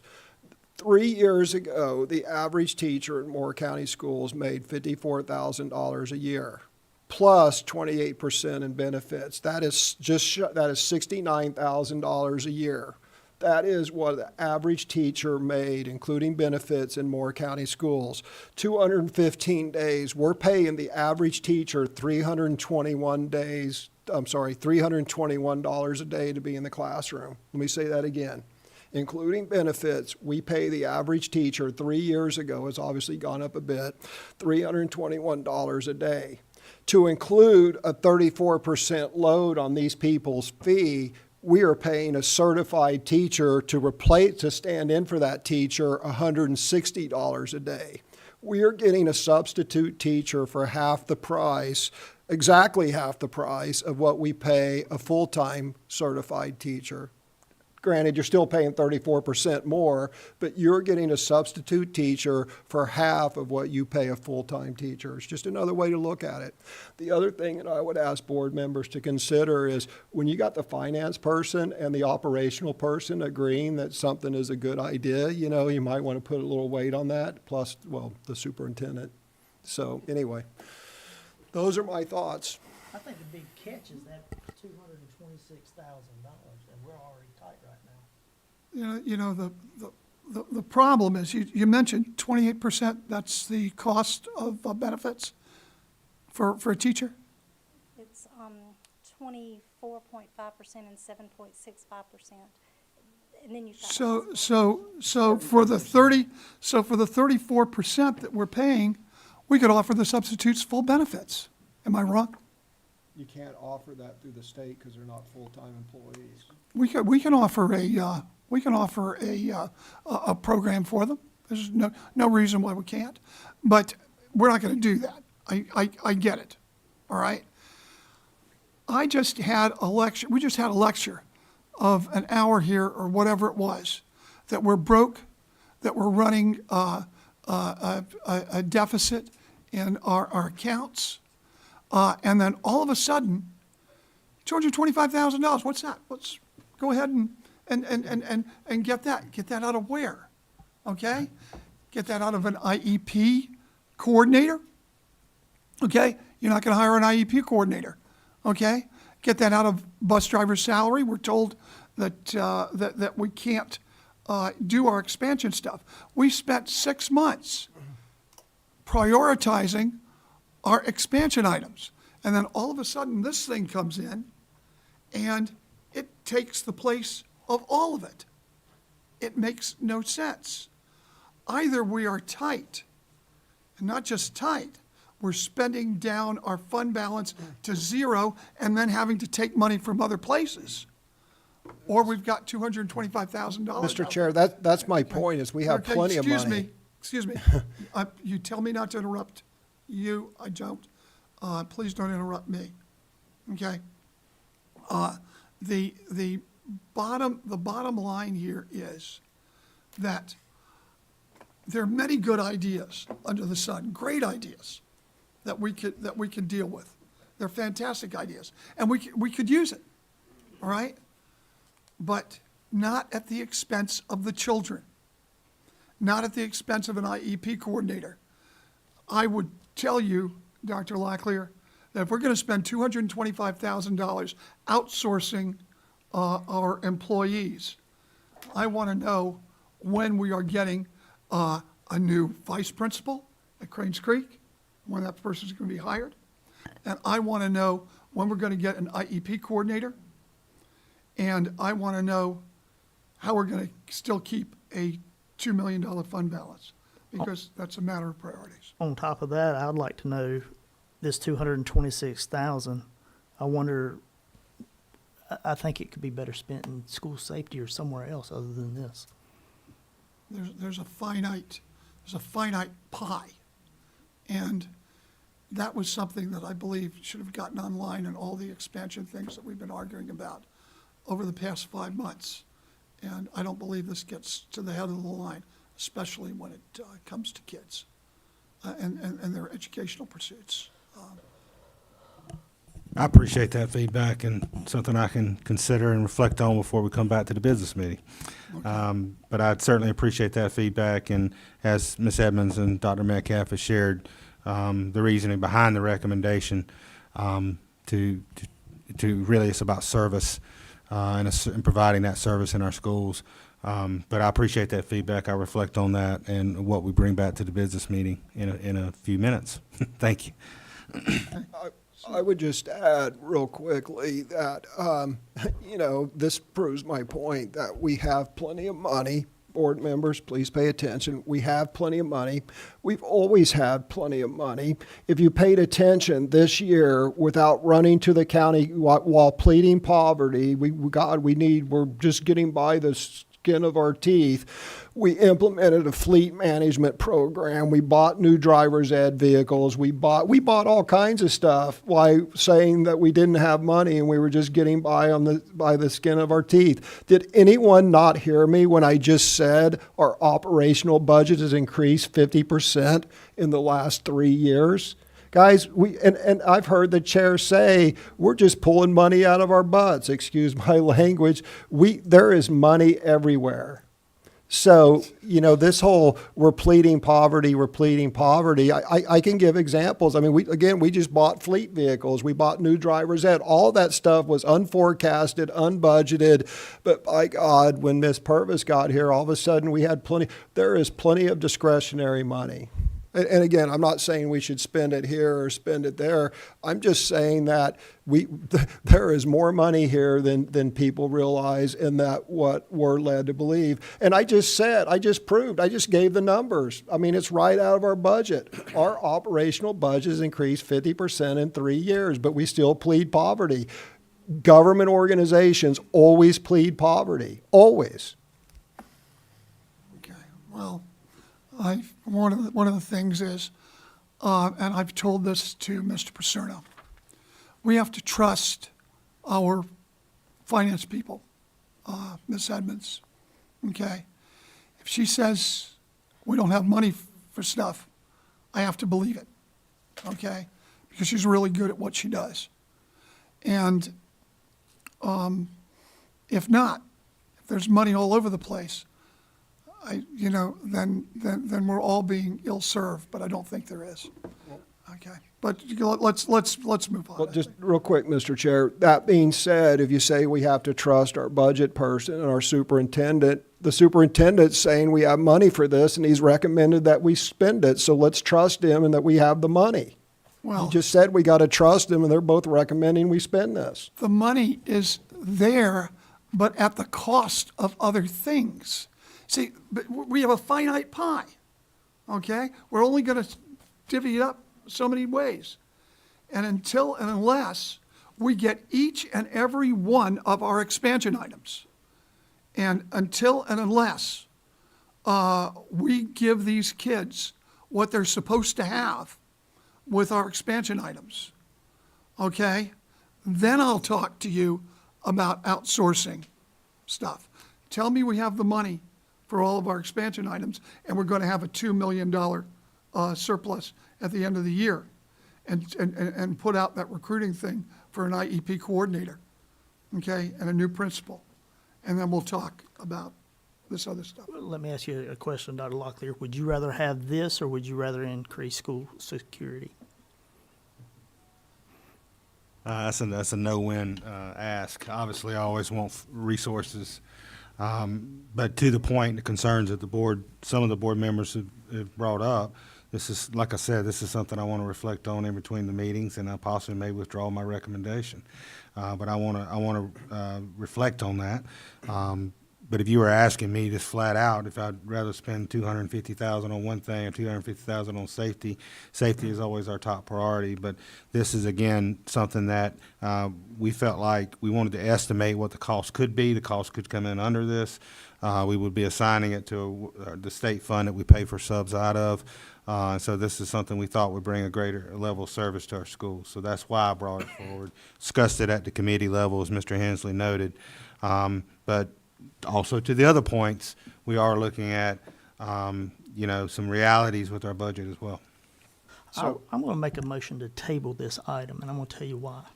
Because coming up very soon in the Safety and Disciplinary Committee, I'm going to be bringing up, there's a program, there's actually a kiosk that can be put in schools that can help identify, sex offenders.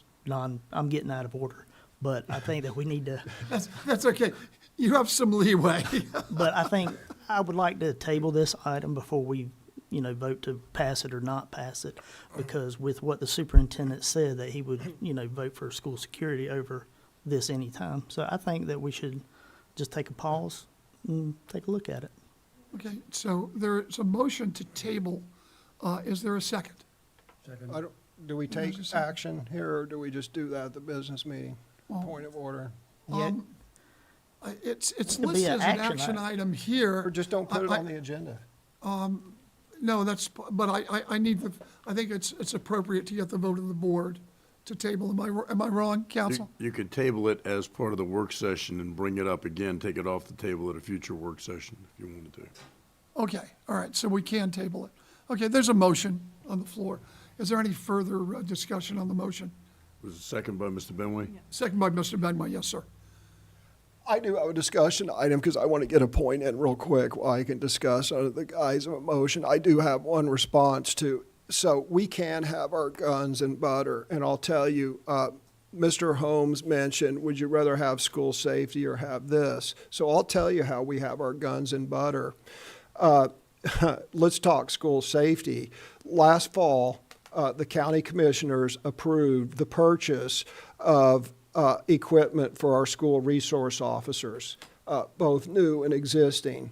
And that approval was shields, was plates, plate carriers, shields, and gear for our SROs.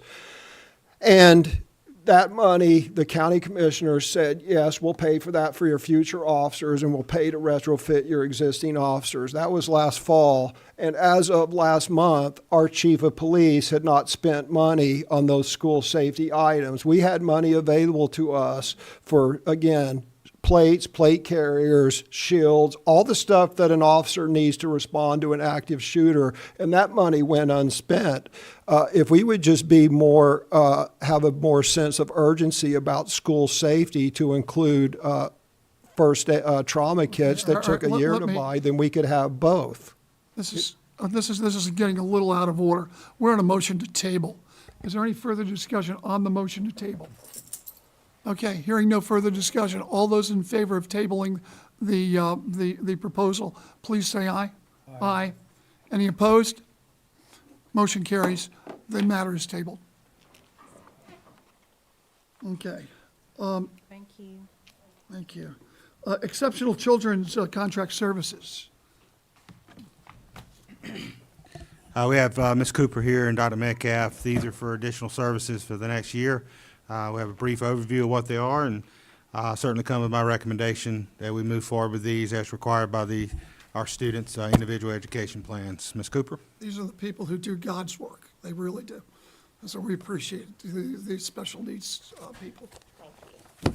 The first one we have is for All-American Interpreters for the Deaf. Those are interpreting services for our next year, and that will not exceed $275,000, and it will be paid from our IDEA federal grant, which is PRC 60.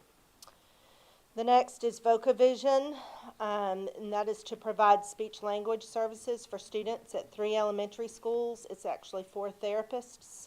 That would be $430,000, again paid through our federal grant. Next is Holland Therapy Services. That again is to provide speech and language services for 1 elementary school, $133,000 to be paid through the federal grant. Next we have Maxim Healthcare Staffing Services. That's nursing services for 1 student at $54,000 to be paid through the grant. And Maxim Healthcare Services is nursing services for 3 students at $172,800 to be paid through the federal grant, PRC 60. We can also apply for Risk Pool, and that is a grant for children that require things like interpreting services and nursing services, and that helps to pay for those services. Okay? And then the total is not to exceed $1,064,800. Any questions? Hearing no questions, can this be placed on the consent agenda? No objections to that, it'll be placed on the consent agenda. L, out-of-state field trips. Thank you. Thank you. Yes, sir. We have Mrs. Metcalf here to brief the board on a couple out-of-state field trips for your consideration. Good afternoon. We have 2 requests. Pinecrest High School, their volleyball team wants to travel to Rock Hill, South Carolina for a competition. And then next spring, Southern Middle School 8th grade class would like to travel to Washington, D.C. for their 8th grade class trip, March 20th through the 24th. Okay, anything further? Any comments by board members? Yes, ma'am. Comments on this. I mean, I think it's wonderful that we're taking these children everywhere, but I have had comments from teachers and from parents, chaperones that have gone to Washington, and the behavior of some of our children is absolutely awful. They have told me that there is no respect towards the adults on the trip. Children are not listening. I hear from several of the teachers that these kids are overall discipline problems over and over and over again, but they're still rewarded to go on these trips. And I think that has to stop. I think that anybody who is a discipline problem should not be representing Moore County or Moore County schools. It's dangerous. It's dangerous to the other kids. The adults certainly don't like it, and they're giving their time, their effort to be with these kids. And I think we have to set some standards here.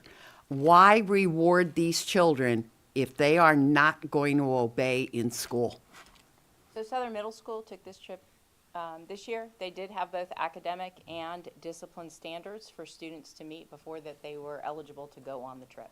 Those standards were made clear to parents and to the student. They did have them? Yes. Okay, then how come I'm hearing from other people that, and I didn't hear from a Southern Middle? So I'm not sure. Those have not reached student support services. So we've gotten no parent complaints about students' behavior on any of these out-of-state field trips this past year. Okay. Well, maybe they're not telling you, but I'm getting it. It could be, and I would encourage parents to email the Student Support Services Department, because that's what we do. And so we'll investigate Okay. those and then take action based on. I that just don't want to investigation. see, and I know that, you know, this is important for kids, but I really am not for rewarding a child that is, their discipline is constantly upheaval. And that's just what I heard and just what I'm bringing to you. Well, I appreciate you bringing that. They did send me their academic and their behavior standards. that they Okay. do- that they Very use. good, very good. Thank All you. right. You're welcome. Any other comments? Can this go on the consent agenda? Okay, L to the consent agenda. Okay, device refresh for Pinecrest and other places. Yes, sir, Mr. Chairman. Mr. Eklund's going to join us, and again, Ms. Simon. This is for device refreshes at several of our schools and for all K-5 teachers. Also, we had come forward with the device refresh for Pinecrest High School a couple of months ago, and the board asked Mr. Eklund if he could do some additional investigation on the devices and come back with a possible different recommendation. So we are doing that today. But this takes advantage of ESSER funding, ESSER 2 funding that's available through the end of September, that we're able to reassign to this purpose because of some additional grant funding that Kent's got. So Kent's working every penny he can of the federal funding, and we appreciate that. And it does come with my recommendation that we move forward. Kent and Ms. Simon. Yes, thank you, Dr. Locklear. Yeah, you've covered the greatest portion of this, keeping us moving along. Just some additional information. This does come back to you based on your guidance that you wanted us to look at additional manufacturer options. Looking at what was available in the North Carolina State NC 204A DIT contract, we selected HP laptops, have similar features, again with 140 devices. In the time between when you recommended we look to other vendors, we've also started to have issues at Southern Middle and West Pine, as well as the K-5 teacher laptops. We had moved to a 4-year device refresh for all our devices. In this case, in these schools, we were working with limited available funds, and the devices that these schools are actually refurbished devices that are actually 6 years old and older. So we're starting to have issues. We're seeing battery issues. We're seeing screen, keyboard issues, those similar things. They're also of an age that they're going to stop getting Windows security updates starting in 2025. So because we have these funds available, we've come to you with this recommendation to not only take care of the Pinecrest teacher laptops, but also the Southern Middle and West Pine and the K-5 teacher laptops with these available funds that are in ESSER that will be reverted if they're unspent. Okay. Any questions? Hearing no questions, can this go on the consent agenda as well? Okay, hearing no objections to that, we'll place it on the consent agenda. Thank you. M, thank you. Comprehensive Trauma Medical Plan for Moore County Schools. This is Mr. Hensley's request, and it has been pulled back from committee. So Mr. Hensley can go forward with it. So, Mr. Chair, in the interest of time, the next two items, this and the Moore County School Police, are not time sensitive. I mean, I would like to have addressed it today, but the school fees, and I think Mr. Holmes' issue is much more important. So I do not mind tabling these two items until the next business meeting.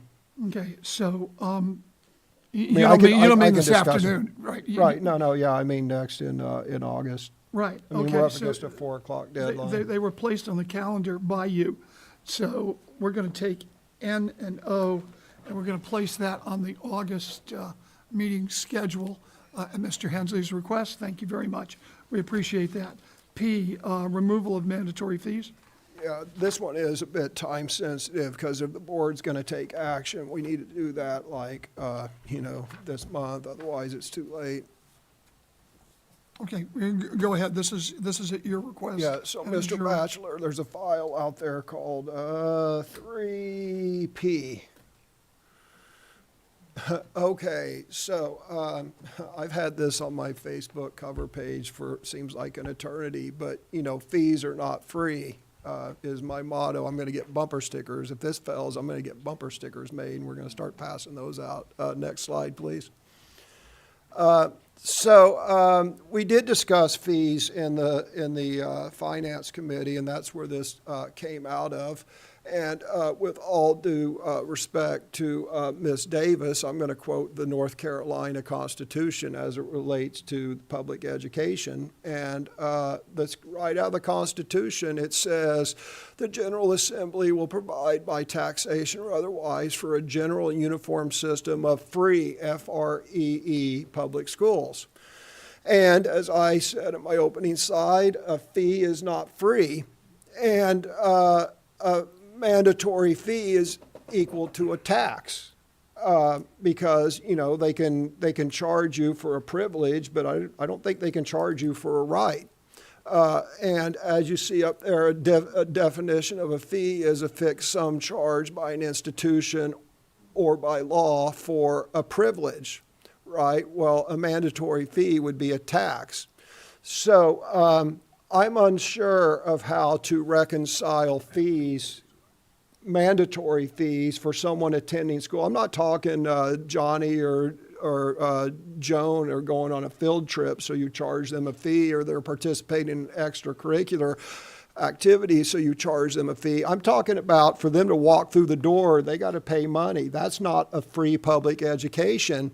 And, you know, I think back to a poll tax. The poll tax was struck down by the Supreme Court. And Mississippi's poll, in 1966, when the Supreme Court struck down Mississippi's poll tax, it was $2 in 1966. If you plug that into an inflation calculator, that's $18 today. So the United States Supreme Court struck down at what today would be an $18 poll tax, saying that is unconstitutional. Well, how can we charge our families $10 per student? How is that not a modern day poll tax? I contend it is. And then at the end, North Carolina general statute, blah, blah, blah, gives local school boards the power to regulate fees, charges, and solicitations. So if you could press on there, Mr. Batchelor, please. So there's three types of mandatory fees that I'm going to talk about. There's a mandatory fee for attending school, and that is required. Just for walking in the door, you got to pay a fee. Then there's a mandatory fee for graduation. We're going to talk about that in a minute. That would be a privilege. Okay, maybe that's an exception. And then there's a mandatory fee for certain classes. That's a privilege. Maybe you could get away with that. But as you're going to see in the next slide, it's kind of embarrassing what we charge our families for. Schools are go back. So schools are dependent upon fees. You know, if we eliminate these fees, we have to make the schools whole because they do something with this money. Collection of the fees, as I pointed out in my committee, is time consuming and it's a distraction. I mean, every time you collect a fee, the teacher's got to, harass the students. The students got to remember it. Parents got to write a check or send cash. Then you got people handling cash. You got the potential for embezzling. Someone has to account for it. You've got so many man hours in collecting this $10 fee that, at some point you got to ask yourself if it's worth it. And regardless of whether you are on the spectrum, fees are embarrassing, infuriating, or both. And when I say regardless of where you're at on the spectrum, when I say, well, gosh, we charge a $10 fee, I remember pointing that out, and the then Chair Libby Carter says, oh, but we waive that for the poorest among us. Well, first of all, how is that fair? And secondly, some families are embarrassed to ask. So it's embarrassing for a student to go up there and say, hey, I need to be excused from this $10 fee, all the way up to the richest person in Moore County who may pay $1 million in state income tax, and they're sitting there writing a check out for $10. So, wherever you're on the spectrum, these fees are either embarrassing, infuriating, or both. So next slide, please. So let's look at the fee. So the $10 fee, student fee, which is mandatory for all students, and the superintendent has reassured me that it's waived for many of the low earning students, low social economic households. The total possible revenue, that's the total number of students, by the way, is 12,839. If we collected $10 from every student, and my guess is we don't collect it from 40% of our students, because apparently that's the number we have in poverty based upon our lunch statistics. But the maximum we could possibly collect from all of our students is $128,000 if we collected it all. Then we move on to the $25 graduation fee. Think about that. We want to encourage students to graduate. Congratulations, young man. Congratulations, young woman. You've graduated. But before we do that, you got to pay us $25. It's like we're punishing people for graduating. We ought to like give them a $25 gift for graduating. Total possible revenue, $25,000. So total of those is just $153,000 to total this page. Next slide, please. Then, and this is absolutely horrible. This is absolutely horrible. In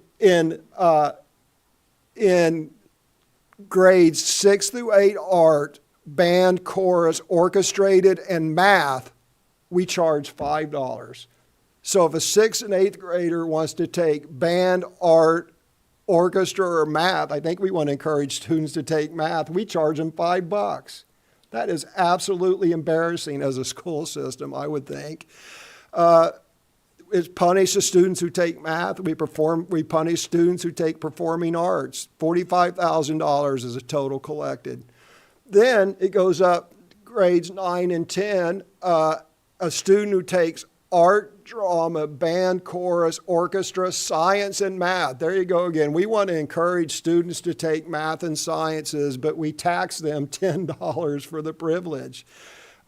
This is crazy. I mean, the total of both of these pages is less than $300,000. And what are we doing? The mandatory $10 tax is a poll tax. It's clearly a poll tax. I'm surprised this hasn't been challenged against the state constitution. I'm not asking the attorney for you just form a class action lawsuit and make some bank there, or have one of your comrades do it.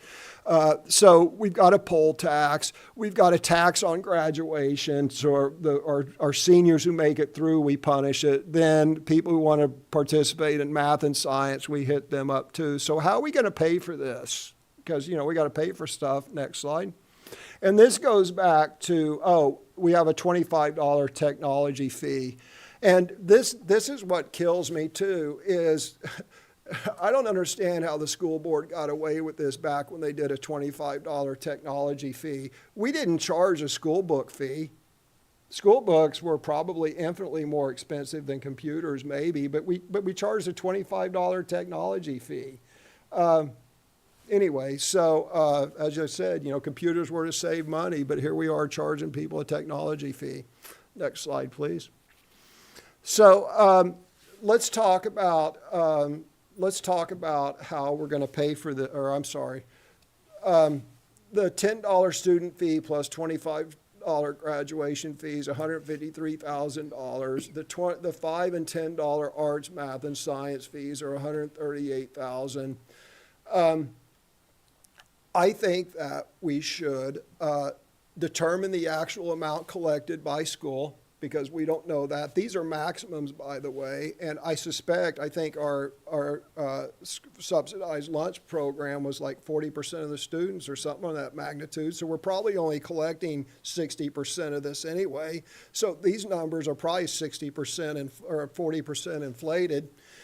And then we should look at academic year 2023-24, eliminating the $10 fee, the $25 graduation fee. And God's sake, man, let's stop punishing students for taking fine and performing arts, math, and science. We should be maybe paying them for doing that. Of course, the problem is, I know the county commissioners would gladly pay for eliminating fees, but now we got this 38% and you guys got it. So we might have taken that off the table based upon this 38% and you guys got it. But there's certainly a way we can pay for part of this. Next slide, please. So, looky there. I was going to go to the county commissioners, and I guarantee you they would have done this, but I don't know if we can do that if we pass a 38% deal. So how do we raise $130,000 per year? Well, all we got to do is eliminate Catherine Nagy's old position. Moore County Schools had a public affairs person and a deputy public affairs person. Moore County has 0 public affairs person. Their public affairs person, it's the collateral duty of the board secretary. I'm not saying that we don't need a public affairs person, but we certainly don't need 2. And both myself and the chair have repeatedly asked the superintendent to carve that down, make it one position and hire somebody, but there's been resistance to do that.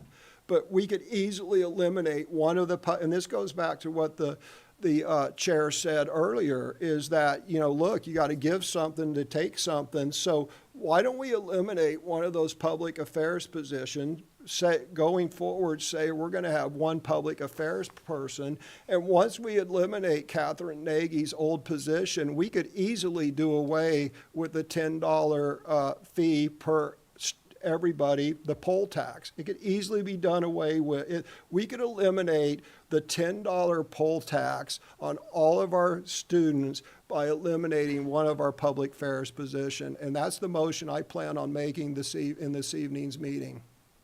Okay, thank you. Any comments by board members? Okay, seeing none, I'll go ahead and make a comment myself. First of all, I want to clarify one thing, that the poll tax was because I'm a social studies teacher, in part. I haven't done much of it, but the poll tax is the 24th Amendment to the Constitution of the United States, not necessarily a Supreme Court ruling. So I think that's just important to note, that the board's thinking about such things. I believe, Dr. Locklear, that I read, you said that the total amount of fees is $350,000? Total amount of fees, if every student that in our district paid the fees that they were asked to pay, would be somewhere around, not including parking fees, would be somewhere around about $470,000. Okay, so, Not including the fees our students pay to park on campus.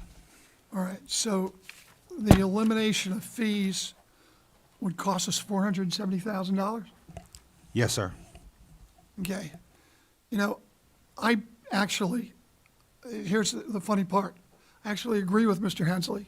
I don't like fees, and I think that they're wrong, basically. But once again, we've got $470,000 and a $470,000 hole. And in talking with the county commissioners, one of my things is, you want to give us $470,000 to eliminate fees, please give us a little bit more money for our bus drivers, more money for our SROs, and I'll take the $470,000 that way. My problem is that while this is desirable, as a matter of fact, I'd love to do it. Once again, we have to look at the finite pie that we have, and we're going to have to come up with $470,000, or could be $400,000 or something like that. He said $470,000. Maybe all of them don't pay the fees, and I don't know what else. But we have to come up with that money. So once again, great ideas are great things to do until you say, by the way, we've got to take this away from somewhere else. And the thing about Catherine, well, I don't want to, the thing about that one position, and I apologize because I don't believe in saying the names of people, of that one position. We haven't hired for that position in a long time, and we probably already spent it 10 times over. I don't think, is that still budgeted? Yes, it is. Okay. we have an interim director for communications, which would serve in the former director of communications position. The assistant director of communications position has not been hired. I put that on pause for a few months, as the board may recall. But that's still under my consideration to bring a proposal back to possibly recreate what might be needed to support our director for communications. So I plan to continue to keep the board abreast of that as anything I would recommend would come forward. Okay, so. But the director of communication position is not technically vacant. Okay, all right. That's unusual, but it seems to me like we've also found some more money for our IEP coordinator and our. No, sir, it's a position that's been on our books and it's budgeted. The assistant director of communications position is a budgeted position in our books. When the director of communications left earlier in the year, as I communicated with the board, I chose to pause on posting and moving that process forward at the time. But I reserved the opportunity to take a look at that at the end of the year and then come back to the board with future recommendations. Well, I understand your position. I respect your position, Dr. Locklear. I happen to also agree that one person in that department right now is probably sufficient. And we can find the money for some of our expansion projects there. But as much as I would like to go along with this expenditure and not charge any fees, I don't think we have the money for it right now. Can I say something? Yes, ma'am. I always think that when you have skin in the game and you have something invested in it, that you take better care of it, you value it more. Charging students $10 for a computer, I don't see anything. I mean, I think the whole idea of no fees is wonderful. But I really am a firm believer that if you invest in something, you're going to take better care of it. Does that make sense? Makes perfect sense to me. If you don't have a horse in the race, you don't really care. Right. Any further questions, comments? Okay, hearing none. Question here. What? Question here. Yes, sir. What was the genesis of all these fees? I don't know if I know the genesis fees other than for decades, and Mr. Schwartz may have more information than that, but the board policy says the school board will set fees. It's based on, my presumption is that's based on general statute that allows it. And it's always the genesis, from my perspective, in my 28th year of education, is to reimburse for things that are consumables, things that are being used by that kid in that classroom. We talk about the math fees that in the past has been used for calculators, calculator batteries, things of that nature. You're talking about the arts. You're talking about musical pieces that cost money. Arts, there are a lot of consumables in the hands-on art classes. The graduation fee is a former high school principal. Without that, you would really have to reduce what you're doing for graduation because that's helping pay for your rent chairs if for that student's graduation. If you have stage rental for that student's graduation, things to make it a nice ceremony, whether that may be greenery on the stage, et cetera. A lot of times those things are donated, but sometimes you have to rent them. So that's where those fees go towards supporting those activities in the classroom, those consumable items, et cetera. Yes. Thank you. Any other board members? Yes, Mr. Hensley? So, Mr. Benway, in response to your question, is not that the money shouldn't be spent for nice graduations and stuff. I just don't understand, the spirit of public school is that citizens as a whole pay for the education of our students because that better society. Fees are the antithesis of public education.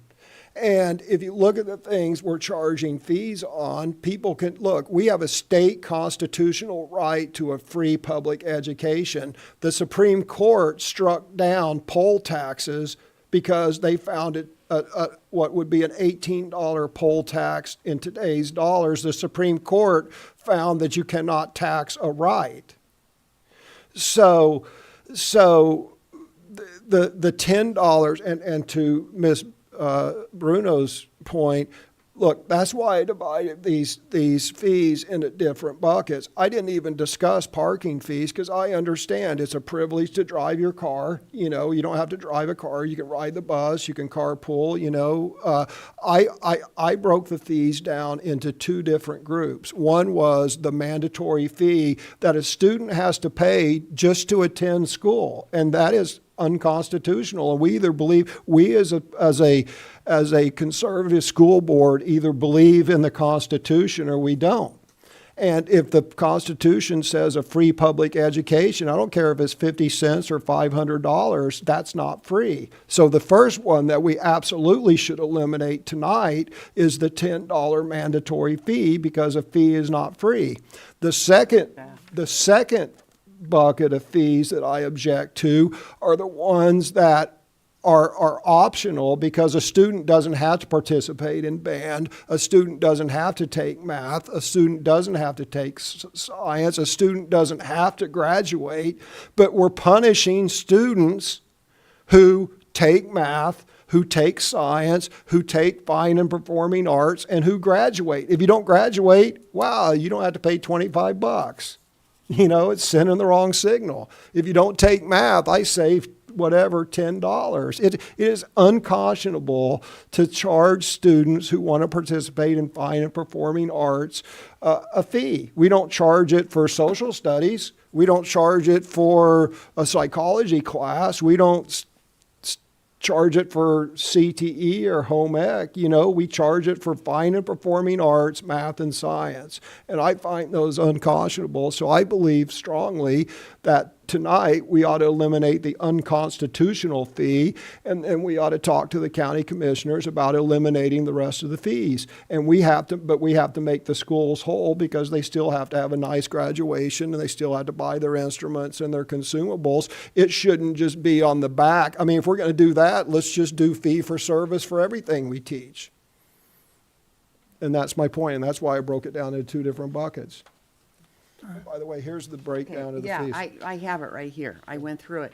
So what are you proposing for tonight exactly? What I'm proposing is something that's very achievable, and that is, again, I prepared this before I knew anything about this 38%. Right? And by the way, if we don't do this 38%, you know, if we do a different funding formula I talked about earlier, we can still circle around and do this. But what I'm going to propose, the maximum, to eliminate that $10 fee, the maximum is $128,000. But we probably collect at best 60% of that. Right. So, you know, it's $80,000. And again, just to illustrate the point about how, you know, this position that we had, that by the way, didn't exist before the previous superintendent, we didn't have two people in public affairs. We had one. That position was added. So we could just unadd that and have one superstar. And then we could reprogram those funds, and we could make our free public education truly free. And we could stand up and say, we are constitutional conservatives, and when we say our free education's free, we mean it. Okay, but tonight, are you proposing to? That we eliminate the $10 mandatory fee for starting academic year 23-24. Okay, but not the other fees? Not the other fees, Okay. just that. And the other ones we'll address in conversations with Okay. the county commissioners. Okay, let me add one thing. That $90,000, if it's $90,000, it's precisely the cost of an IEP coordinator. Okay? Great ideas, good ideas, solid ideas. But in order to get one thing, you've got to take it out of another thing. That's the problem. Okay? And until and unless we find some funding, and if we find some extra funding, I hope it goes to our expansion items. But by getting rid of fees and also saying we're going to have zero money in our fund balance, and we're going to essentially pay down till we go broke and then borrow it from other funds. That's just not the way, talk about being a conservative.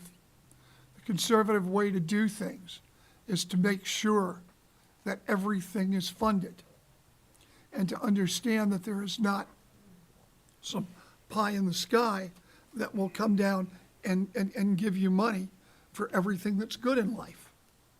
Okay, so I would be against it. I'm actually for the idea. I just don't think we can afford to pay for it right now. And I also agree with that it's good to have skin in the game, but especially that's real money. Okay. All right, let's move on. We have one last thing, which is a board member's challenge to educational material. This comes from Mr. Holmes. Yes, sir. Thank you so much. It will not take very long because what I anticipate doing is at the business meeting this evening is to give excerpts from Exhibit 1. So what I'm actually doing is I am requesting that administrators begin the inquiry as to whether certain books, whether they, let me see, I lost my place. Determine whether they have a place in our schools, whether it's audio or visual or any other way of conveying words, phrases, or illustrations. The concern is that many of these materials that are in our schools now got there because of unmanned checks and balances or lack thereof. And so I'm asking that we make this an action item. Okay, so this will go on the action item. I do want the public to know that we are not deciding tonight whether to include or exclude any books from our shelves. There is a process, and this begins the process. Dr. Locklear, in the few minutes that we have left, can you explain the process that goes on from there? Yes, sir. That procedure was endorsed by the board as 5410R is the regulation that I put together with the team and working with our attorneys. A board, that's 5410RF if I'm not mistaken, a board initiated review of materials and ones in which are looking at those materials across the entire district, which I interpret this as meaning that I would assign, working with my team, district review teams for those.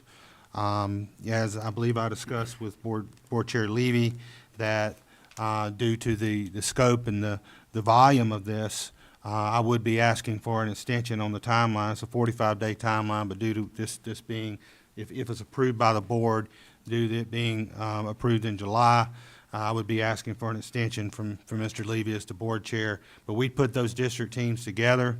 If the board were to approve this, our majority of our staff reports back in August, mid-August. So we begin that process in mid-August, begin the process of that team having access to those books and those selections, et cetera.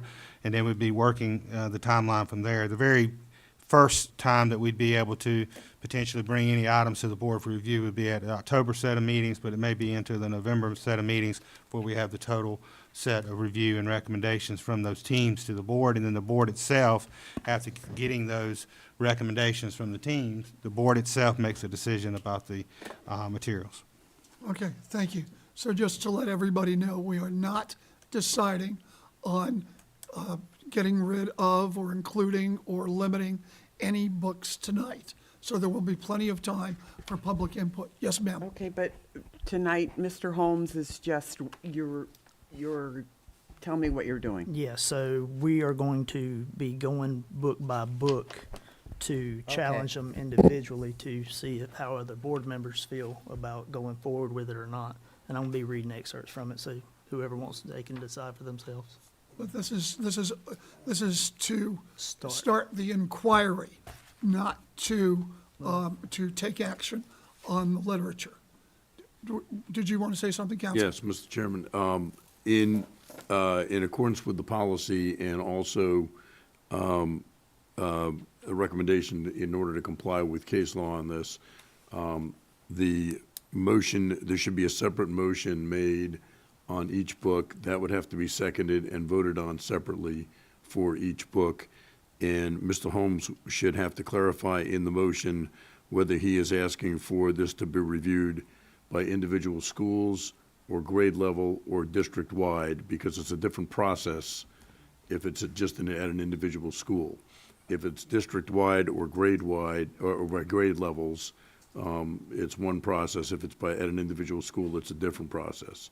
So there should be a separate motion based on the title and whether the request is for it to be removed district-wide or otherwise, and then a separate vote on each title. Okay, And that vote would then kick in the review process. It wouldn't eliminate the book, right, as you just were stating a minute ago. okay. Thank you. All right. I have something. Yes, ma'am. I actually have a suggestion, and since this board talks about parent rights and how to put decisions back to the parents, why can't we flag certain books, like the ones that are on that list? And when a student checks out a book, it's flagged and it says it needs a parent's guardian permission to get this book checked out.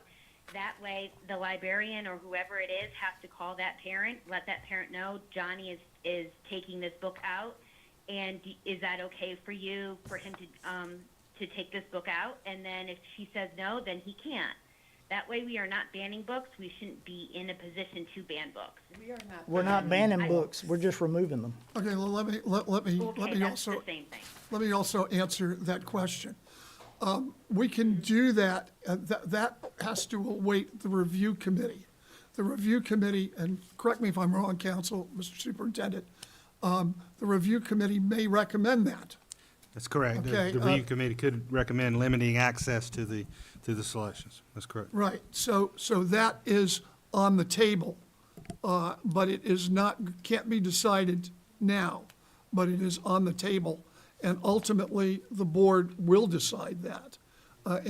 For instance, if you feel that a book should be limited to parental consent, you can make that motion when we finally decide on it in September or so. Yes. Anything else? Yeah, I just want to make it very clear that we are not banning books. You could go to Amazon and buy it. You could go down the street to the local bookstore. You could do whatever you want if you want to read some of these books. But some of these books are really explicit. I don't think they belong in a school library. The genesis of it all is how did they even get in here to begin with? And who was monitoring that? Because whoever was monitoring that failed the students and the school system tremendously. Well, my suggestion would be that you let the review process play out, and then it comes back to the board, and the board should not be pre-deciding this.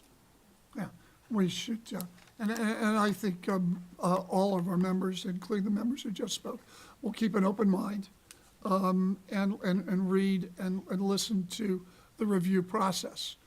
And then when we look at the review process, then we'll make a decision as soon as all the evidence is in. Okay? All right. So I think we've already taken care of what our consents are.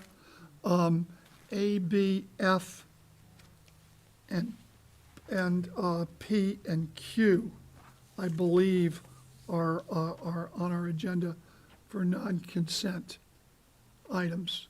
But I'll let the, Wait, let's go through, What about C? wait, let's go, so here, action A, B, C, is that what you got? Mr.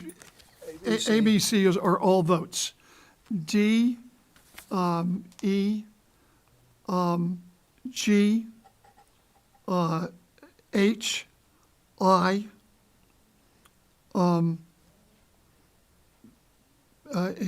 J is off calendar. So, No, J is off J's calendar. tabled. Yeah, you're right. K is consent. L is consent, M is consent, N and O are off calendar for right now, but you're going to bring that back up. Right. Okay? And P and Q are voting matters. So that's what I have. Anybody differ? Wait, just to reiterate, because there was part of that that was vague, I'm going to read the action items, Cindy, and see if this is what you got. Action are A, B, C, F, P, and Q. Correct. Right. A, B, C, F, P and Q. P, and Q. Okay. And All right. D, E, G, H, I, K, L, and M are consent. Except J was tabled. I didn't say J. Okay. D, E, G, H, I, K, L, M are the consent items. J, N, and O are off the Right. agenda. I believe that's correct. All right. K is consent. Correct. Okay. All right, so we have it. Okay, council, do we make a motion to adjourn at this point? Yes, you And do. then start a new meeting? Please. I make a motion to adjourn. Okay, yes. Is there a second? Yes. Okay, moved by Mr. Holmes. All those in favor say aye. Aye. Any opposed? Motion carries. We're adjourned. Can we get like a couple minutes because it's Yes, I was gonna say. Let's.